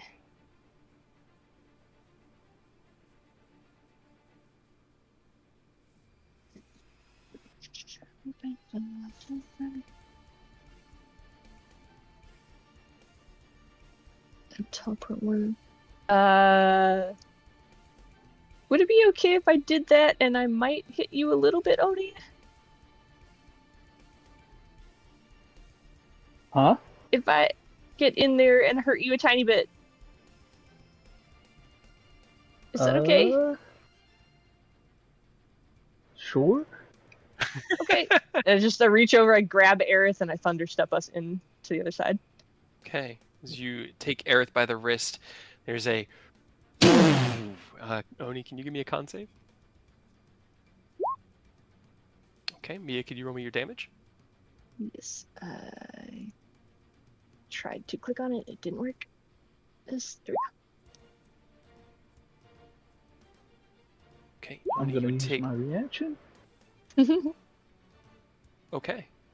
As you see the magic coming Spin at my you, key. raise your two bracers and deflect the thunderous burst of It's fine. magical energy. Aerith and Mia, you both appear within the prison cell. Aerith, you look down at your mom, and your mom looks up at you, and her eyes get really wide, and she starts to, like, tears start to pool in her eyes, and she shakes her head, and she starts, like, pointing at you. Like, past you, at the door. Like, anything else you want to do, Mia? Do you explode? No, I don't. I did realize that my last thing was still in effect, though, and it didn't ever happen. Ah! Max Yeah. damage. So Oh. you take a total of 10 damage after deflecting 20 of it. 20 of Oni. it. Yeah. Okay. As the Thunder Step does max damage, yep. All right. As you Okay, activate the Thunder Step and that energy you had gathered around yourself out from you, you appear within the cell. I think that's all I can do, because I can't cast another spell. Okay. Oni, it is your turn. Alright, well, Oni's gonna make his way towards the ladder. As he goes by, he's just gonna, hey, I have nothing to help here. Good luck. Be careful, but act with haste. I'm pretty sure. I don't assume the rest of the camp doesn't know we're here now. Yeah. Do what you can as quickly as possible. And then he's gonna. Alright. And quick ask Ken where he's at. Ken points to him. He puts a hand on Ken's shoulder, and we're dimension dooring on either side of that motherfucker. I'm starting Alright. to get flashbacks. As To every other fight that we've had. Dimension door roughly, I don't know, it's probably about 100 feet, 90 feet or so into the air. You both manifest right on opposite sides of Garrick, whose eyes go wide, his winged boots still keeping him aloft. Ken, you have to kick yours on in that moment to keep yourself from falling. What you got for me, Oni? Well, I've got 2 more attacks because that was one action, so here goes. That hits. All right. Turn the way. All right. That does, okay, hold on. 26 wait, misses. wait. As the first hits, you slam into him, and he kind of like reels almost into Ken, crying out in pain for grabbing onto his cloak. The cloak itself, it basically disintegrates into pure ether, and he casts it around himself like, no! And he regains some hit points. Oh my god, I think I know what that is. You then strike out again at him, and as it's coming in, he raises his hand and casts shield, which 26 misses. Alright, and then here comes Flurry of Blows. Okay. 34 hits. Oh, so close. Okay. All right. Ting, ting, burn! One more heavy hit into his side, and he cries out in pain. Anything else? Nope, that's it. Alrighty. Nicholas, it is your turn. Do you want me to just drop him to the floor? Or do you want to just make an attack on him? Be your call. I don't know. Yeah. How high are we? About 120 feet off the ground Well, at the moment. it wouldn't hurt him if I That would make hurt him them a fall. lot, right? No, because it'd be Power World fall, and it would just glide down very slowly. I mean, It's your call. He's trying to get to the cave where we know something's in there, so it wouldn't be a bad idea to stop him from being able to get there. But I really wish I knew how much Your his call. modifier was, because if I could just scrape by, I would use an ability. I could do Phantasm Killer, actually, because that's a Wisdom save.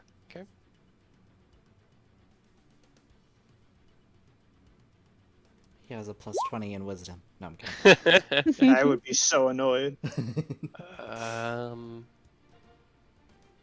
That is a 24.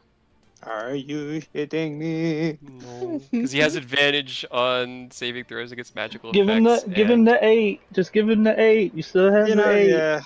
Just take the 8. Okay, 8 plus his wisdom save is a 14. get you some damage in, Nick. You earned the beat, Alright. and you deserve to give him a little bit of beating back. You know. Yeah, and I believe he's frightened now of the little Yeah, gnome. Creates a manifestation of their deepest fear visible only to that creature. As you cast out the spell, the two of you between Garrick, as he's kind of like staggering away from Oni and trying to push away from both of you, moving towards that cave. He turns around and his eyes go wide. He goes, "Lord Severin, what do you do? No, why are you here?" Anything else you want to do? I might drink another potion. Okay. Or On his is turn- this spell thing that you gave, the Cure Wounds bookmarks, are those bonus actions? No, it's an action. No. That's an action. Okay, so Yeah. just a comment. On his turn, he is going to continue to panic at the vision of Severin that he's seeing. Let's see, how does he want to try to get... Ah, damn it! I'm still an infiltrator. I can't use the other perfected armor ability. Fuck. Yeah, but you do have Sentinel, so if he tries to Is it- leave, he's gonna. You can stop Yeah, him, right? but like, As long as he doesn't Yeah. teleport, I guess. yeah, I got that one. But the other one is just like really good for this situation. Like really good. that's not gonna help.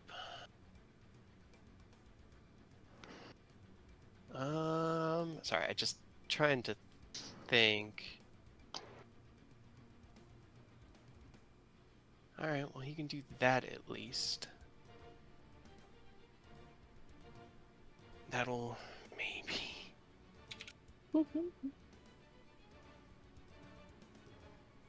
Okay. All right. So on his turn, he kind of like his left arm is entirely mechanical, and as he is reeling away from you guys, he kind of like spins his arm around and then smacks it against his chest, and you see these like tiny needles come out and into him. He regains some hit points, and then he is On the thing that Ken did, with that damage, is that only for him? Because I hit him after he hit him with that attack for that extra damage. Ken didn't hit him.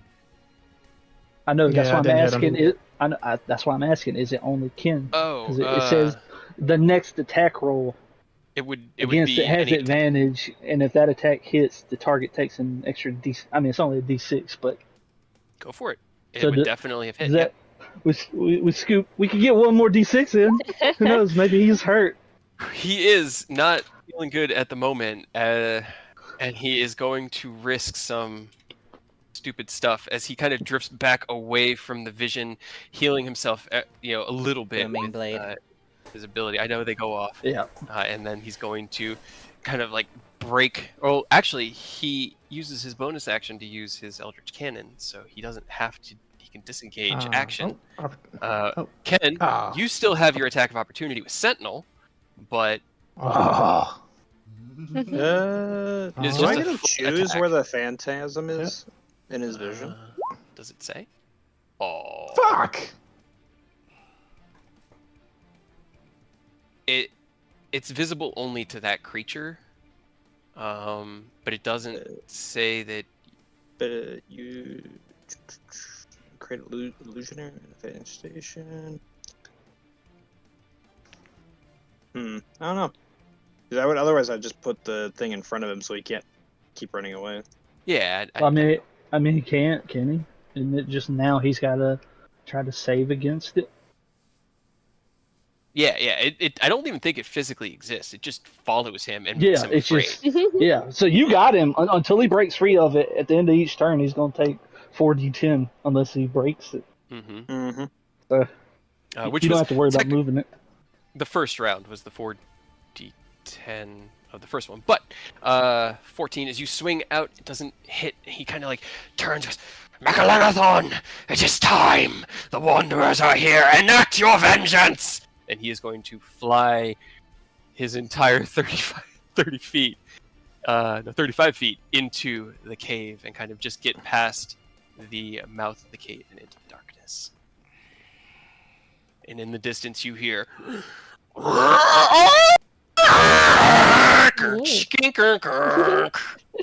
It's a As mechanical something- dragon.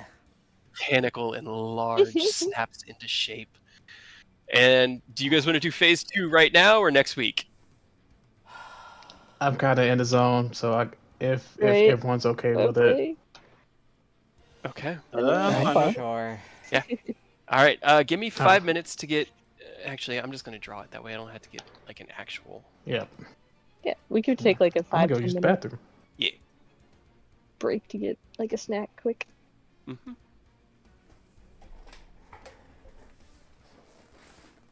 And we're gonna have to be on a couple of maps here, actually, because you guys are still in the tower technically. Right. All right. Cave entrance. Alcove.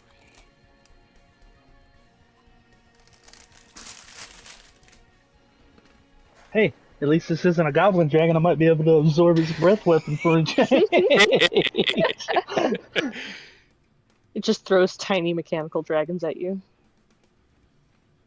Do you know how funny it would be if it could have absorbed the goblin breath? Like, how Right. horrifying it would have looked if a bunch of goblins got absorbed into a fucking beaded necklace. What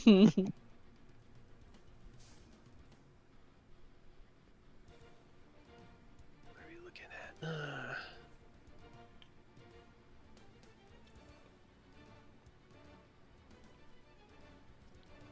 Aw, Luffy won Best Main Character. Sorry. No, you good. Is that for the live action remake that they did? No, it's for Anime Awards. Oh, okay, okay. Anime awardos.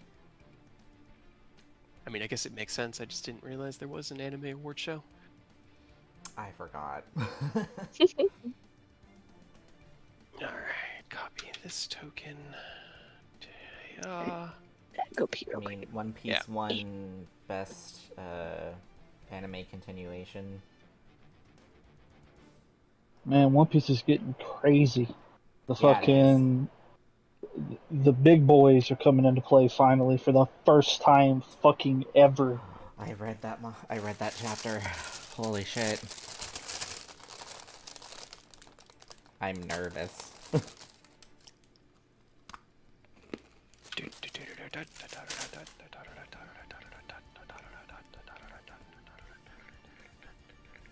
Alright. CAC.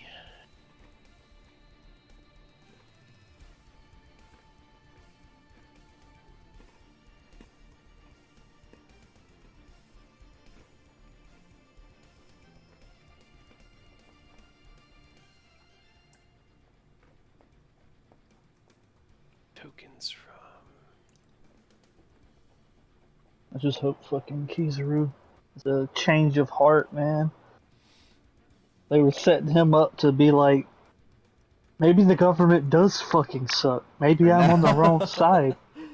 And then he was like, nah, actually, I'm kind of on board with the money. It's like, bro, come on. You gotta be better than this. I can see it in your face and the expression every time you have to attack. It's killing you. Just pick the right team. I'm begging you. They're lucky Fujitora isn't there. Oh, man. He would have joined the That man Straw is Hats such a in fucking heartbeat. bro. Oh, 100%. Once fucking, what's his name, got the Fleet Admiral role, that man pieced out. He wanted no part of them. Which one? Sakazuki, the dude who bodied Ace. Oh. Whenever he became Fleet Admiral, I think it was during the Wano part, they mentioned that Fujitora just kind of bounces. He's not really big on the government anymore. And Aokiji bounced already, even though, you know, fuck that guy, he's Blackbeard's crew, but still, he at least wised up to get out of the government, so now it's just Kizaru that's gotta get out of there.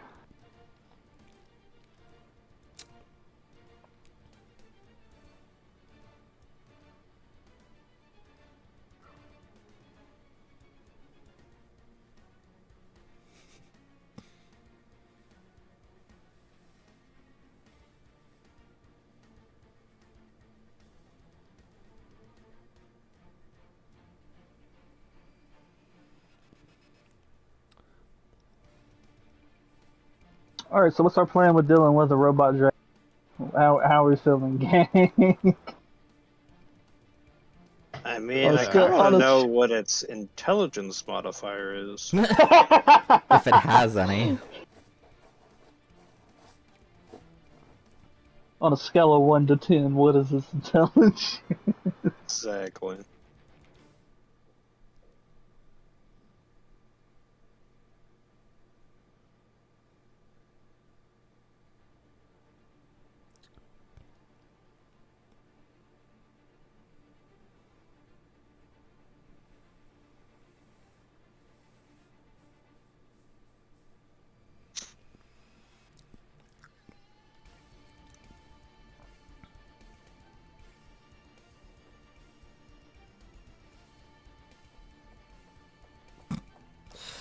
Sorry. I just read James Gunn's Superman Legacy has been renamed Superman.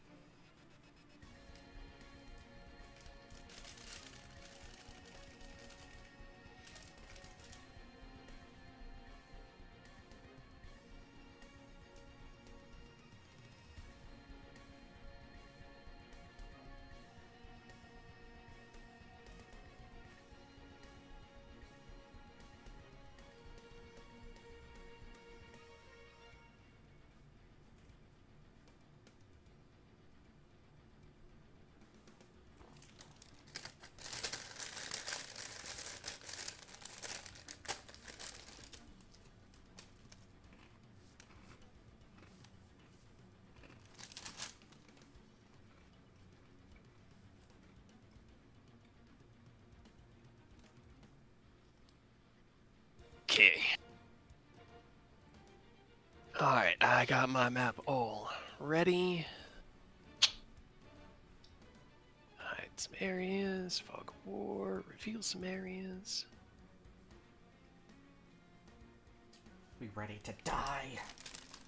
I wasn't expecting you guys to get all the way to Garrick, but you snuck past everything. You did so well.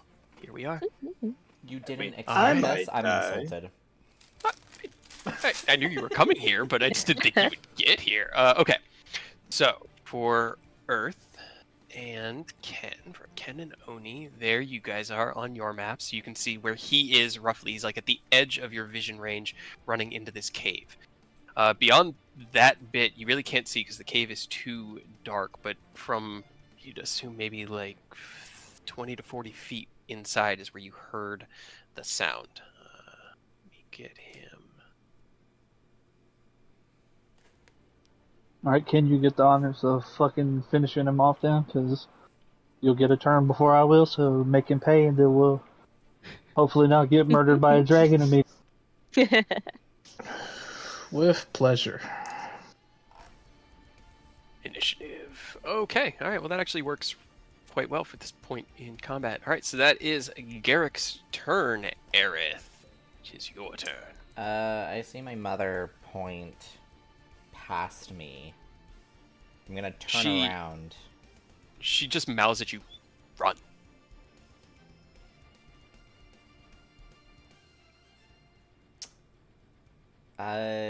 Is there anything in her cell that could be threatening? You take a quick look around. Her cell there is a single chamber pot in this corner, and that is it.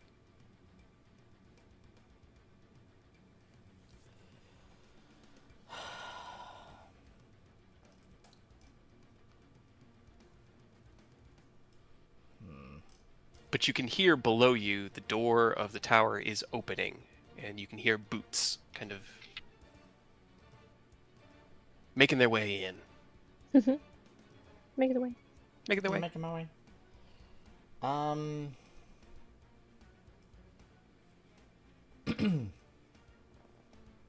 don't have anything to directly get her out of here. What's up, boy? That was so random. It's So, okay boy? to have an idea. I will ready an attack in case something threatening comes. And Okay. that'll be my turn. All right. Where did my initiative tracker go? There it is. All right, Ken. Heading back over to you on the other map. You see your target land in front of you and call out. You hear the strangely mechanical and augmented dragon roar, followed by the strange chunk, chunk, chunk, chunk, chunk sound. What you doing? Shooting at Garrick, or trying Okay. to. Gonna try launching lightning launcher again. All right. Okay. And then since I'm hasted, 3 shots. Pew. Oh, pew. As the first shot comes in, he turns around, raises his hand, and casts his shield spell. You're gonna have to try better than that, pup. I know, I'm sorry. I feel like a jerk Alright, being I guess that, I'm. but I gotta be the bad guy. Alright, I guess I'm chasing after Okay. him.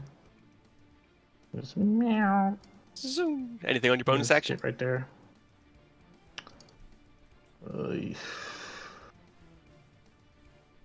I guess I will bonus action.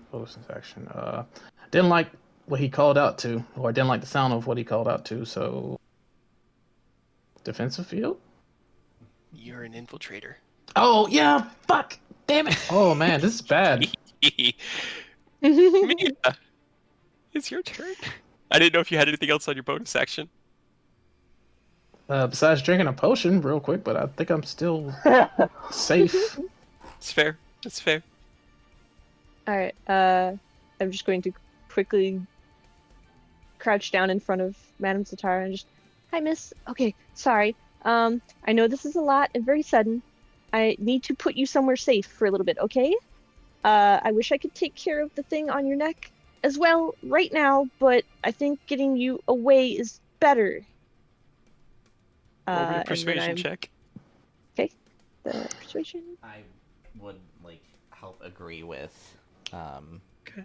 Mia because she knows. Can you roll me one as well, Aerith?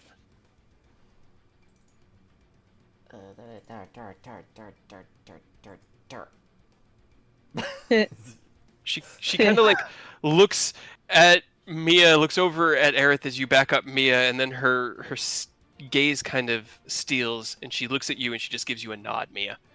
Sorry, okay. And I'm going to force plane shift her into our little demi-plane. Okay. So as you back up Mia, your mother looks up at you and Mia smacks the staff down into the ground in a pulse of magic. Your mom vanishes. Get the token into... Does that trigger?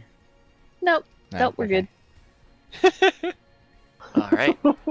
Anything else you want to do, Mia? Then I will turn to Aerith. Just, right, now what? Think... Action...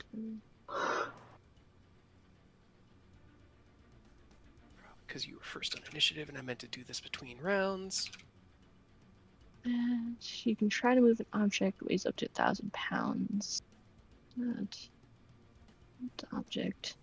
If I already have telekinesis up, is it an action to try to affect something else? Yes. Think so. You can Yes. use your Okay. action again, yeah. Okay, then I am good for right now. Okay, let's see. Give me some initiatives. Yeah. I had also forgotten about our new friend, because he got dropped at the end, but in a weird place, so his turn will happen now. Ken, as you kind of close the gap, you see from the distance as a forearm, but a forearm that looks almost like your armor, this large mechanical dragon, as large as any ancient dragon you've ever seen, crawls out from the space and kind of like creeps up behind Garrick and looks down at you with malice. And you look up at this creature, and through the armor and all of the mechanical augmentations, you remember him. The first dragon you saw on this adventure.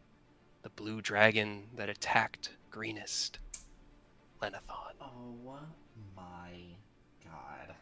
And then he's going to attack. Of course he is. That is a 21 to hit you, though, with his bite attack. Nope. And then... let's see, we've got claw. 26 on the claws? Nope.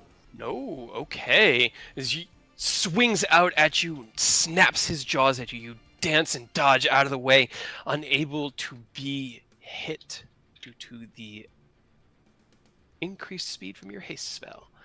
Hell yeah. Alright, now it is Oni's turn.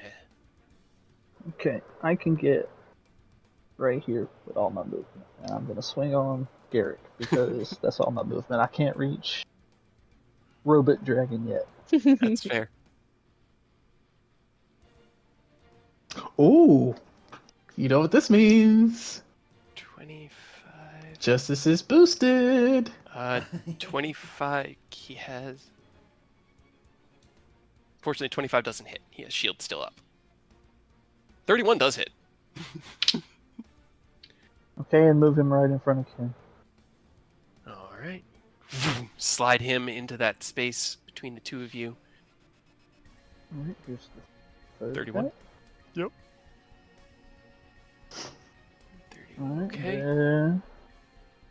As flurry you of blows. hit with the second attack, you see him kind of reel back, and he reaches down, kind of puts one hand in the other, and there's an explosion of energy. And as he reaches his arms out, the energy coalesces around him, and he seems to have regained some hit points. God damn it. But I 25 don't does hit know now. what this is. Wait, 25 hits? Son of a bitch. Now. Oh. Oh. Okay. Oh yeah. He's getting Ken knows what's up, so... Yeah, I know what's up. It is bullshit, but but I'm not as mad because I'll get it eventually. All right. So as the ring on his hand explodes, you strike out 2 more times, able to land 2 more blows. He is still up and going, though. Anything else you want to do? Nope, that was my 3 action attacks and my flurry of blows. So that's all I got. All right. Nicholas, it is your turn. How far away am I from all that? About 100 feet. all that. All that. 100 feet up. At the Oh end. wait. Did he shake the fear? Because he had a turn, right? So he should take another 4d10. He should, unless he passes his wisdom save, which at this point is now at a plus. That is a 13 on that wisdom save. That does not pass. So 4d10. Get on Nick. Get on Nick. From afar, make his boss kill him. Hoo-hoo. Whew. As he kind of Christ. daggers from Oni's hit, you see him look up past Ken. No, sir, I'm trying. I'm doing my no. And he kind of like reels into himself, and then he puts his other hand in his other hand. He kind of like switches the hands, and his other ring explodes. And recoalesces into that same kind of energy around him, and then revitalizes him. But yeah, definitely took damage from that one. Alrighty. My bad, Nick. I didn't mean to hijack. turn. I just remembered No, that you had that up and running. I'm glad you remembered. Yeah. Right, get him. Yeah, the cliff face that they're in with the cave is about 100 feet above you. Can I actually see him from here or no? You can see the cliffside, but you can't see them. The dust has dissipated enough that you can kind of make out the general shape of the mountainside, but you can't see the specific details of them aside from the flashes of energy from their attacks. Oh, now I'm in a hard spot. Do I go down and try and help them, or do I go up and then get immediately killed by a dragon? Hard decisions. know. How far? Follow your dreams. At least whatever's left. Dimension Door is a bonus action, right? No, it's an action. No, it's an action. Which one's the bonus action? That's the Misty Misty step. Step. And that's Misty not going to be step. far enough, is it? Yeah. No. 30 feet. No.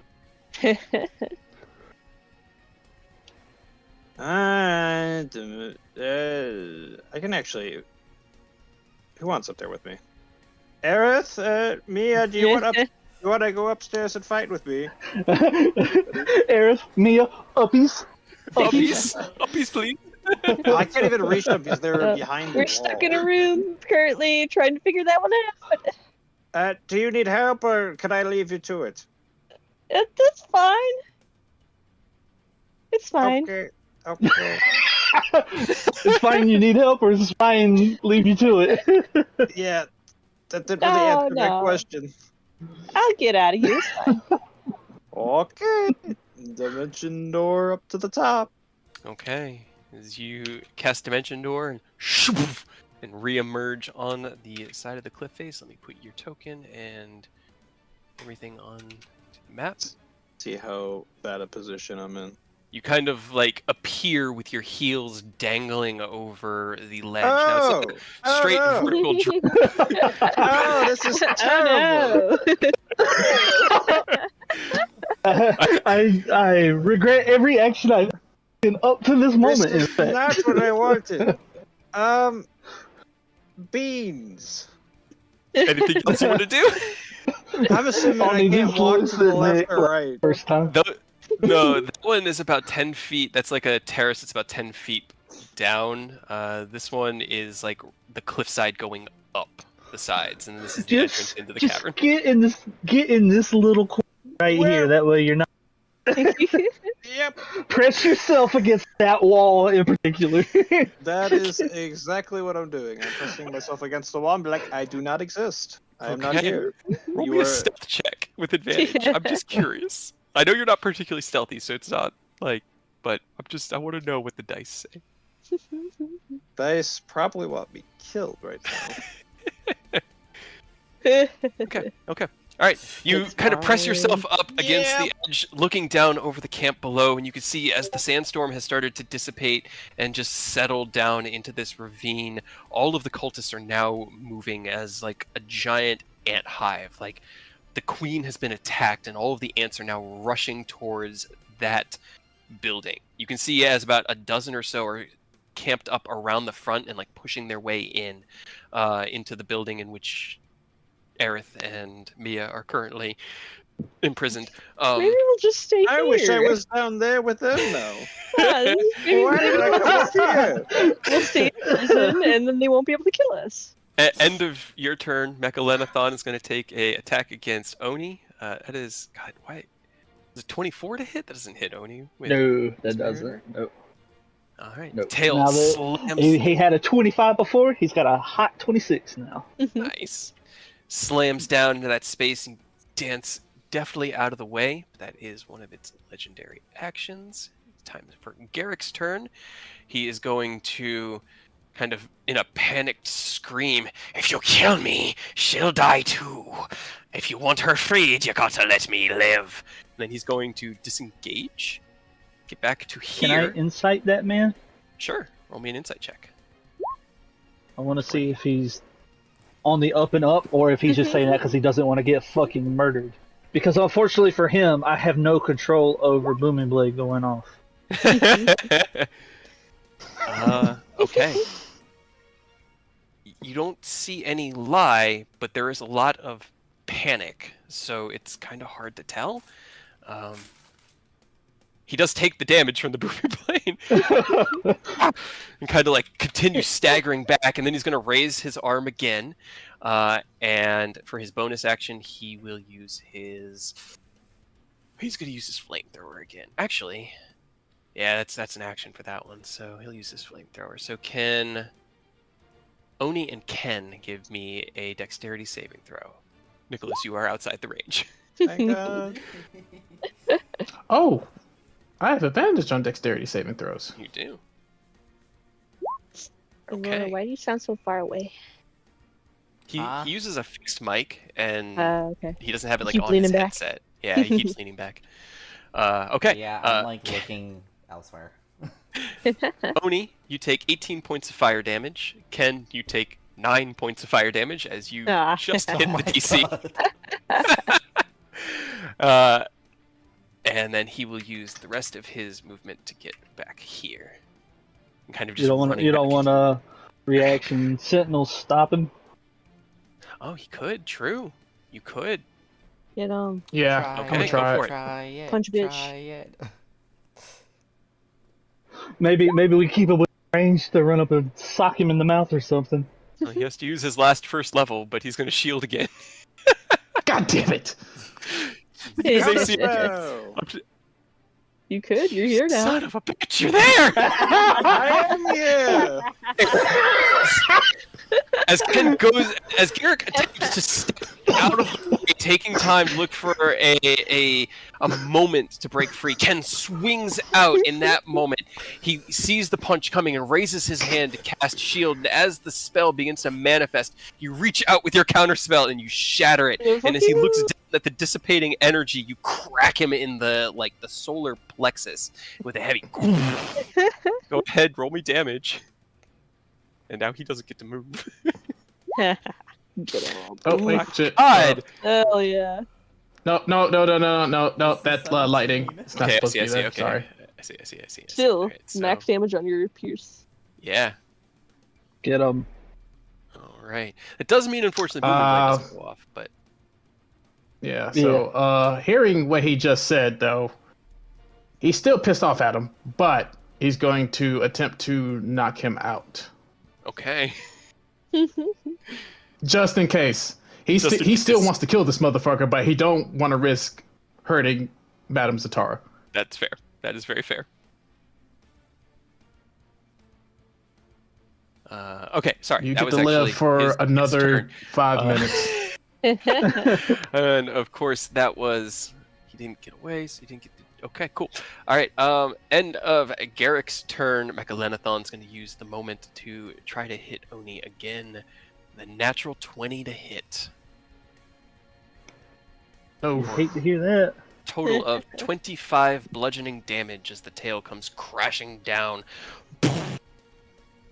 Kind of raise both arms in a minute. You manage to block it, but it digs you into the ground a little bit.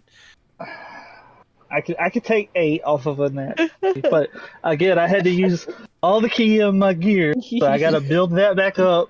So I gotta actually land punches. Garrick, you son of a bitch! Fuck you. This one is going to run over and pick up this thing. And then, so that's his action. 5, 20, 25. He's going to run to the ladder. This one's going to go here. Actually, hold on. He wouldn't have gone there. He's gone up the ladder to here, but they can't go any further than that. Oh, he can dash to here. He's going to just dash up onto the roof. That Don't one mind us, we're is just in Also prison. going to dash to here, coming up the roof, and this one you hear outside the door. You check on the prisoner. I'll take care of whatever's on the roof. We're already gone. Perfect crime. All right, and then I need to say, okay.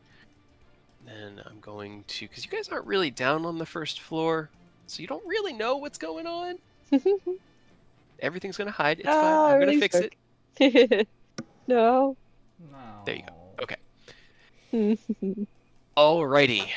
that is all of the cultists. They had to sprint to get up here. Aerith, it is your turn.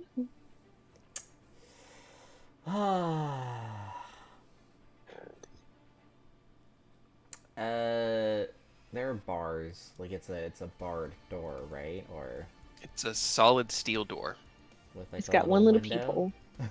Yep. It has like a slide window that was left open because that's what Mia used to get in. I'm gonna use Misty Step to move out. Okay. You appear in front of the cultist who was climbing off the ladder, kind of like, start, looks at you like, what? Boo. And I'll attack Butterfly Blade. That hits. Get on. Okay. And then Crack him with a butterfly. normal. That hits. Alright. That's my turn. Alright, as you appear, strike out twice, he takes both hits, staggering back against the wall, and then shouts down the ladder, "It's definitely the Wanderers of Starlight! Yeah! I'm guessing he saved his mother." Move No. up here. Okay. Ken, back on the other map. That's sad. No. What would you like to do, Ken? Alright, so he's gonna. I'm gonna try to Whack knock him. this fucker out. Whack him! Okay. Boom. 21 does. Actually. Oh. No, it does because you counterspelled his shield, so he Yep. doesn't have. Yeah. So as you swing in, his whole like left arm with the mechanical bits has had this like small generated shield, similar to yours, but it's not an arcane shield. It's more of like, honestly, his left arm is one of his cannons, and it's a tiny cannon mounted into his arm that also,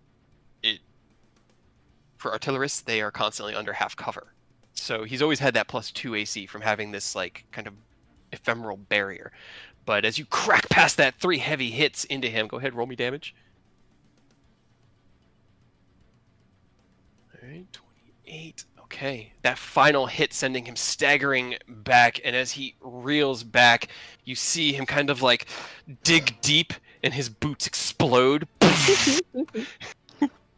And the energy from them surrounds around him and fills him once again with vigor, and he stands back up barefoot and gives you a very angry look. Son of a bitch! How many items do you have on you? You should know. You know how many they can Yeah. attune to. Yeah, it's fucker. We've Alright. detonated what? 4 so far? The cloak, 2 greens, and the boots. And his armor. Yeah, armor got So dispelled, but I think it's. we've gotten 5 of them then. So yeah, one- armor got dispelled, but because it was dispelled, it was also the first thing he broke his attunement to and sacrificed. Because he's not wearing his armor anymore; it's just gone. How many do you get? Is it 6 or 7 max? I think at max level, I think artificers get 6 items you can attune to. So you should have 1 more More. that he might be able to dig deep for. Probably more because obviously he's a higher up in the cult, so he's probably got tricks. So he's a bit of a rapscallion, as we've come to find out. So A little bit. All right. Well, I will also say they don't normally heal when it breaks. He is, so he is a rapscallion for sure. All right. End of his turn, Mechalenthon's going to use his last legendary action to try to hit Oni, and that is a 35 with the tail for 14 bludgeoning. it can. Well, you're just you're closest. He doesn't want to hit. He can't. My boy's a 10. I took 17. My bad. Okay. Okay. He's then going to, like, crawl forward with these heavy stomps, and then is going to claw at Ken and try to... Actually, first things first, he's going to use his Frightful Presence, so I need wisdom saving throws from the 3 of you. I think Oni's immune from fear. I'm immune, and you guys have advantage because you're within 30 feet of me. Hell yeah. So, advantage wisdom saves from Ken and Nicholas, please. Okay. At the- Only's just squinting at this big robot dragon like, you asshole. You son of a bitch. 24 saves. Can't scare. Fortunately, Uh-oh. Ken. Oh. 6 does not. Let's give him a 17. 17 plus 4 is a 21. Because it's 17 on the die, right? Yes. Yes. That is a 21. That does save. Hey, As yeah. the roar Not echoes scared of through no this dragon. chamber and radiates over the three of you, you steel yourselves for battle and are ready for what's about to happen. He lurches forward and then is going to bite at Oni with a 33 to hit. A 30. Sentinel strike? It's the dragon in the distance. Oh yeah, Oh, well no, okay. you're not in 5 feet of the dragon. Yeah. Okay, never How mind. much? So- How much is How that? much is going to be a total of 28, 23 piercing, 5 lightning. Jesus Christ. It then strikes out at Ken. 24 on the first hit. I don't think that hits you, Nope. right? No. Second one with the claw attack is a natural Nope. 20 for 17 Fuck. slashing, reduced down to 14 because it is slashing damage against your armor. Alright, so 14. Mm-hmm. All right. And with that, it's just going to square up against all of you and kind of lower its chest to the ground and just kind of get almost like on eye level with you all. Mia, it is your turn. Okay.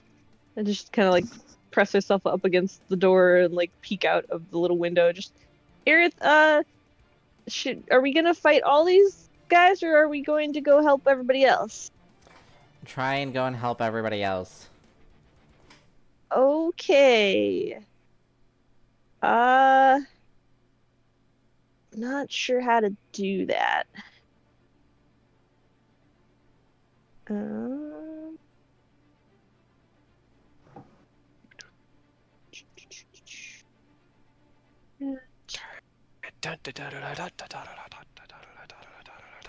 All right, can I see like out of this and then can I see out the window?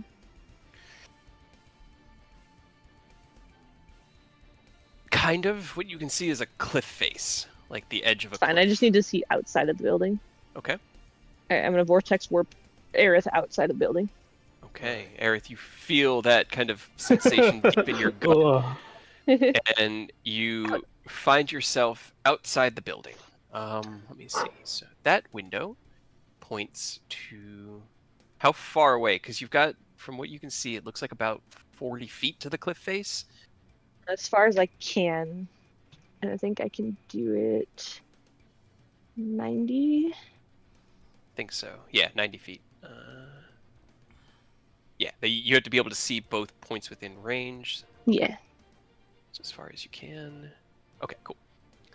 All right, Aerith, as you rematerialize, you find yourself on the side of a cliff face. You kind of like slide down the side a little bit and have to catch yourself in order to not fall down. You turn around, and you can see the tower is about 40 feet behind you.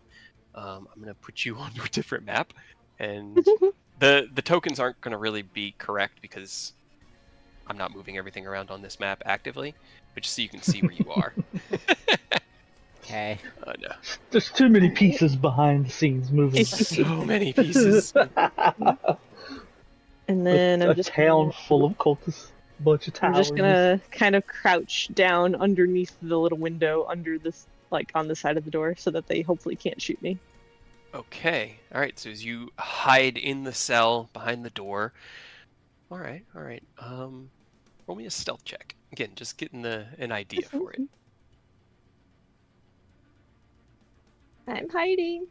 Okay. All right. Nicholas and Mia, two of a kind. All right.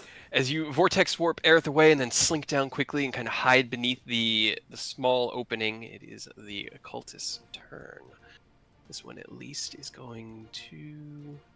He's behind Aerith. Aerith is now gone.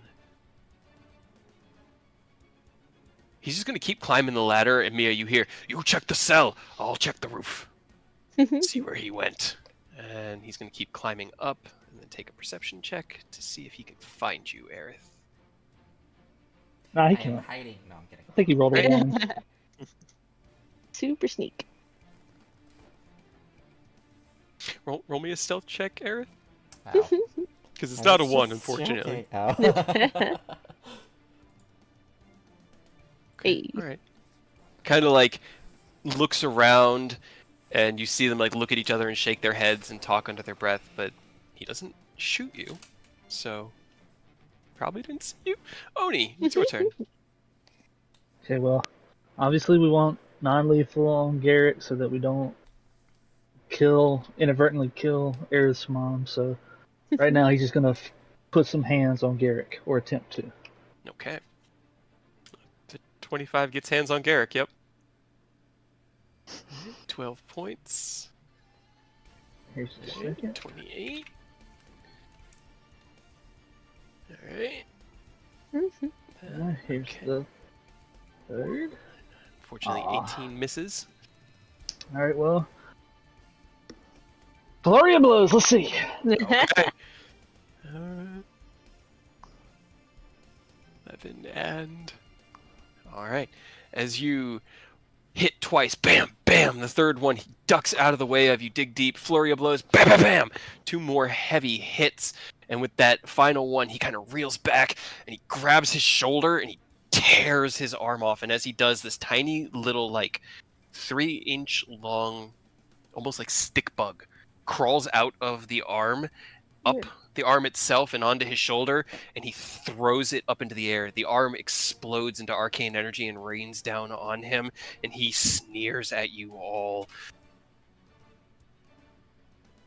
All right. Anything else you want to do? Nah. Hope for the best. Okay. Only gives Ken that that's the like end of his aim for the turn. bushes look. That's the end of his turn, doesn't he have to roll? It's not Garrick's turn yet. This is the beginning of It Garrick's was- turn. That was the end of Oni. Yeah. Gotcha. He keeps the keeps breaking the attunements so that he can make it through another round.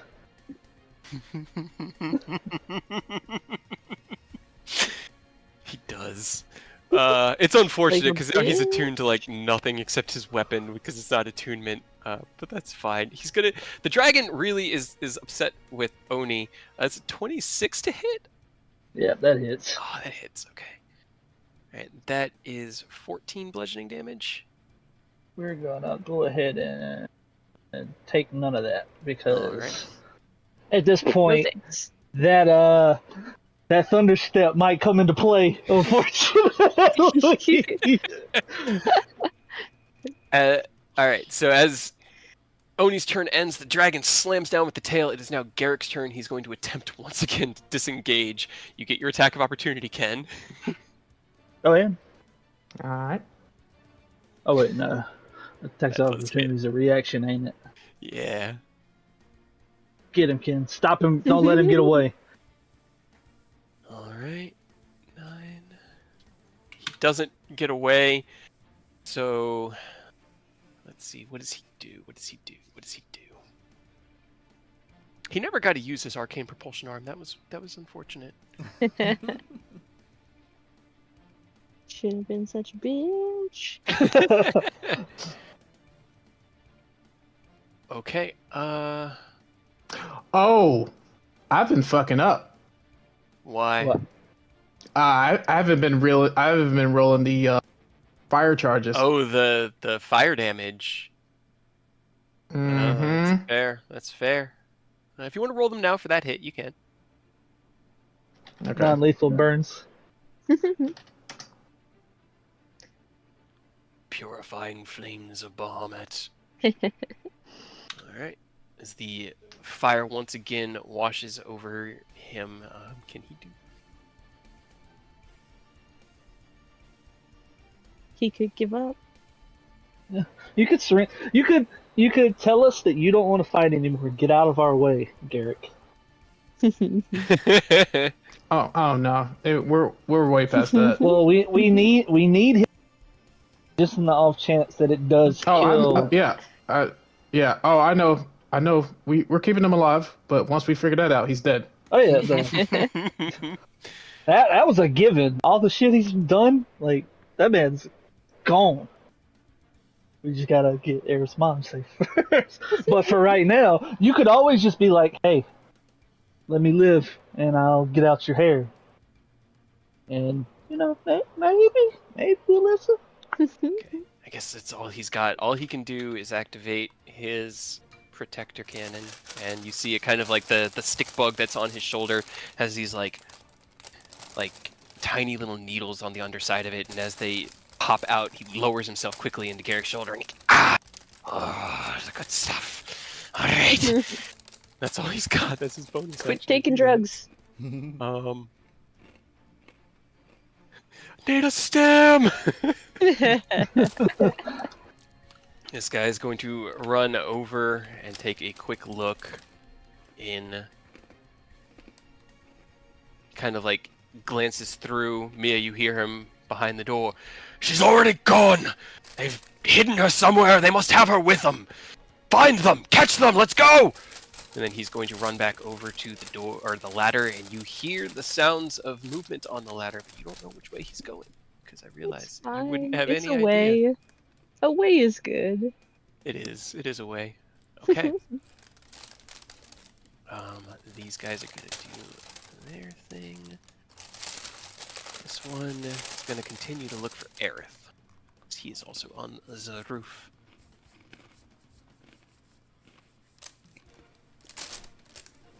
Aerith, you hear in the distance, I see him! On the cliffside! But it takes his action to spot you. You have been spotted, though. I did have a What would you way. like to do? I think this guy's loaded. Get him! I'm gonna get on my broom. That was the most fun bonus action. Like, I fucking loved it. That was hilarious. It was like, it had the same impact as a barbarian saying I would like to rage, Yep. but comedically, you know? Aerith style. I like to wave. Alright, what you got? I'm gonna get on my broom. Okay, you unsheath your broom and kind of saddle it beneath you using your action. The guys are about 60 feet above you, on a cliff face almost directly above you. I will try and get as close as I can. Okay, just for simplicity's sake. How fast my broom can fly. I typed in brooming. I think it's 60. Has a flying speed of 50. 50, okay, so then you would Almost be... then. I'll put you on the map, but you still... Oop, that's the wrong token. Nicholas, too. Yeah, right? But you still gotta go up about 10 feet before you're actually in the cave. But now everybody except for Mia is on that map. I'm You know. sorry, Mia. It's fine. Holy Jesus. That's right, you hadn't seen Mecha yet, had you? No. Yeah. As What you is he, fly a blue up, eyes fucking white dragon? What is this? it is just a mechanical drag. Here, I had some art that I found for it. It's very similar to the blue eyes. I'm going to show you what I was actually inspired by, and it's because it's an actual, like, it's not a transformer, but it is like a knockoff third-party transformer, but it's super cool, and it's what gave me the idea for this fight. Let me see, where did I send you? Send this copy. Look at the boy. Oh, hell yeah. It almost But- looks like a Zoid. right? Yeah. Here was the art that I pulled the token from. That's cool. So that is what you are staring at as you look out. Aerith, as you kind of crest up and can see its face just over the horizon of the cliff edge, you also recognize it. The memories of the Night in Greenest are of the oldest of your adventure, and they are precious. And this dragon has definitely been prominent in a few of them as you look upon the transformed visage of Lenathon, Jaxathon's brother. Ooh, Jesus. Alrighty, but that is your movement. Let me see, where's my turn order? Ken, it is your turn. All right, let's keep the punches coming. 27 hits. Okay, and 46. Slash R 46. Okay, so 24. All right. As you swing out twice, the first attack going wide, the second attack kind of moving into an elbow strike as you close the gap and change your fighting style up to keep him, on his heels. You crack him in the neck and the blast of fire across his body. And as you reel back for the solar plexus hit, he lowers his hands and deflects it, or his one hand, and deflects it out of the way. Anything else you want to do?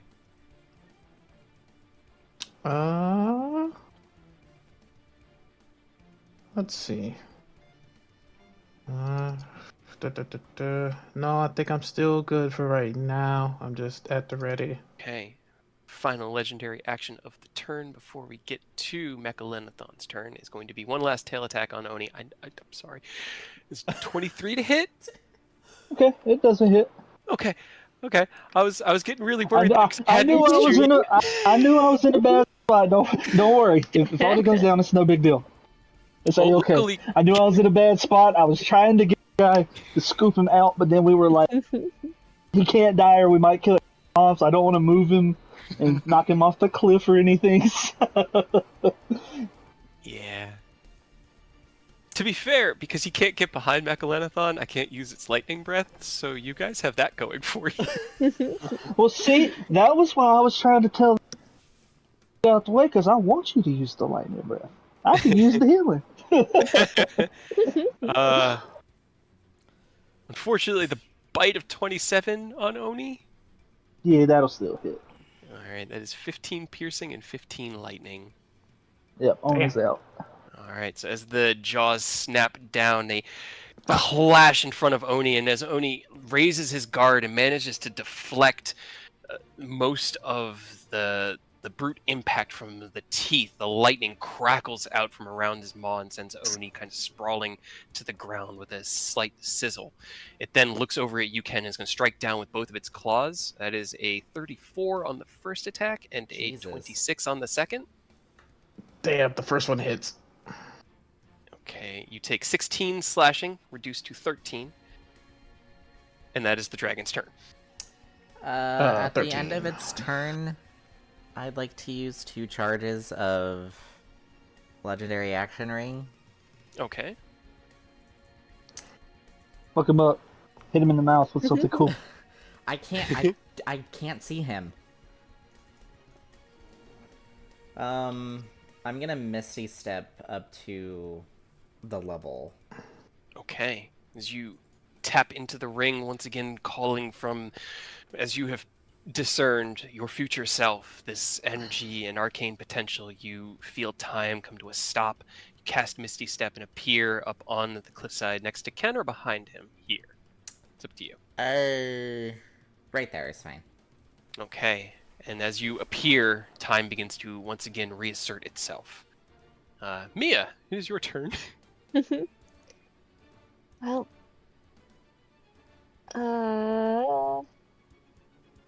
Get out of there, Mia. We can't see you, but we know you're in danger. Come on. guess. Well, maybe the loud will attract them here and not over to where I'm going. So, same thing. I'll look out the window, and then I'm gonna try to thunder step my way out as far as I can. Okay, so you're going out the same Yeah. gap. Okay, in the same direction Aerith went? Yep. Alright, Thunder Step is... Only one I can see. So 90? Yes.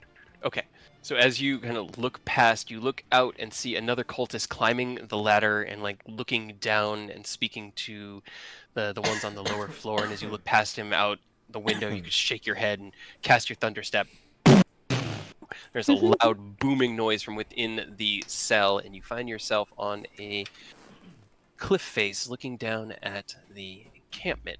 You kind of have to like catch yourself deftly on the cliff wall. Yep. And then slide I'll down use a my little bit. 35 to fly straight up 35 feet. Okay, fly up 35 feet, and then just because you'll be about 25 feet below the lip, but I'm gonna put everyone on here so that we're all here. Right? It's a lot smaller than I thought it was. Okay. It's a small cave. He's just chilling in this tiny little cave. So Mia is about 25 feet down and right there. Anything on your bonus action?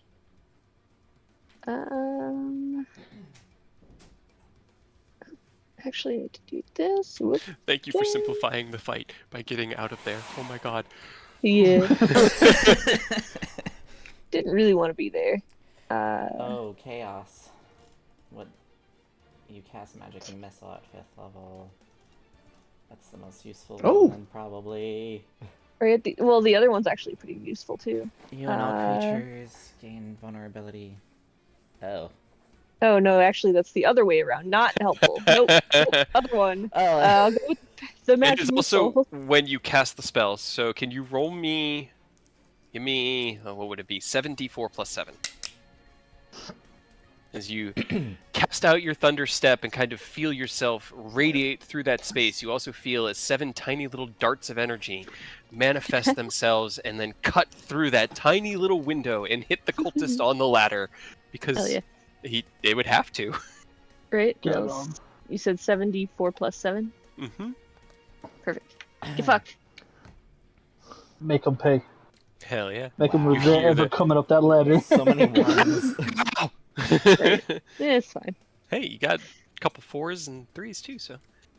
As you close the gap and then fly up, you feel good knowing that you probably took about a quarter of some random cultist hit points out with that cast. Hell yeah. And then I don't think I really have anything from the bonus action. So... Alrighty. Oni, it is your turn. Alright, let's do a death save. I haven't done this in a while. I know. Yeah. Oh Do I boy. need to do this to DM? I don't remember how we do it. Yeah, Please we do. usually do I it in much secret. prefer Yeah. Yeah. Okay. It makes it more awful. intense. Harrowing. Jeez. Okay. Got it. Alright. Garrick's turn.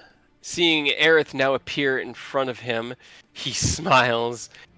Kill me, kill your mother, young whelp. You willing to take that risk? And he's going to try to dance away again. You could make your attack of opportunity, Ken. Still hits. Stop moving, fuckface. Kid's like, no, you're not going. Good, roll me damage. Okay, and you're... Okay. As you once again crack him in the head as he tries to backpedal away, he looks at you and goes, "You really want her to die, don't you? Well, I guess if that's your choice."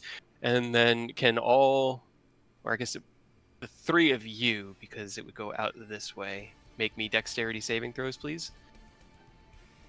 As he's once again going it's to use his non-lethal. flamethrower. Oh, okay. Yeah, it's Garrick's hitting Oh, you wait. guys. Oh, fuck. Yeah. It's fine. Barrett's got the HP. He can tank it. And he's also hitting me? Mia. Yeah, Nicholas. Nicholas? Not Mia. Yeah. Just Nicholas. Yeah, It's a I'm 15-foot 25 cone. feet down. Oh, Nicholas okay. is I'm just at the edge of the range. Probably. Let's hope all those potions came in handy. Okay. Let's see.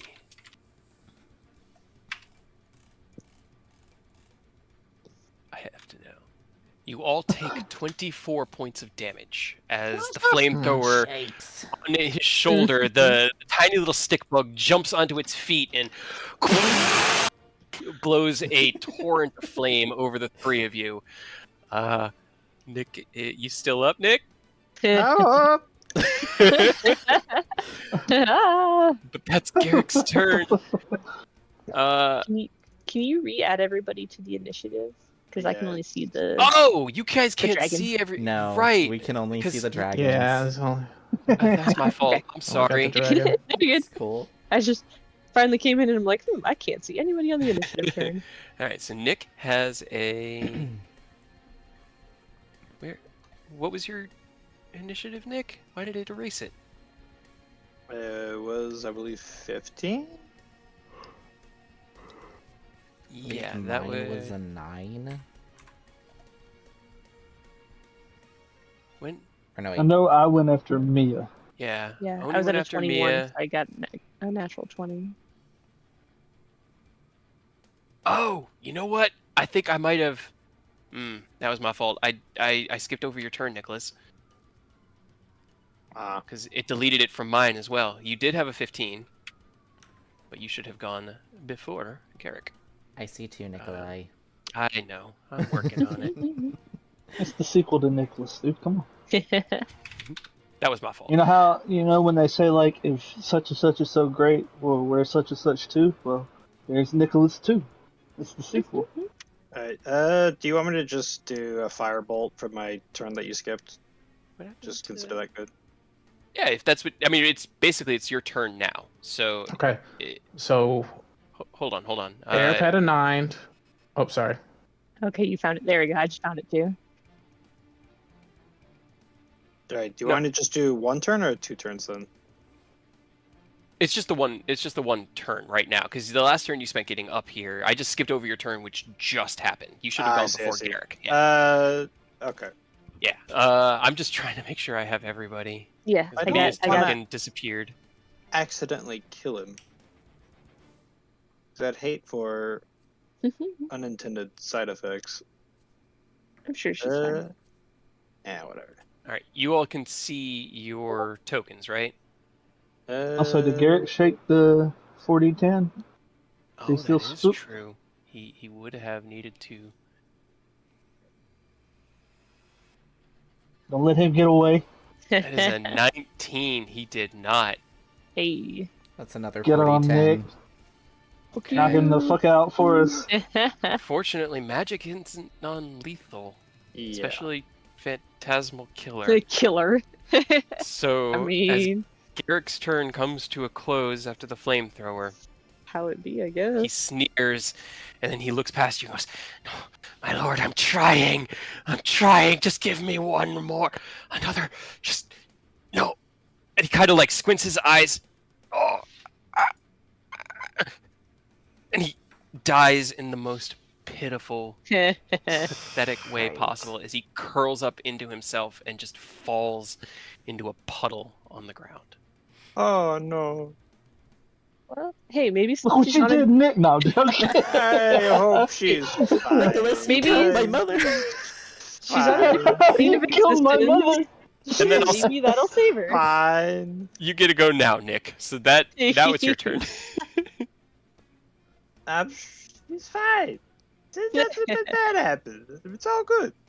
His eyes are X's. He's dead. No. You're just sleeping. You're just sleeping. It's just a little sleepy. You're just a little eepy right now. Alright, let's see how good his intelligence save is. The So, dragons? Yes. I gotta upcast it. Stop. Over there. Go back. All right. That is a 23 on his intelligence save.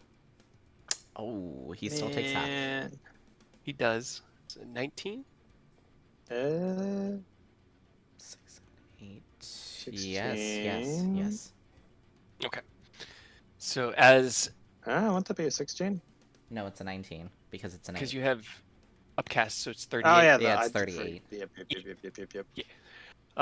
As Didn't read good. Garrick Darkhenet, the former Blue Worm Speaker and current, or actually also former Dark Artificer, falls to the ground in a slump of broken equipment and dreams. Mecha squares itself up and roars at you. You turn and attempt to release the psychic lance against its mind, only to find a similar kind of encasement protecting it, and it resists the spell's effect. Oni is unconscious, right? Yes. Oni is unconscious. Nine. Can I shove him my way? Just drag his corpse across the ground. How far can you push or shove? 10. Probably where it 5? is. 5. It's either 5 or 10 feet. 5 I think feet. it's 5. I think it's 5 feet. And unfortunately, slide him underneath Aerith. he can't end his turn in the same same that square sucks. as someone else. So That's fine. okay. Just get some grease. Get a I'm little sorry, soap, Oni. something slippery, and just slide him around. End of Nicholas's turn. Mecha Lenathon is going to tail attack at Ken. That is a 29 to hit. For 15 bludgeoning. I assume a 29 hit, right? Is he muted? Are you muted, Kim? You might be muted.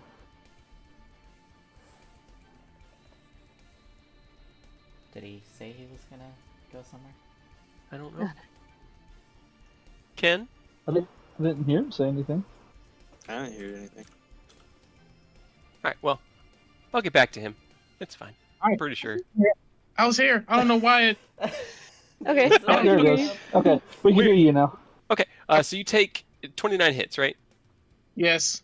Alright, you take a total of 12 points of bludgeoning damage as the tail swings around and slams into your body. You block it with your armor, but the damage still gets through.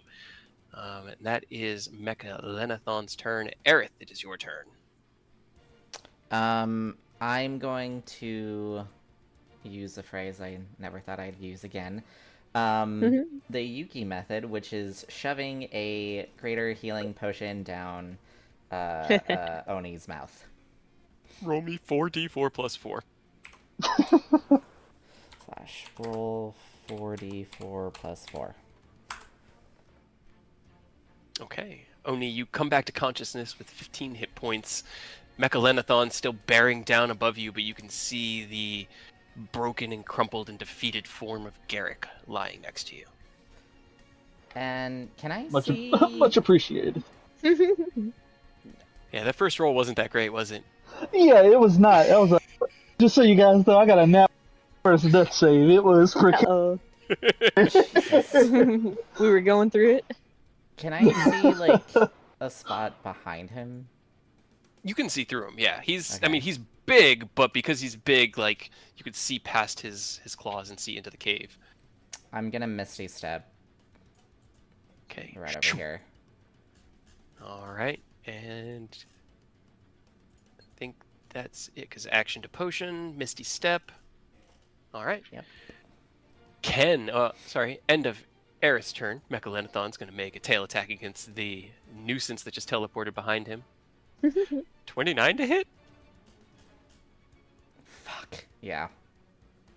You take 18 bludgeoning damage as the tail slams into your body.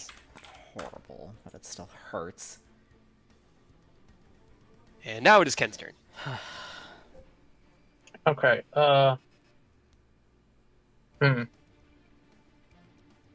Still hasted. So probably a dumb question. Dragon slaying effect is in play. Yes. This is 100% a dragon. Yep.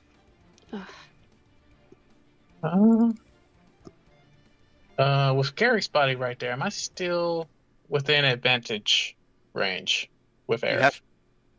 But you would have to move forward. Yeah, because I'll you'd have just to be step in on his melee. corpse.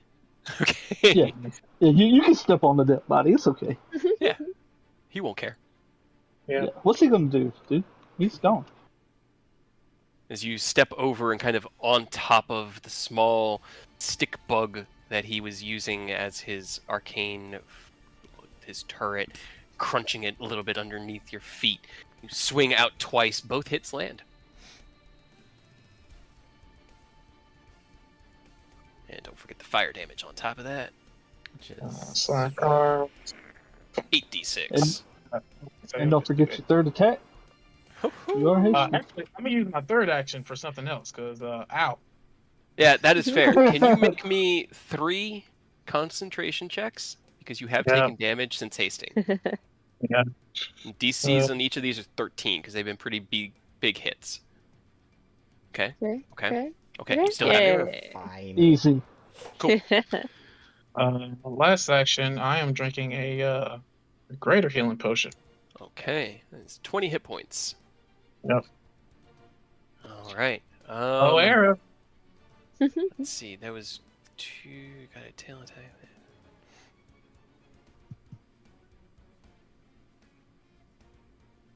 Yeah, I used all his legendaries. Okay. Alright, then getting around to his turn. Oh boy, oh boy. This is why I moved. Right? What's the worst that could happen? And it's like the cave itself is only about 40 feet tall. It's a pretty big cave, which is why he's denning in here. But it's not enough that he can like really get up and fly around. You get a little bit in the air, but not much. That's great. He's going to turn around. I fucking knew it. You're the easiest thing to knock out of the way. Natural 20 on the bite. Oh my god. Natural 1 on the first claw. Okay. 30 well, on the better. second claw. I don't have silvery barbs. I do, but I'm not there yet. I believe I have it. 1 second. Yes, I do, and I have a spell slot for it. You may want to use it. Yes, I will be using it. Okay. Rerolling the bite. 22 to hit on the bite. Okay, what Hell was yeah. the second attack? It was a natural 20 and then a natural 1, Okay, and then the final one was a 30. so the final one still hits me. Okay, so you take 15 slashing damage from that final attack. But that's good, because a nat 20 on a bite, that's the one that has the lightning damage and the other part. Yeah. Yo. I rolled so well too. No. No, I got really it's worried. not allowed. Yeah, but that is his wombo combo. Mia, it is Legendary your turn. action. Okay, one more for Aerith. What you got? Would I be able to use like Butterfly Blade or Booming Blade? It's a spell. You can if you use 2 charges. How far is Kona Cold? 60 feet? 90 feet? 60 feet? Big. Big. Damn.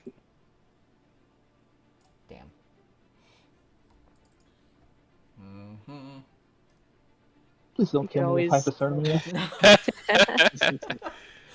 You might be able to angle it upward since he's so big. That's true.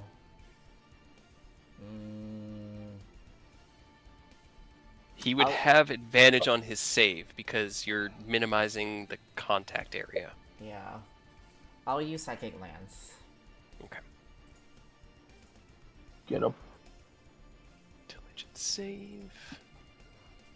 What is your spell save DC? 21. He rolled a 21. Son of I a bitch. don't like how you said it. He doesn't. It's not even proficient. He's just got the smarts. You cast out your psychic lance towards its mind, and as it hits, it's more of like talking to a computer than it is a living creature, and you don't quite know how to disrupt that internal thought processes that cause the stun. It still does half damage, but Yep. all right. Anything else you want to do? Oh, I guess that was your legendary. So yeah, that was it. Mia, it is your turn. All right. I'm going to shoot up my full 35 feet of movement so I can Okay. see what the hell is happening. All right. And Everything's on fire. Everything Yeah. hurts. Right? No. Everything was Fire, going great. lightning. Nick's over there fighting for his life. Nick's singed and kind of like pressed against the wall, breathing heavily.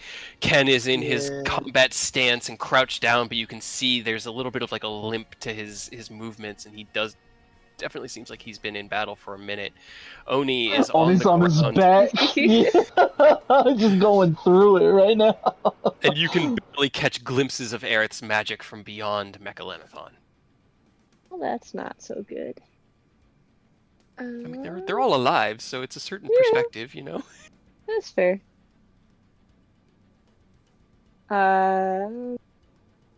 Would I be able to place something like here and help give advantage? What are you placing? I would like to use my new spell and summon my friend to come help. Okay. This. at 6th level. Ooh. Summon Draconic Spirit. Alright, as Mia takes out, I'm guessing this is what the charm Ken made Yep. was for. Okay. As Mia takes out the small engraved piece of platinum that Ken had made for her the night before and kind of holds it to her chest, she casts out this spell 60 feet, so it's right there. I'm just going to use the same art one. It's just going to be small because that's what it looks like, right? Essentially, yeah, it's a large dragon. You gotta pick what type. Yeah, well, it will be as close as she can make it to a platinum dragon. Okay, all right. Uses the Draconic Spirit stat block. Okay. And you did it at 6th level? Yep.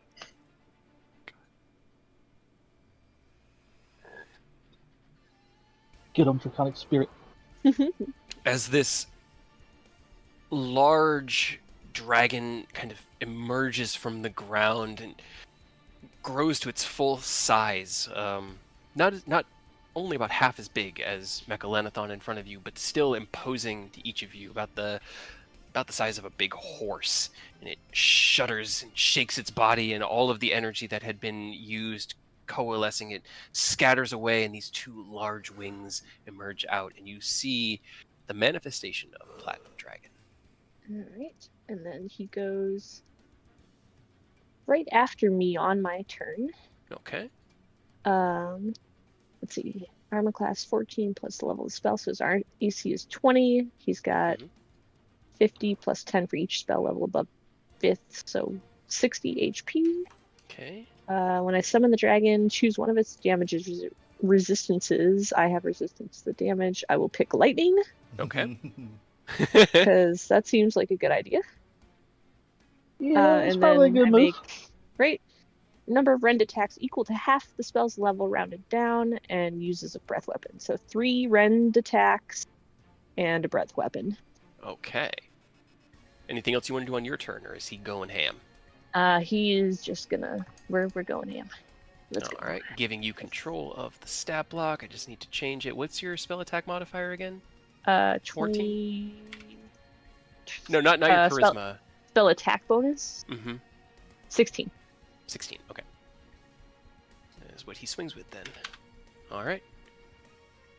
You cast out your Draconic Spirit, forming this large creation within the space. I think you were actually aiming for there, so you could get advantage, right? Yes. Okay. All right. What's he doing? Said I have. There we go. Access. Trying to press buttons.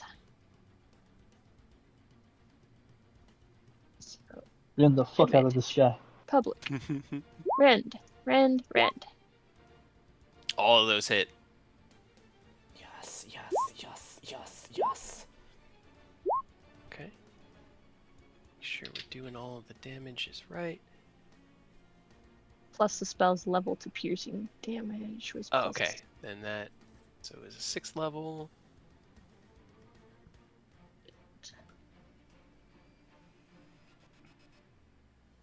You just tack on a hot 18 to that damage already. Yeah. Okay. Alright, so that is 9, 15, 24, 18, 42 points of damage from the rending dragon as it rises up and strikes out. Is he using his dragon breath? Yes. Okay. And the dragon breath. Dragon breath. Unfortunately, if he has resistance to lightning, his dragon breath is also lightning, and this dragon is immune to lightning, so. While the burst of energy crackles out and across Mechalenethon, it doesn't seem to affect him. Of a type. Do I get to choose like one of the other types, or? It just You says choose one a creature takes 2d6 damage of a type this dragon has resistance to. Yeah. Your choice on a failed So you choose. save. Yeah. You choose the But they type have, when you make him. Well, I choose one of the types that I get to be resistant to. It says when you summon the dragon, choose one of its damage resistances. You have resistance to the chosen damage type until the spell ends. Okay. Yeah, you're right. So okay. you, as the caster, have resistance to the damage type. Yeah, but I think for the breath weapon, I get to choose one of the other ones if I want to. Okay. What type do you want to make it? I will make it cold. Okay. So as the cold breath comes out, he does roll a 24 on his dexterity save, so he does take half damage. But he is affected by it. Cool. All right. Anything else for you in the spirit? Nope. All right. End of your turn. The dragon is going to beat its wings, and I need Oni, Ken, Aerith, and the dragon to all make me dexterity saving throws as it attempts to back up. Damn it.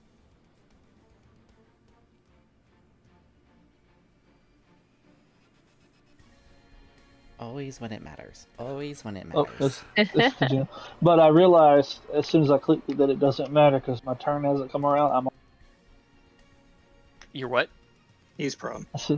Yeah, but I realized after I clicked it, not only that it was to GM still from the death save, but I haven't got my turn yet, so I'm already prone. So, like, I wouldn't even be... I'm already prone. I'm extra prone now, I guess. It still, unfortunately, does damage as well. So... I mean, I was going to take damage regardless, unfortunately. Yeah. Okay, so let's see. Draconic Spirit, did I get one for him too?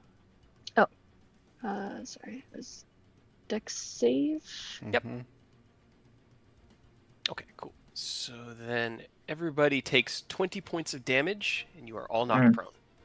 Yeah, and Oni's unconscious again. God damn it. Even if I had passed, I would have 5 HP, unfortunately. But I don't think I could have passed because I would have had disadvantage because I'm already prone. It is now Oni's turn, I'm sorry. Oh, no. Such a dick move. I feel so bad. I just turned the GM off. Now I gotta turn it back on. Maybe you'll roll a 20. Maybe the 2 ones in a row you've rolled have been a good side. I mean, not, but... Unfortunately, it was not a 20, but... No. It wasn't as bad as it could have been. Nicholas, it is your turn. As you see within the cave, the dragon beats its heavy wings and your allies are knocked prone into the ground. It kind of retreats further into the cave, keeping all of you in front of it. What are you doing? Oh, shit. I'm going to pop a potion. Mouth. Get Oni back up. Yeah, have a greater. Alright, so it's 4d4 plus 4. Ping pong. That's a dragon fight. This is how the dragon fights go. And hide in the corner, so he can't hit me. I gotta roll a con save for haste. You do. No. You're good. Yay. Okay. Yeah. You basically have to nap to lose haste, though. Our boy's con out of his mind over here. How much healing did Oni get, Nicholas? You gotta roll it. It's your potion. Oh, you're right. I do have to. You said 44 plus 4. Yep. Slash roll 44 plus 4. All 4s. Oh, well. Hey, it looks 16? back up to 16. I'm 1 point higher than I was. Yep. Oni just opens his eyes so you hear a... Anything else, Nick? I moved to cover. And that's all. Aerith, it is your turn. Sorry. I'm going to move, or I'm gonna get up.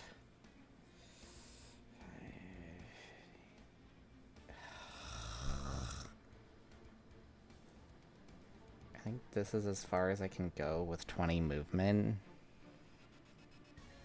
Yep.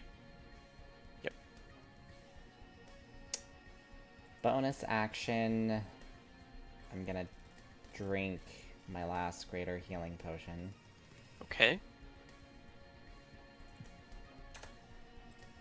So that's... Yeah, it's really putting in work with those AoE moves in the little cell, though.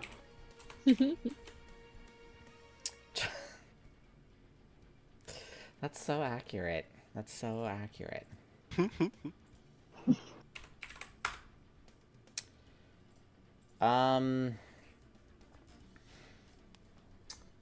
I will Booming Blade and extra attack it. Okay. Just imagine what Garrett could have done if he'd had range like an artillerist really needs. It was like worst case scenario for him when he got jumped. Right? 29 I hits, didn't yeah. really want to like leave. I was like, ah, fuck. 24 damage, okay. 27 hits. 18, alright. As you close the gap next to the Draconic Spirit, who's working on picking himself up at the moment, you slide in next to the large mechanical Lenathon and strike out twice against it, your booming blade radiating against its Can I also forearm. use a charge of Truth of Bahamut? Sure. It's a 46 for a charge? Was that? I gave you the... I need to pull it up then. Ooh. I don't remember which I chat know. it was in. Where are my non...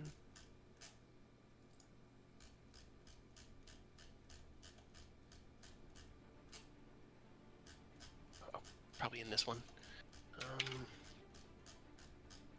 See who finds it first.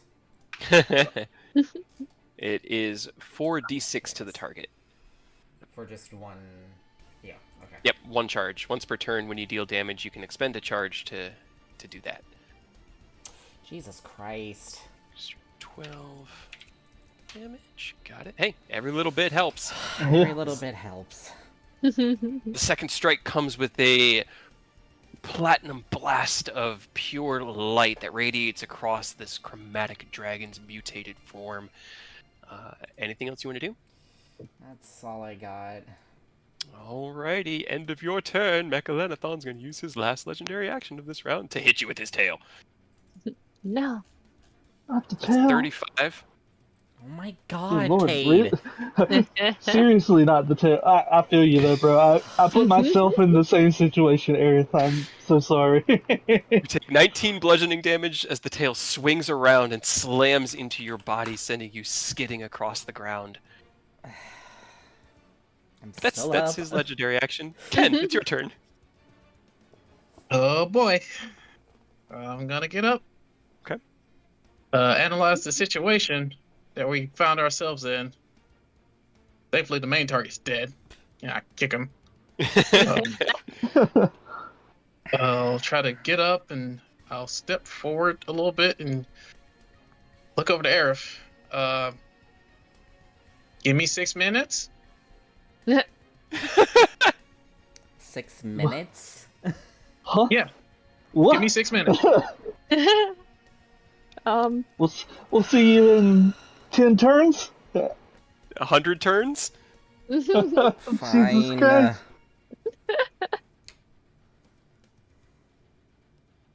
Yep. Gonna push the button. Oh, no. Okay. I didn't want to, but like, Oni's knocked out. Everyone's like, I'm up. half No, health I'm or up. below half I'm health. fine. He's We got, awake. like- He's just on the ground. Yeah. Yeah, we got a small I am, contingent. but I'm okay. But Yeah. if Oni's factored into you, you don't have to risk your life. But if you want to push it, feel free. But Well, don't feel like Oni's to I can nuke this control it motherfucker. somewhat now. I know not to push super hard. But like I know the formula now, so I'm not like doing the full 10 minutes plus Vanguard abilities. That's how I was like, yeah, just give me like 6 minutes. Alright. Is that what you're doing? That's what he's doing. I want to, but I don't want to just. Give us one 'Cause- more round then. Okay, yeah, one more round. I'll just. All right, I'm still See hasted. how So everybody's feeling. What yeah, people are looking I'll like. just gotta go in, get in the melee, punch, and then drink a potion again. Okay. All right, normal. On some real levels, Lunch. I know it's probably worst case scenario to have to go in the Dragon Trainer thing, but think of how dope it will be if he has to, because it's literally Godzilla versus Mecha Godzilla. It is. Oh my god. 27 hits. Okay. Booming Blade.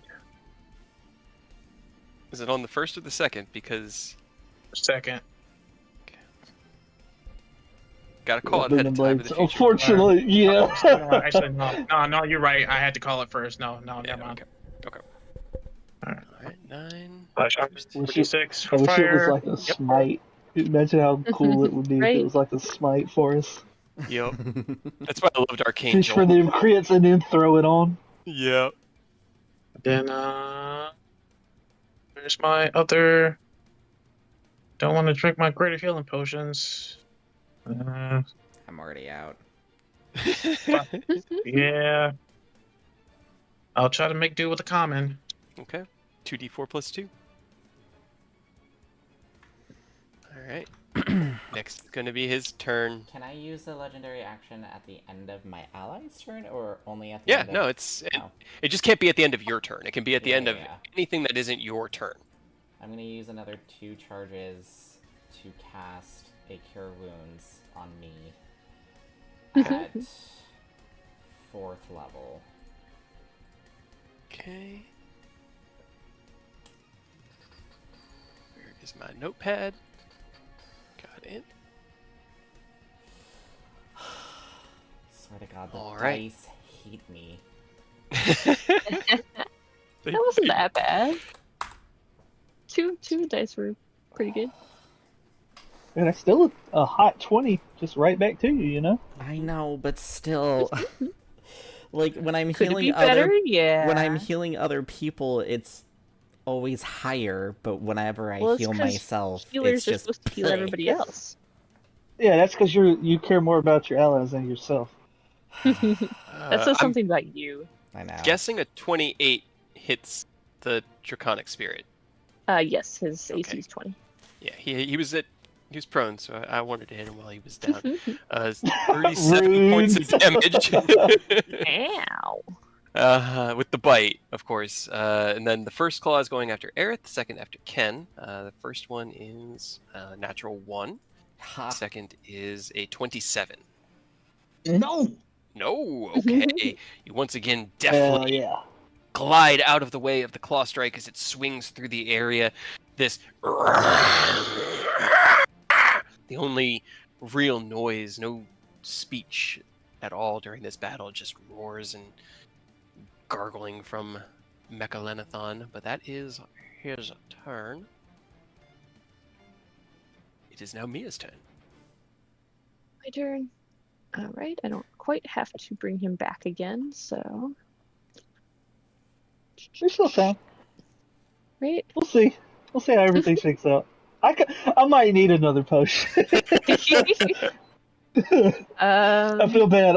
Always like I owe you guys like 10 platinum at least at this point. Yeah, I mean, I could drop one by you if that No. doesn't action, but... No. I just meant there's always room for me to go down one more time. Nah, you're fine. Okay. Then I will... Charges... I got just enough to do one more. I'm gonna throw a fireball and fireball his butt so that I don't hit anybody else. Okay. Roast him. Let's see, where is my... Fireball. This is a 9. Nice. Sorry, I forgot his advantage, but that's still only a 17 on his save, No. so he does Still a not fail. save. Yeah. Yeah. You! The That's what we brilliant like to Jesus. do. Fireball. point of red light soars through and then engulfs the back end of this cave. The flames lick up the whole side of the cavern and kind of fill it, and for a moment you're all hit with this burst of extremely hot air, like opening an oven that had been sitting at 600 degrees. The dragon definitely did not enjoy That one, 45 points of damage. As the flames roar across, you can see the metal heating up and searing into what's left of the skin beneath. It roars out in pain and looks towards the source of this new disturbance. Good, because I don't like what you're doing either. And then my Draconic Spirit will get up Wait a minute. and get him. Metal Okay. parts. I forgot about that. Interesting. Hmm? Oh, I was just making some observations. I know what you're thinking. Heat metal this whole motherfucker. He has 60-foot fly, so can I get over here so that I can flank with Aerith again? Yeah. That for advantage. Yeah, all three of those hit. As the spirit kind of lowers itself to the ground and Ooh, nice rolls. like a charging cat Good. moves across the field, tucking its wings in and kind of sliding around to the backside. It rears up and strikes out 3 times at Mechalenethon. 536, and then he needs to make another. There it is. That is a 22. That I think that Just like hits? just needs. All right. Yeah. So half on a fail, so another 5 points of cold damage. All right. Anything else on your turn? I'm just gonna move over to Oni so that hopefully I can try to help him if he gets knocked down again.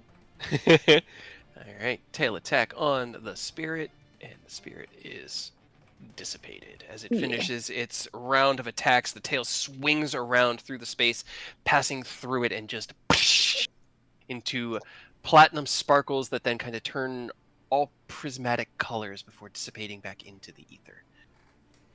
But that's his legendary action, so then that gets us to Oni's turn.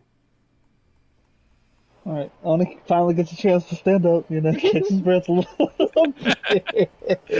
He's just like, oh, I hate dragons. Why do they have to be dragons? Alright, so Always dragons. He is definitely showing the damage from the battle. Parts of the armor have begun to chip away and break. There's this kind of strange bluish radiant blood that's dripping from a few points beneath his mechanical armor. So you're making progress. alright, so first thing, bonus action, I'm gonna second win. Okay. Hey. Nice. Nice. It's like Much 24, better. right? Well, it's 21. But I'll okay. take it. Yeah, he's somewhat dipped, but hell yeah. Okay, and then one of my actions, I'm gonna spend 2 key points to also heal. For I don't remember as my was or not. But I 10. can't reach him regardless. Let's see. Yep, it's plus proficiency. So yep. Get another 10 back, so I'm not quite on the cusp of death. Hell yeah. That's much better. Yeah, 5, 2. I can only get like about right here. Okay. And that's really my turn because it uses the action. Quick thing. Okay. End of your turn. Mechalenethon is going to use his second legendary action to try to hit Aerith with his tail. No, fuck off. It's a 32 to hit for 13 bludgeoning damage.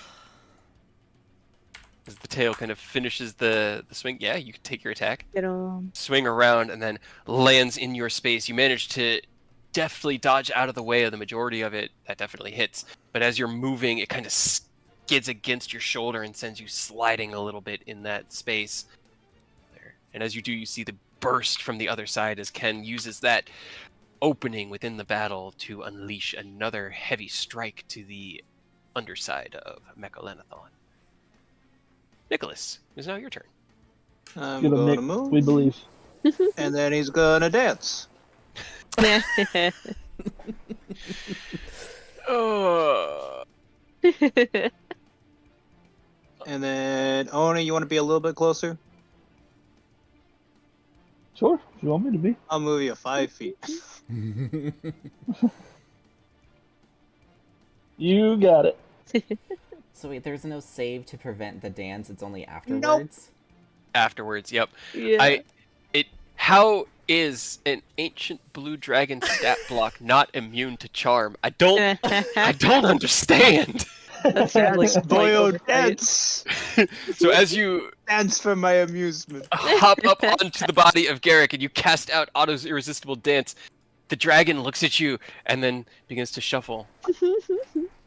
And then it spins, and it's just sort of doing the truffle shuffle in place right now. And then, do I have to stay within the 30 feet range, or I could now move out of it? No, you don't need to stay within that You range. just need to concentrate on it. Alright, goodbye. Bye. Okay, end of Nick's turn. I am going to make one more tail attack because he has a plan, and Aerith's the only thing He that's not has in the plan. disadvantage. But now he has disadvantage on that tail attack. 24 to hit? Shield. Shield, okay. As the First tail time I once use again shield. swings around, kind of in cadence with this strange shuffling dance, you see it coming at you and raise your shield spell, and it deflects the tail out of the way. He's unable to hit you. Aerith, it is your turn. I'm going Get to cast haste. Okay. Gotta go fast. I still have 2 attacks. Chop chop. So, I'm Or I gonna guess stab, move. because it is a rapier. That's advantage, right? Yep. First attack is with Booming Blade. Okay. Can I What's also that? add Truth of Bahamut? Yeah, that one's like a smite. That one you Okay, can add okay, after you okay. hit. Yeah. Hey. Now that hits. Oh, so close. Right? Alright, 34, got it. Not enough And 20s. then, I know. And then, second one, normal with Truth. Okay, that hits. Alright, wow! Yeah. Another 32, nice. Alright, as you cast your haste spell, you slide around to the other side of the dragon as it's still kind of looking at the space you were just in. You utilize this extra speed to leap up and strike out with 2 quick jabs like into the weak spot of its neck. You feel as it punctures through the metallic exoskeleton, the armor around this creature, and into the soft flesh, and release the charges from Truth of Bahamut, which radiates around and out of it with this platinum light. It rears back in pain and is definitely not doing so hot. I still Drop have back down a to the ground. bonus action, right? Mhm. Can I take... Oh, I should have... Sorry, hold on. A healing pellet. You can. I believe That's those just were 5... Pop some drugs. 5 hit points. Yep, And then 5 temporary as well. yep, that's what it was. I'm As you also gonna reach into move your bag, diagonally for 10. the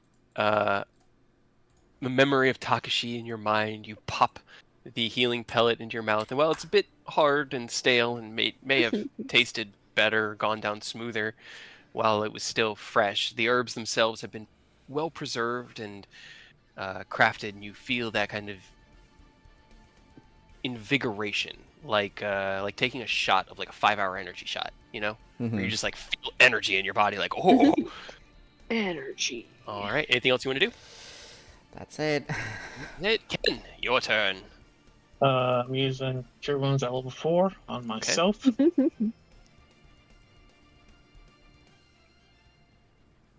That's what? 6.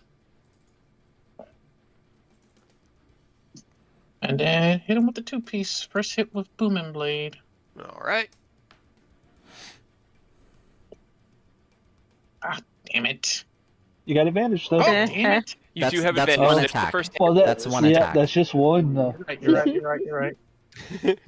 Just get a nat 20 to make up Yeah. for this on the second. Oh, so Aw. Hey, 29 is still pretty damn good and definitely will hit. Alright. And then Sure. the flames. 13, got it. Alright. I'm also going to use my bonus action to pop a pill. You're technically right there, Mia. That you were in a cliff face. Oh, This okay. is where you'd have to be if you were out like Yeah, Nick. yeah. Yeah. Well, I was up by Oni, so I guess I was right here. Oh, okay. Oh, That's, yep. That's it. alrighty. Ken, Oni, and Mia, please make me dexterity saving throws as I finally have thank you in a God. line. That's why I was, wanted to be. I wanted to be okay with it. I got my Yeah, reaction back. I've been dying to use this feature at least once, and I'm glad you're now dead to be able to get to it. Just do your worst, Kay. Let's see some numbers. Alright, so Just a Ken dex uses save. absorb elements. Oni's just letting it hit him, right? Yeah, I'm He's just finally gonna get an opportunity bathed into it. to guild ornament. Oh, Mia. Yeah, it's Okay. hot. Sun. As the I need a dex save from Ken. Absorb All right. elements only absorbs half of it. Oh, You I'm can at order it advantage if with you do well. dexterity saves because You are. K's. Hell yeah, dude. Unfortunately, a 19 doesn't save. Eh. So, as Mechalenethon rears back from this constant onslaught of attacks, the armor around beginning to chip and break and fall away, it roars in pain. Its eyes begin to shift from this like deep blue to almost like a red color, and it what's the right kind of like clenches its jaw up, and as it does, this My fire electrical and my sparks laser. start forming at either side and jumping across the maw of its mouth, and it and in a beam of pure lightning energy carves across this area. Ken, you have absorb elements, so you take half damage, and let's see. Is this its legendary action? No, this is just its action on its turn. Oh, on its turn. Oh. Okay. You take 48 points of lightning damage, Ken. Holy Oni, Okay. crap. what does your thing do? Okay, 43. It absorbs and gives me that damage as healing. So whatever it's about to give me, it's just heal. Oh hell yeah! All right. As you see Ken put up his absorb element shield and attempt to maneuver out of the way, the lightning crackles across him and through his body, and then snaps to Oni where the scaled ornament. the scaled ornament begins to glow with this platinum light that shifts to blue, and as it does, the lightning is absorbed into it and then changes back into a platinum light in almost a split second and passes into Oni, restoring and reinvigorating him. It then crackles past Oni and Mia. You take 96 points of lightning damage. Oh my god! God. Jesus Christ! I have guys- a question. Yeah? If it does, If I it don't does think it double your max, you're done. It has to take Double you your down max? to... So yeah, because okay, if you were at 2 hit points, this would kill you. But right. because it doesn't drop you down to negative Okay. 94, you're just unconscious. Okay. But you are Oh, unconscious. God. Yeah, absolutely. The dragon... we get cover. Good Lord, a 90, God 96. 96, yep. Nick, you don't need to be to any dragons ever again. Not a single one. Holy Did he fuck. save against the dance? Oh, that's true. He did, because he's going to use a legendary resistance to fucking resist it and end it. Because now he just can. Because he only rolled he rolled a 20 with advantage, so he's going to use his Legendary legendaries. action. I have a question, Cade. Okay. When I use one charge for an attack, do I get all 3 attacks? It's just one attack. Just one attack? Mm-hmm. Stop using your ring. we stopped Ken from new. You also have to kind of show some restraint a little bit. Fine, I won't use my ring. How many charges used? Is it bad yet? You'll find out afterwards. Yes. I'm gonna assume yes. That means it's bad. That means it's bad yet. Mia, can you make me a death save to the DM, please? Don't worry, Mia's gonna nat 20 because I nat 1. It just works that way. Oni, it is your turn. As you feel the electric energy kind of coursing through your body, this augmented dragon's breath now refueling He your is well entire above his being. HP. I think you could only heal to your max, but that's fine. Yeah. Okay, I'm gonna. Let's see. 10, okay, yeah. I'm gonna walk over here and let Nick know that I'm free action dropping a big potion for Mia. But since I'm at like max HP, I need to be trying to get the dragon's attention a little bit to give them a break. So I'm gonna drop whatever I'll drop a greater healing potion for her, so that he can give to her, and then I still have enough movement to get back into melee with this and help. Dropping supplies. Supplies. Bill's here. Resupply inbound. There's the soft tink, tink, tink as the bottle hits the ground and kind of rolls up against Mia. Awesome. Love to hear it. Love to hear 17 and an 18. Yep. That's a 2 and a 3. There we go. That's better. Aww. Oh, so close. Right. Okay, 11. Here. Second. Okay, that hits. That hits, okay. All right, and then obviously now that we're back in tip-top shape, flurry of blows. There we go. There we go. Yeah. Roll me damage. Do it again. Do it. No. I like the flip-flop to that. 42. Okay, they were both 21. That's pretty interesting. Right? As you drop the potion, like in one solid, like a suicide, you dart back, hit the ground, kind of slide, drop the potion, turn, and then dart back towards Mechalenethon. And as you make that first strike, it's just a little bit wide, but then you close into that gap. Boom! One heavy hit to its chest.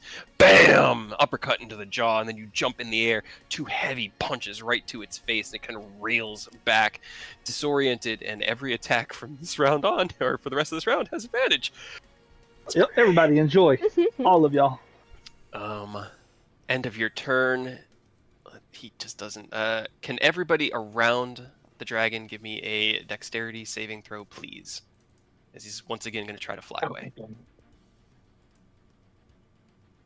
That was an advantage, but it was 29. It was a 29. Do you get So- to punch him to try to see if you can keep him here?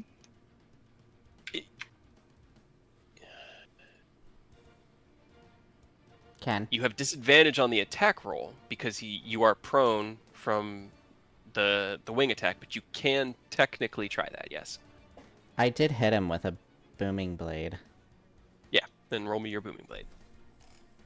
Do me and Aerith get a chance to swing at him? Well, 'Cause okay. he's Hold trying on, to hold fly on, hold on. away, right? Yeah, he is trying to fly. So let me do this. Okay, so Oni, you get your attack of opportunity. Aerith and Ken, you can both take attacks of opportunity at disadvantage as you're both knocked prone. Oni, you take 8 points of thunder damage, and Aerith and Ken, you both take 17. Or bludgeoning damage, sorry. Oh, bludgeoning, so Damn. that's 14 for me. Yes. You said how much? 17. 17. And you're prone.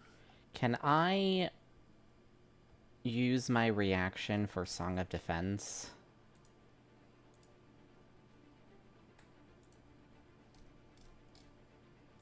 Yeah. As long as you don't attack. Yeah, if you choose not to do your attack of opportunity instead. I'll do that, yeah. Okay. I will sacrifice. It's my spell slot times 5. You'd have to do 3 would get it down to 2 damage. You'd have to do 4 to fully negate it. I'll do 3. That'll be my last third level. All right. 2 hit points or 2 hit points of damage remain. He's then going to fly. Actually, he doesn't really even leave Oni's attack radius. Kind of just goes up and over you. But I'll still give you the attack of opportunity because you rolled well.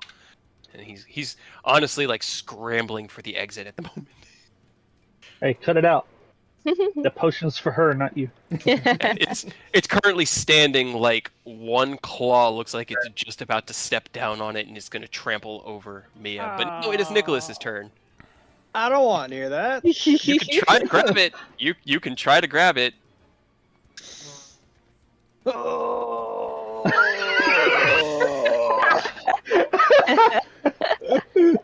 I'm going to telekinetically shove it closer with my bonus action. Okay. You reach out, and right before the dragon's claw can hit the ground, you grab the potion and tink, tink, tink, pull it 5 feet closer to yourself. Okay. And give it to Mia right in front of the dragon. Yeah, that'll work. 4d4 plus 4. Oh, I don't like it here.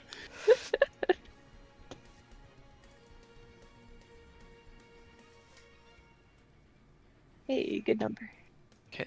I'm just a Mia- little guy. I ain't supposed to be. Yeah, you would a little gnome. This is me. Your whole body is still tingling, your hair kind of frizzy, and you look up and can see the dragon looking like it's about to step right over you. And you look over and see Nicholas looking very concerned at you. Hi, Nick. I don't think I have anything else. Any bonus Okay. action, Nick? I used my bonus action to get the potion closer. Oh, that's true. Okay, end of your turn. The new... let's see. Ooh, no. Okay, I'll be kind. He can stomp past the tiny gnome. He is going to use his tail attack on Oni though, which is a 33 to hit. Yep. All right, 22 points of bludgeoning damage as the tail, which looks more like it's whipping around just in a frenzy at the moment, cracks into your side and kind of sends you skidding before you can reassert your position. Aerith, it is your turn. I'm going to bonus action Misty Step Okay. right here. All right. Does that count as advantage or no? Unfortunately, you're not really No. flanking with Okay. anyone on that side, yeah. Attack Booming Blade. Okay.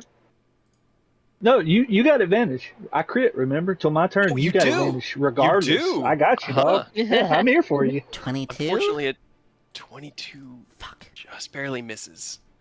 Oh. Okay, so it is a 23. Then All right, but that's just first attack. extra attack. Oh god. No. Because you still got 2 more because you're hasted. Oh, that's right. Roll me a There you concentration go. check on your haste, I because took that's a Oh, good no. point. damage. I know, but it's still a DC 10. Took 2 You're damage. fine. Hey, You have see? advantage. I'm gonna Okay. use my last charge of truth. Okay. All right. Aerith, how do you want to do this? Yes. Hell yeah. As the As- dragon is scrambling, kind of squish us. trying to crawl through this maybe 10 to 15 foot wide tunnel as it's trying to escape, crawling over Mia, who is Stamp just on your barely friends. recovering consciousness, and Nicholas, who is a tiny little old gnome. What do you do? I will breakdance up to my feet because I can, because I'm in Blade Song. Mhm. I will magically vanish and reappear and just. My last attack was the only one that hit. It was, yeah. So as you And begin good your thing it did. breakdance, you kick into the air. While still in the air, you cast your Misty Step and re-emerge where you need to, landing on your feet. You then leap into the air and strike out twice. Shing, shing! Both attacks glancing against the heavy armor, but you're still in the air. You're kind of like right up next to where its head is currently oriented. With the His final power attack. of the Truth of Bahamut, it's just like platinum wings just appear from the rapier, and it just strikes right into the eye. Right into his eye. Kind of like Scanlan at the end of Vox Machina. Hell yeah. As you cast out the Sicarius and activate the Truth of Bahamut attached to it, you see and feel these radiant wings emerge from around the pommel, and they almost seem to guide your hand and keep you aloft as you drive your rapier forward straight through the oddly glassy metallic eye of this dragon. And as the blade sinks deep within, you release the Truth of Bahamut, and the radiant light fills it from within until the cracks of its armor begin to shine, and then finally it just and with a single it crashes to the ground and dies. That was good. He had 31 hit points when you hit him. So. Hell yeah, dude. At least it wasn't. Now I didn't. we leave him just with gotta 1 find out if HP. your mom's dead. Oh god, I'm scared. All right. As you all take in this kind of moment, this moment of peace and quiet, of the respite of battle, you can hear shouts, "They're in Lenithon's cave! Quick, up the mountain! Stop them! Don't let them get away!" What are you guys doing? Can I vortex warp both Mia and or maybe I don't Can know you if I twin can. spell it? No. I mean, I'd rather them try and climb up here. We just cast spells down on them. It's That's rather like- comfy What up if we let them try to get up here and then we dump this massive Can we at dragon least corpse get the on two them as they're climbing? squishies on the other side of the dead body? Nah, I'll just sleep here. It's fine. Ken's here? gonna. Does he have a treasure hoard? He doesn't have a treasure hoard in here, Aw. unfortunately. How far away are the guys? Like, about how quickly are they coming? Because we got 2 dudes with haste that's gonna wear off now that we're out of combat. You've got about 5 minutes before they get here. They're having to climb the cliff face because they don't have magic to get them up here, so they're having to ascend that 100 feet or so, but they're doing it pretty quickly. So as you kind of like peek out and look, yeah, Can I go harass them? sure. You just come in- Because if I punch one, I can knock them 5 feet away from the cliff and force them to fall. And I can just keep doing that to each one. If they don't have magic, they ain't gonna do shit to me. I No, can buy they're- us time. there are mages out there, and they do have ranged weapons. These guys do have ranged weapons, Can I shoot but at they just can't fly, I should say. I'm gonna shoot Yeah, I mean, at them. I'll at least stand out there, and any of them that look like they're about to get here, I'll knock them the fuck off the cliff. Okay. Nobody would have a field day from up here. All right. Well, as I work out how quickly they're climbing up, is there anything else you guys do? Ken, you've got about 5 seconds after Lenithon drops before your body feels like it was hit with a truck. And Because Alright, Ken's gonna do what he does best and stab a dragon with justice. okay. I'm gonna get against this wall. I'm not trying to steal your thunder. I'm just getting right here because I'm gonna use the echo because it's just free real estate, 0 risk to knock these motherfuckers off a cliff with echo only. I'm just gonna You- start shooting at people using the remaining time of my haste. Well, okay. All right. Roll me. Oh, God, 'cause Firebolt. There are Firebolt. literally like 60 of them climbing up. It's not like there's 5. This is the entire encampment is now alerted to your presence and climbing up this wall. So you have multiple targets. Give me 10 attack rolls, and we'll call that the next 30 seconds or so. As Ken summons forth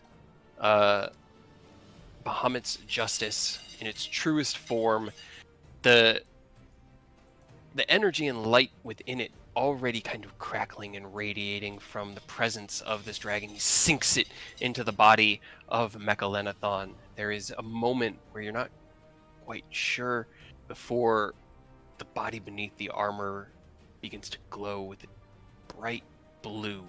It crackles with lightning, and that lightning arcs out and up and then back into the sword, slamming into the blue rune and causing it to glow with a brighter vibrance than you've ever seen before as you absorb the chromatic soul of Lenithon. Hell yeah. Finally got one. Aerith, you stand out and pot shot down. Let's see, I need to just get... Alright, so your average damage is going to be... Oh, ignore the radiant. Yeah. Turn that off. Excuse me, 30. So as you shoot down, it's about 20 seconds per kill, essentially. You have to hit each one an average of... Oh god, what was the math I just did again? 8 times in order for him to go down. Could I combo with him? Because if he hits somebody once, I can also melee them, knock them 5 feet, and they also take that falling damage. So that could probably have some of that shots he would need, right? Sure, roll me some attacks. Let me see how Oni's swinging out. And that's when, I guess, Ken crumples. Because haste just wore off. Ken's haste wears off. Aerith, you do have to spend about 6 seconds recovering from your own haste as it also eventually wears off. Oni, can I summon Gary and have Gary just start knocking him off the wall? Okay. He flies around. Alright, let's do this. Can everybody roll me a d20? Everybody that's trying to do something, roll me a d20. I need to ask the dice how this narrative beat is going. Oh. I'm gonna use my lucky die and reroll. Okay. All right. Nice. As you all, Oh my god. as you all I just keep stand redoing my lucky. at the mouth of this cave and fire down, you see blurs as Oni flies past and hits cultists, sending them falling to the ground below. Some of them don't get back up, but some of them do. You fight and defend for about 5 minutes or so, but they are still making progress. They are... Just gonna throw that down there? GM. Yeah, I wanted them to have to keep running through Sickening Radiance. Okay. A I don't mean to do it at GM, but... icky green light manifests itself below the cultists, and you have to avoid it during your strafing runs, Oni. But No, I don't. It's immune to all conditions. Ah, that's true. He can go straight through it. All right. We want to launch giant panels of stone at him. I could do wall of stone, and we just tip them on top of them as they try and climb up. As you guys proceed, continuing to defend your small enclave here in the cliffside, eventually the cultists do relent. They have been... Let me roll some... Because, let's see, Aerith needs to be within shot. I'll also be using Eldritch Blast on occasion. Okay. Mia would have set that up and then just, like, crawled back over by Ken. Okay, and did you summon out Gary? Gary is out on the field. Okay.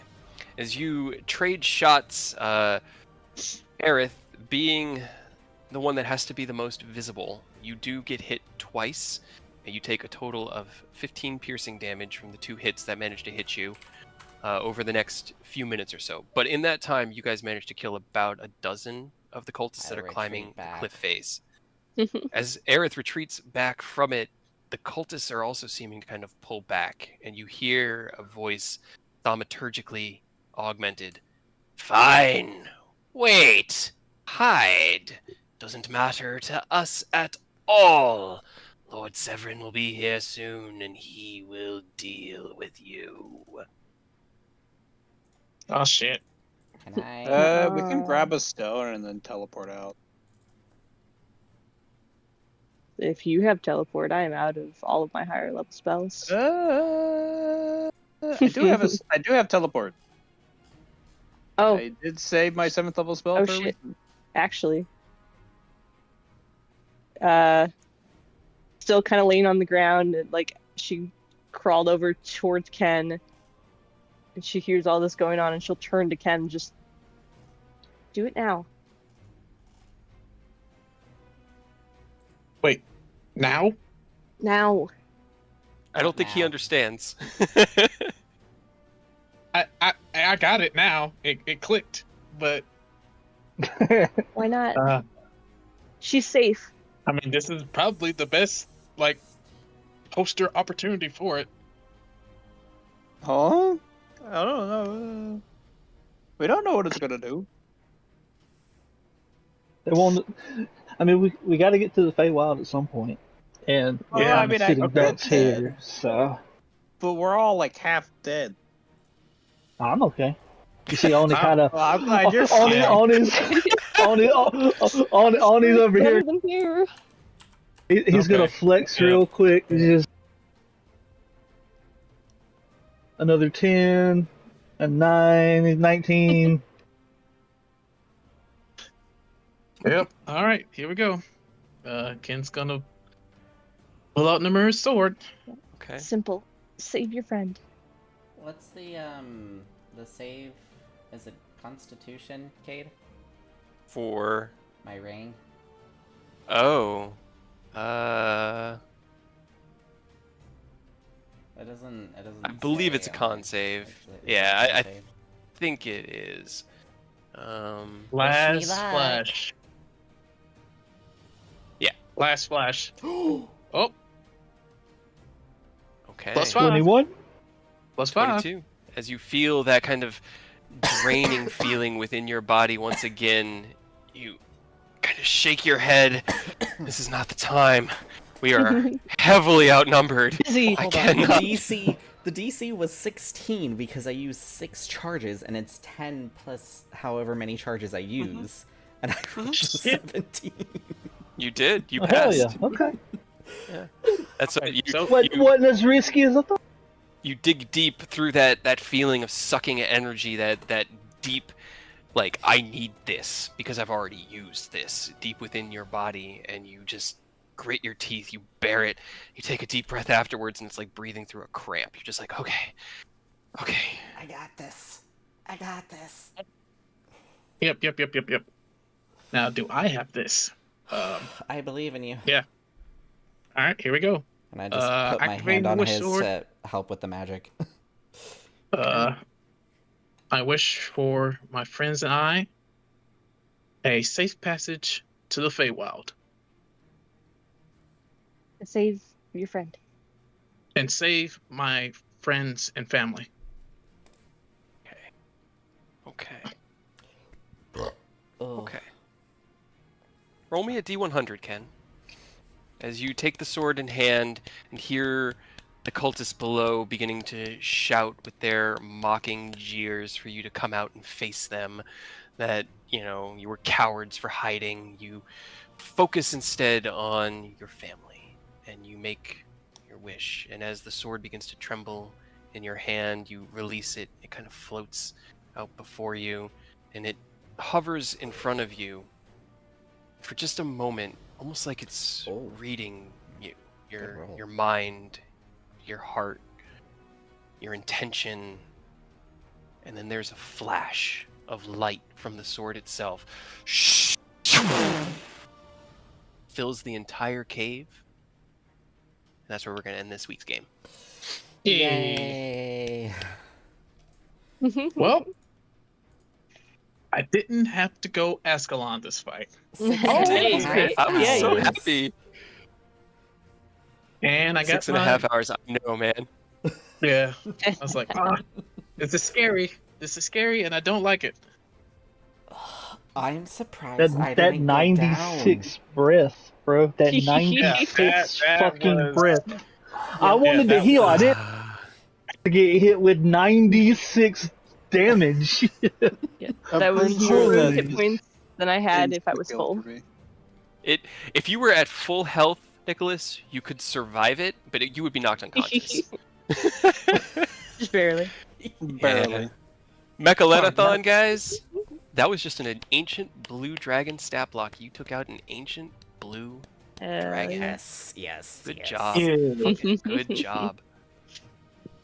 That's That another means my level, right? lightning rune's upgraded, right? Wait, what? I need to look at my notes on that to see what I had planned for that, Ken. I know that it happened, so I need to look up at it, or look into it.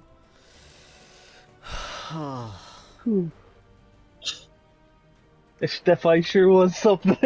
That was good. Shocked I didn't go down. I'm just utterly shocked. Yeah, me too. They could have. I was down all my health from the very beginning, pretty It much. could have just poked You you with its know. claw, and you would have been like, bleh. Yeah, pretty much. Brutal. And it sucks. They both had high int saves.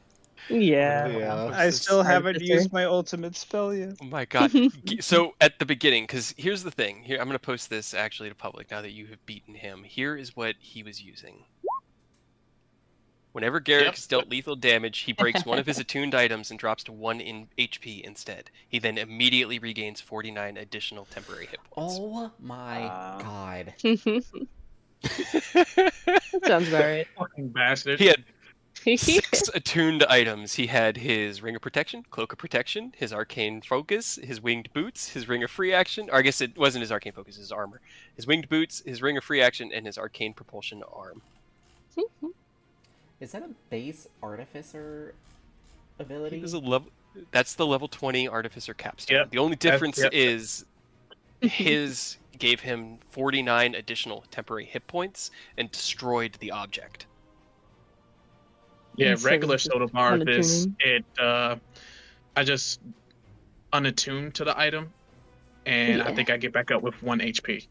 It's the Yeah, regular you- one. If you're reduced to 0 hit points but not Up to killed 1. outright, you can use your reaction to end one of your Artificer infusions, causing you to drop to 1 hit infusions. point instead of 0.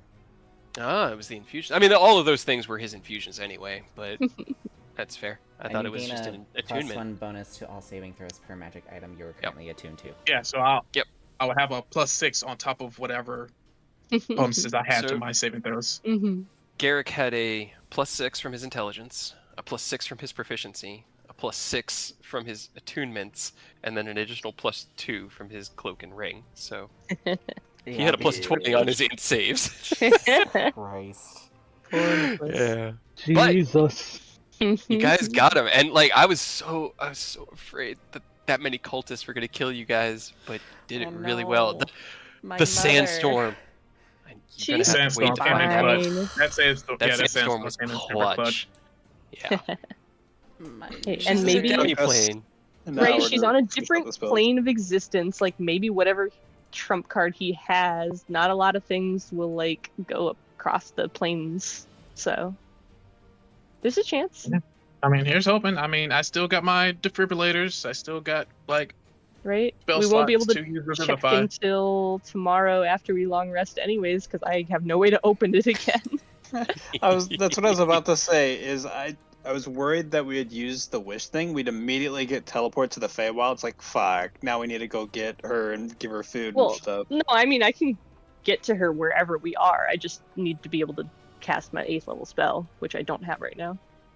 Because I just That's have to fair. open the demi plane, and I can I do think that from the I Feywild. can technically go to your demi-plane as well if I have the spell equipped. If You you, need to know it. yeah, if you've been there, you could go there. You could open the door. So right now, me, Ken, and now Lady Ifalna. Ifalna will have the coordinates, I guess. Oh, wait, here. Ken, I'm just gonna show you guys this. I made you guys this so you can conceptualize. Here is your demi plane. This is what it looks like right now. I don't see No. it. You don't see the tiny little square room? I don't see Where? anything. Oh, hold on. My bad. My bad. That was my fault. You guys were all like all the tokens got separated from the player banner, so I dragged the banner No. like I normally do. There it is. Little demi plane. I don't Tiny know if little we've empty had room. time to make anything in it yet. You spent an hour At in there, least and a I bed. don't think you built anything. I would hope at least a bed. I'll give you guys a bed. Yay. As a treat. As a Right. treat. Or if nothing else, like a pile of like blankets and stuff. Yeah, nice little See, Yeah. nest. somewhere comfortable. Oh, hell yeah. Alright, I seriously need to go make some dinner for me I need Yeah. to and hit the sack. Fox. Yeah, Yeah. that was awesome. Thank you guys for sticking around Hell for yeah. the full battle. Nobody outright died. Yay. No. I might, I'm, Not quite. me, down. Me more. but we made Right. it through. You were just I'm such a not threat. I had to keep exhausted. hitting you because you were doing so much damage to him. I felt so bad because I was like, I know I'm not the tank, and I was trying to get him back. But then he was like, "Hey, if you kill me, she dies." It's like, fuck, I don't know if I can trust it or not. For Aaron's mom, I gotta stay here. I can't move him. To be fair, I accidentally killed him for you, so it's not an issue. You know what we forgot again? My cloak of displacement. Oh no. Well, you did pretty well. Yeah. You go down. Yeah, The good still thing with you alive, is so- it doesn't come up because you got you're our tank. You got the AC that normal attacks have a tendency to miss anyway, Right. and it's just like the 30s that are the problem. I can't believe I wasted my 6th level spell slot. I know. I'm so. When you said 6th level, I felt so bad because you already said 60 feet, and I was like, well, he's gonna fly the rest of his movement, so he'd be like 90 feet. But it's all good. At least you're not exhausted. Yeah. Right? You guys can go I'm into shocked. whatever the Yeah, wish sword exhausted. brings you to next session. I'm sure it'll be fine. It'll be fine. What's the worst that could happen? It's No all In and sign- out, 10-minute Feywild adventure. right. Nice little jaunt into the Feywild before you guys finally break into the Earthdale. Wait, did you Killed just say friends and family? Did you specify Rose? They are my friend and my family.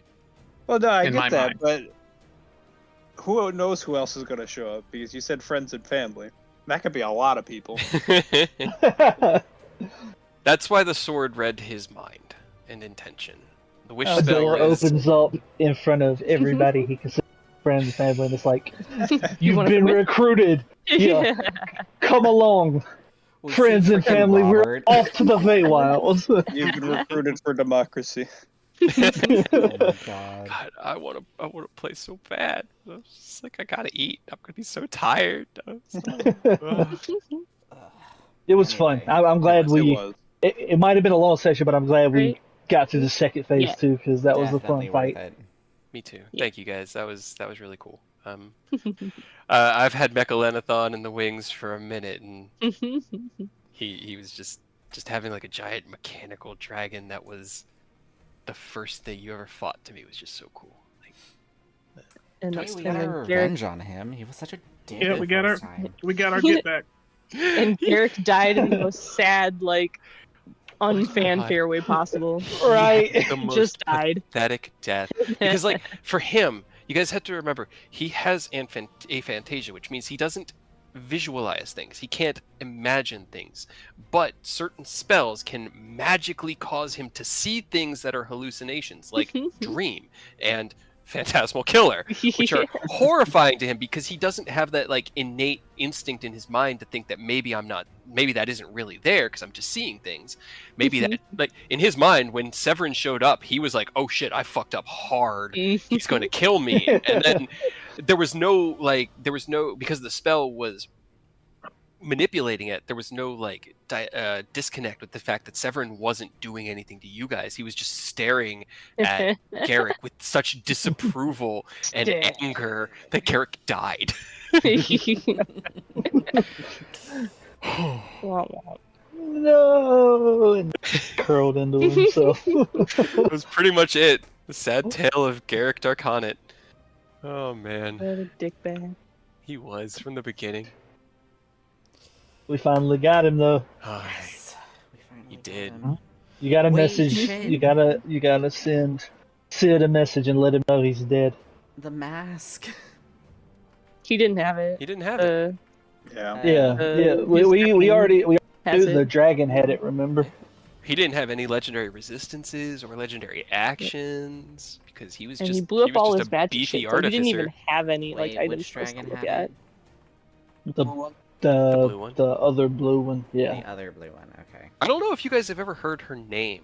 I think you did. No, maybe. I think we heard Rose, the I maybe. think we heard the name.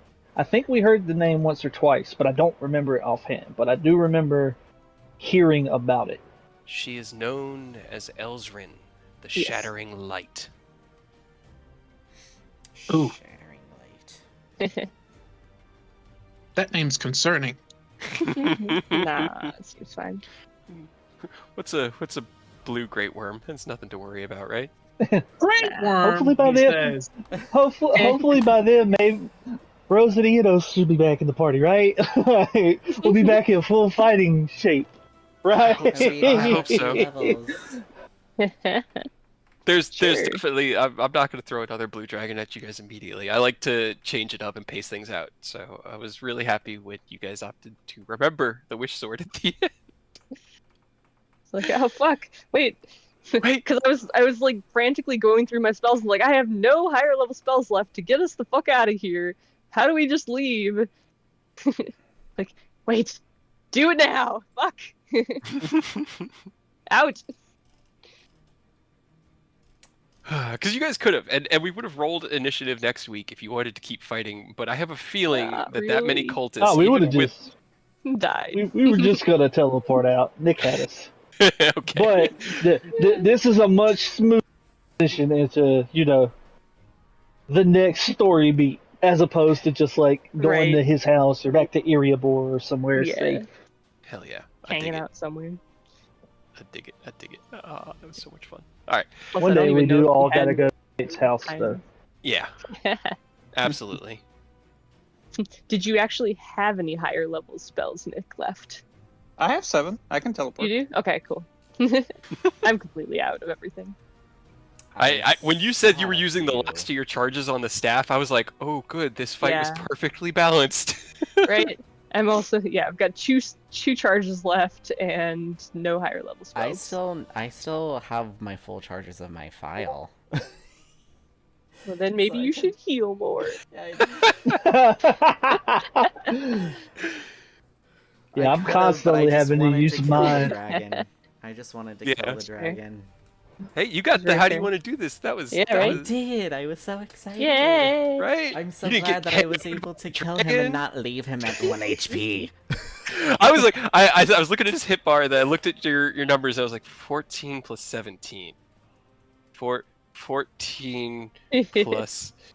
I think that's Math. 31, and I had to pull out a calculator to make sure because I could see the 31, and I was like, okay, that's exactly how many hit points.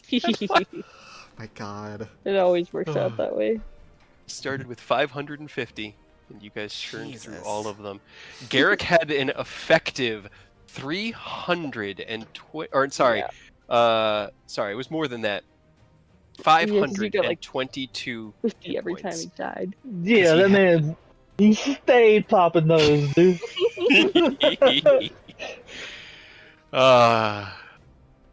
He didn't get to use his other turret though. That's the other thing artillerists get. They get 2 turrets, but the other one was in the like first floor, and you guys got Yeah. out of there so fast that one of the cultists grabbed like, it and was gonna "No." carry it up with him for Garrick to use, and then you guys were gone. So it was like, all right, whatever. He has the one in his arm. That's all that I care about. Hell yeah! When you were talking about his like star metal arm, I realized after the first cannon that it was probably going to be his artificer thing, but there was an item that I saw on Reddit the other day that I thought it was going to end up being that it's just like a prosthetic arm, but it's like space themed. It's like black and purple stars and shit, and it's got like these gold rings on it, and it's basically the like whip arm from Sekiro. You Okay. can shoot it out like a grappling to grab and pull, but it also lets you use rings to affect gravity and like restrain and lock things in place. And I was thinking it was going to be that, and I was like, oh, that ain't good for us. That is not what we. This is what it was. It's his arcane propulsion arm. He could essentially fire it like a cannon. Yeah, it's a rocket punch, and then it comes back. Hell yeah. He was all built around range, and when you guys attacked him, he was in his encampment and kind of got up on him fast. So you had the advantage. Because honestly, he wanted to fight you guys after you had alerted him to your presence and fought through some of his guards. He didn't expect you to just show up in his window. Hello. And you had I'm here convinced him now. that you were a cultist. You could have just No. left. I didn't That want is to though because dope. it was a good place Right? to be. That's pretty cool. It's actually apparently a part of like a 3-item set. There's Nice. a staff for like casters and a set of robes, and it honestly, based on the way the robes and the hat look, it definitely seemed like it would be up our alley. They look so fucking cool. People come up with the sickest stuff on there. They really do. All right. Third time's the charm. I'm gonna log out, Yeah. make dinner. You guys have a great night. You too. Catch y'all later.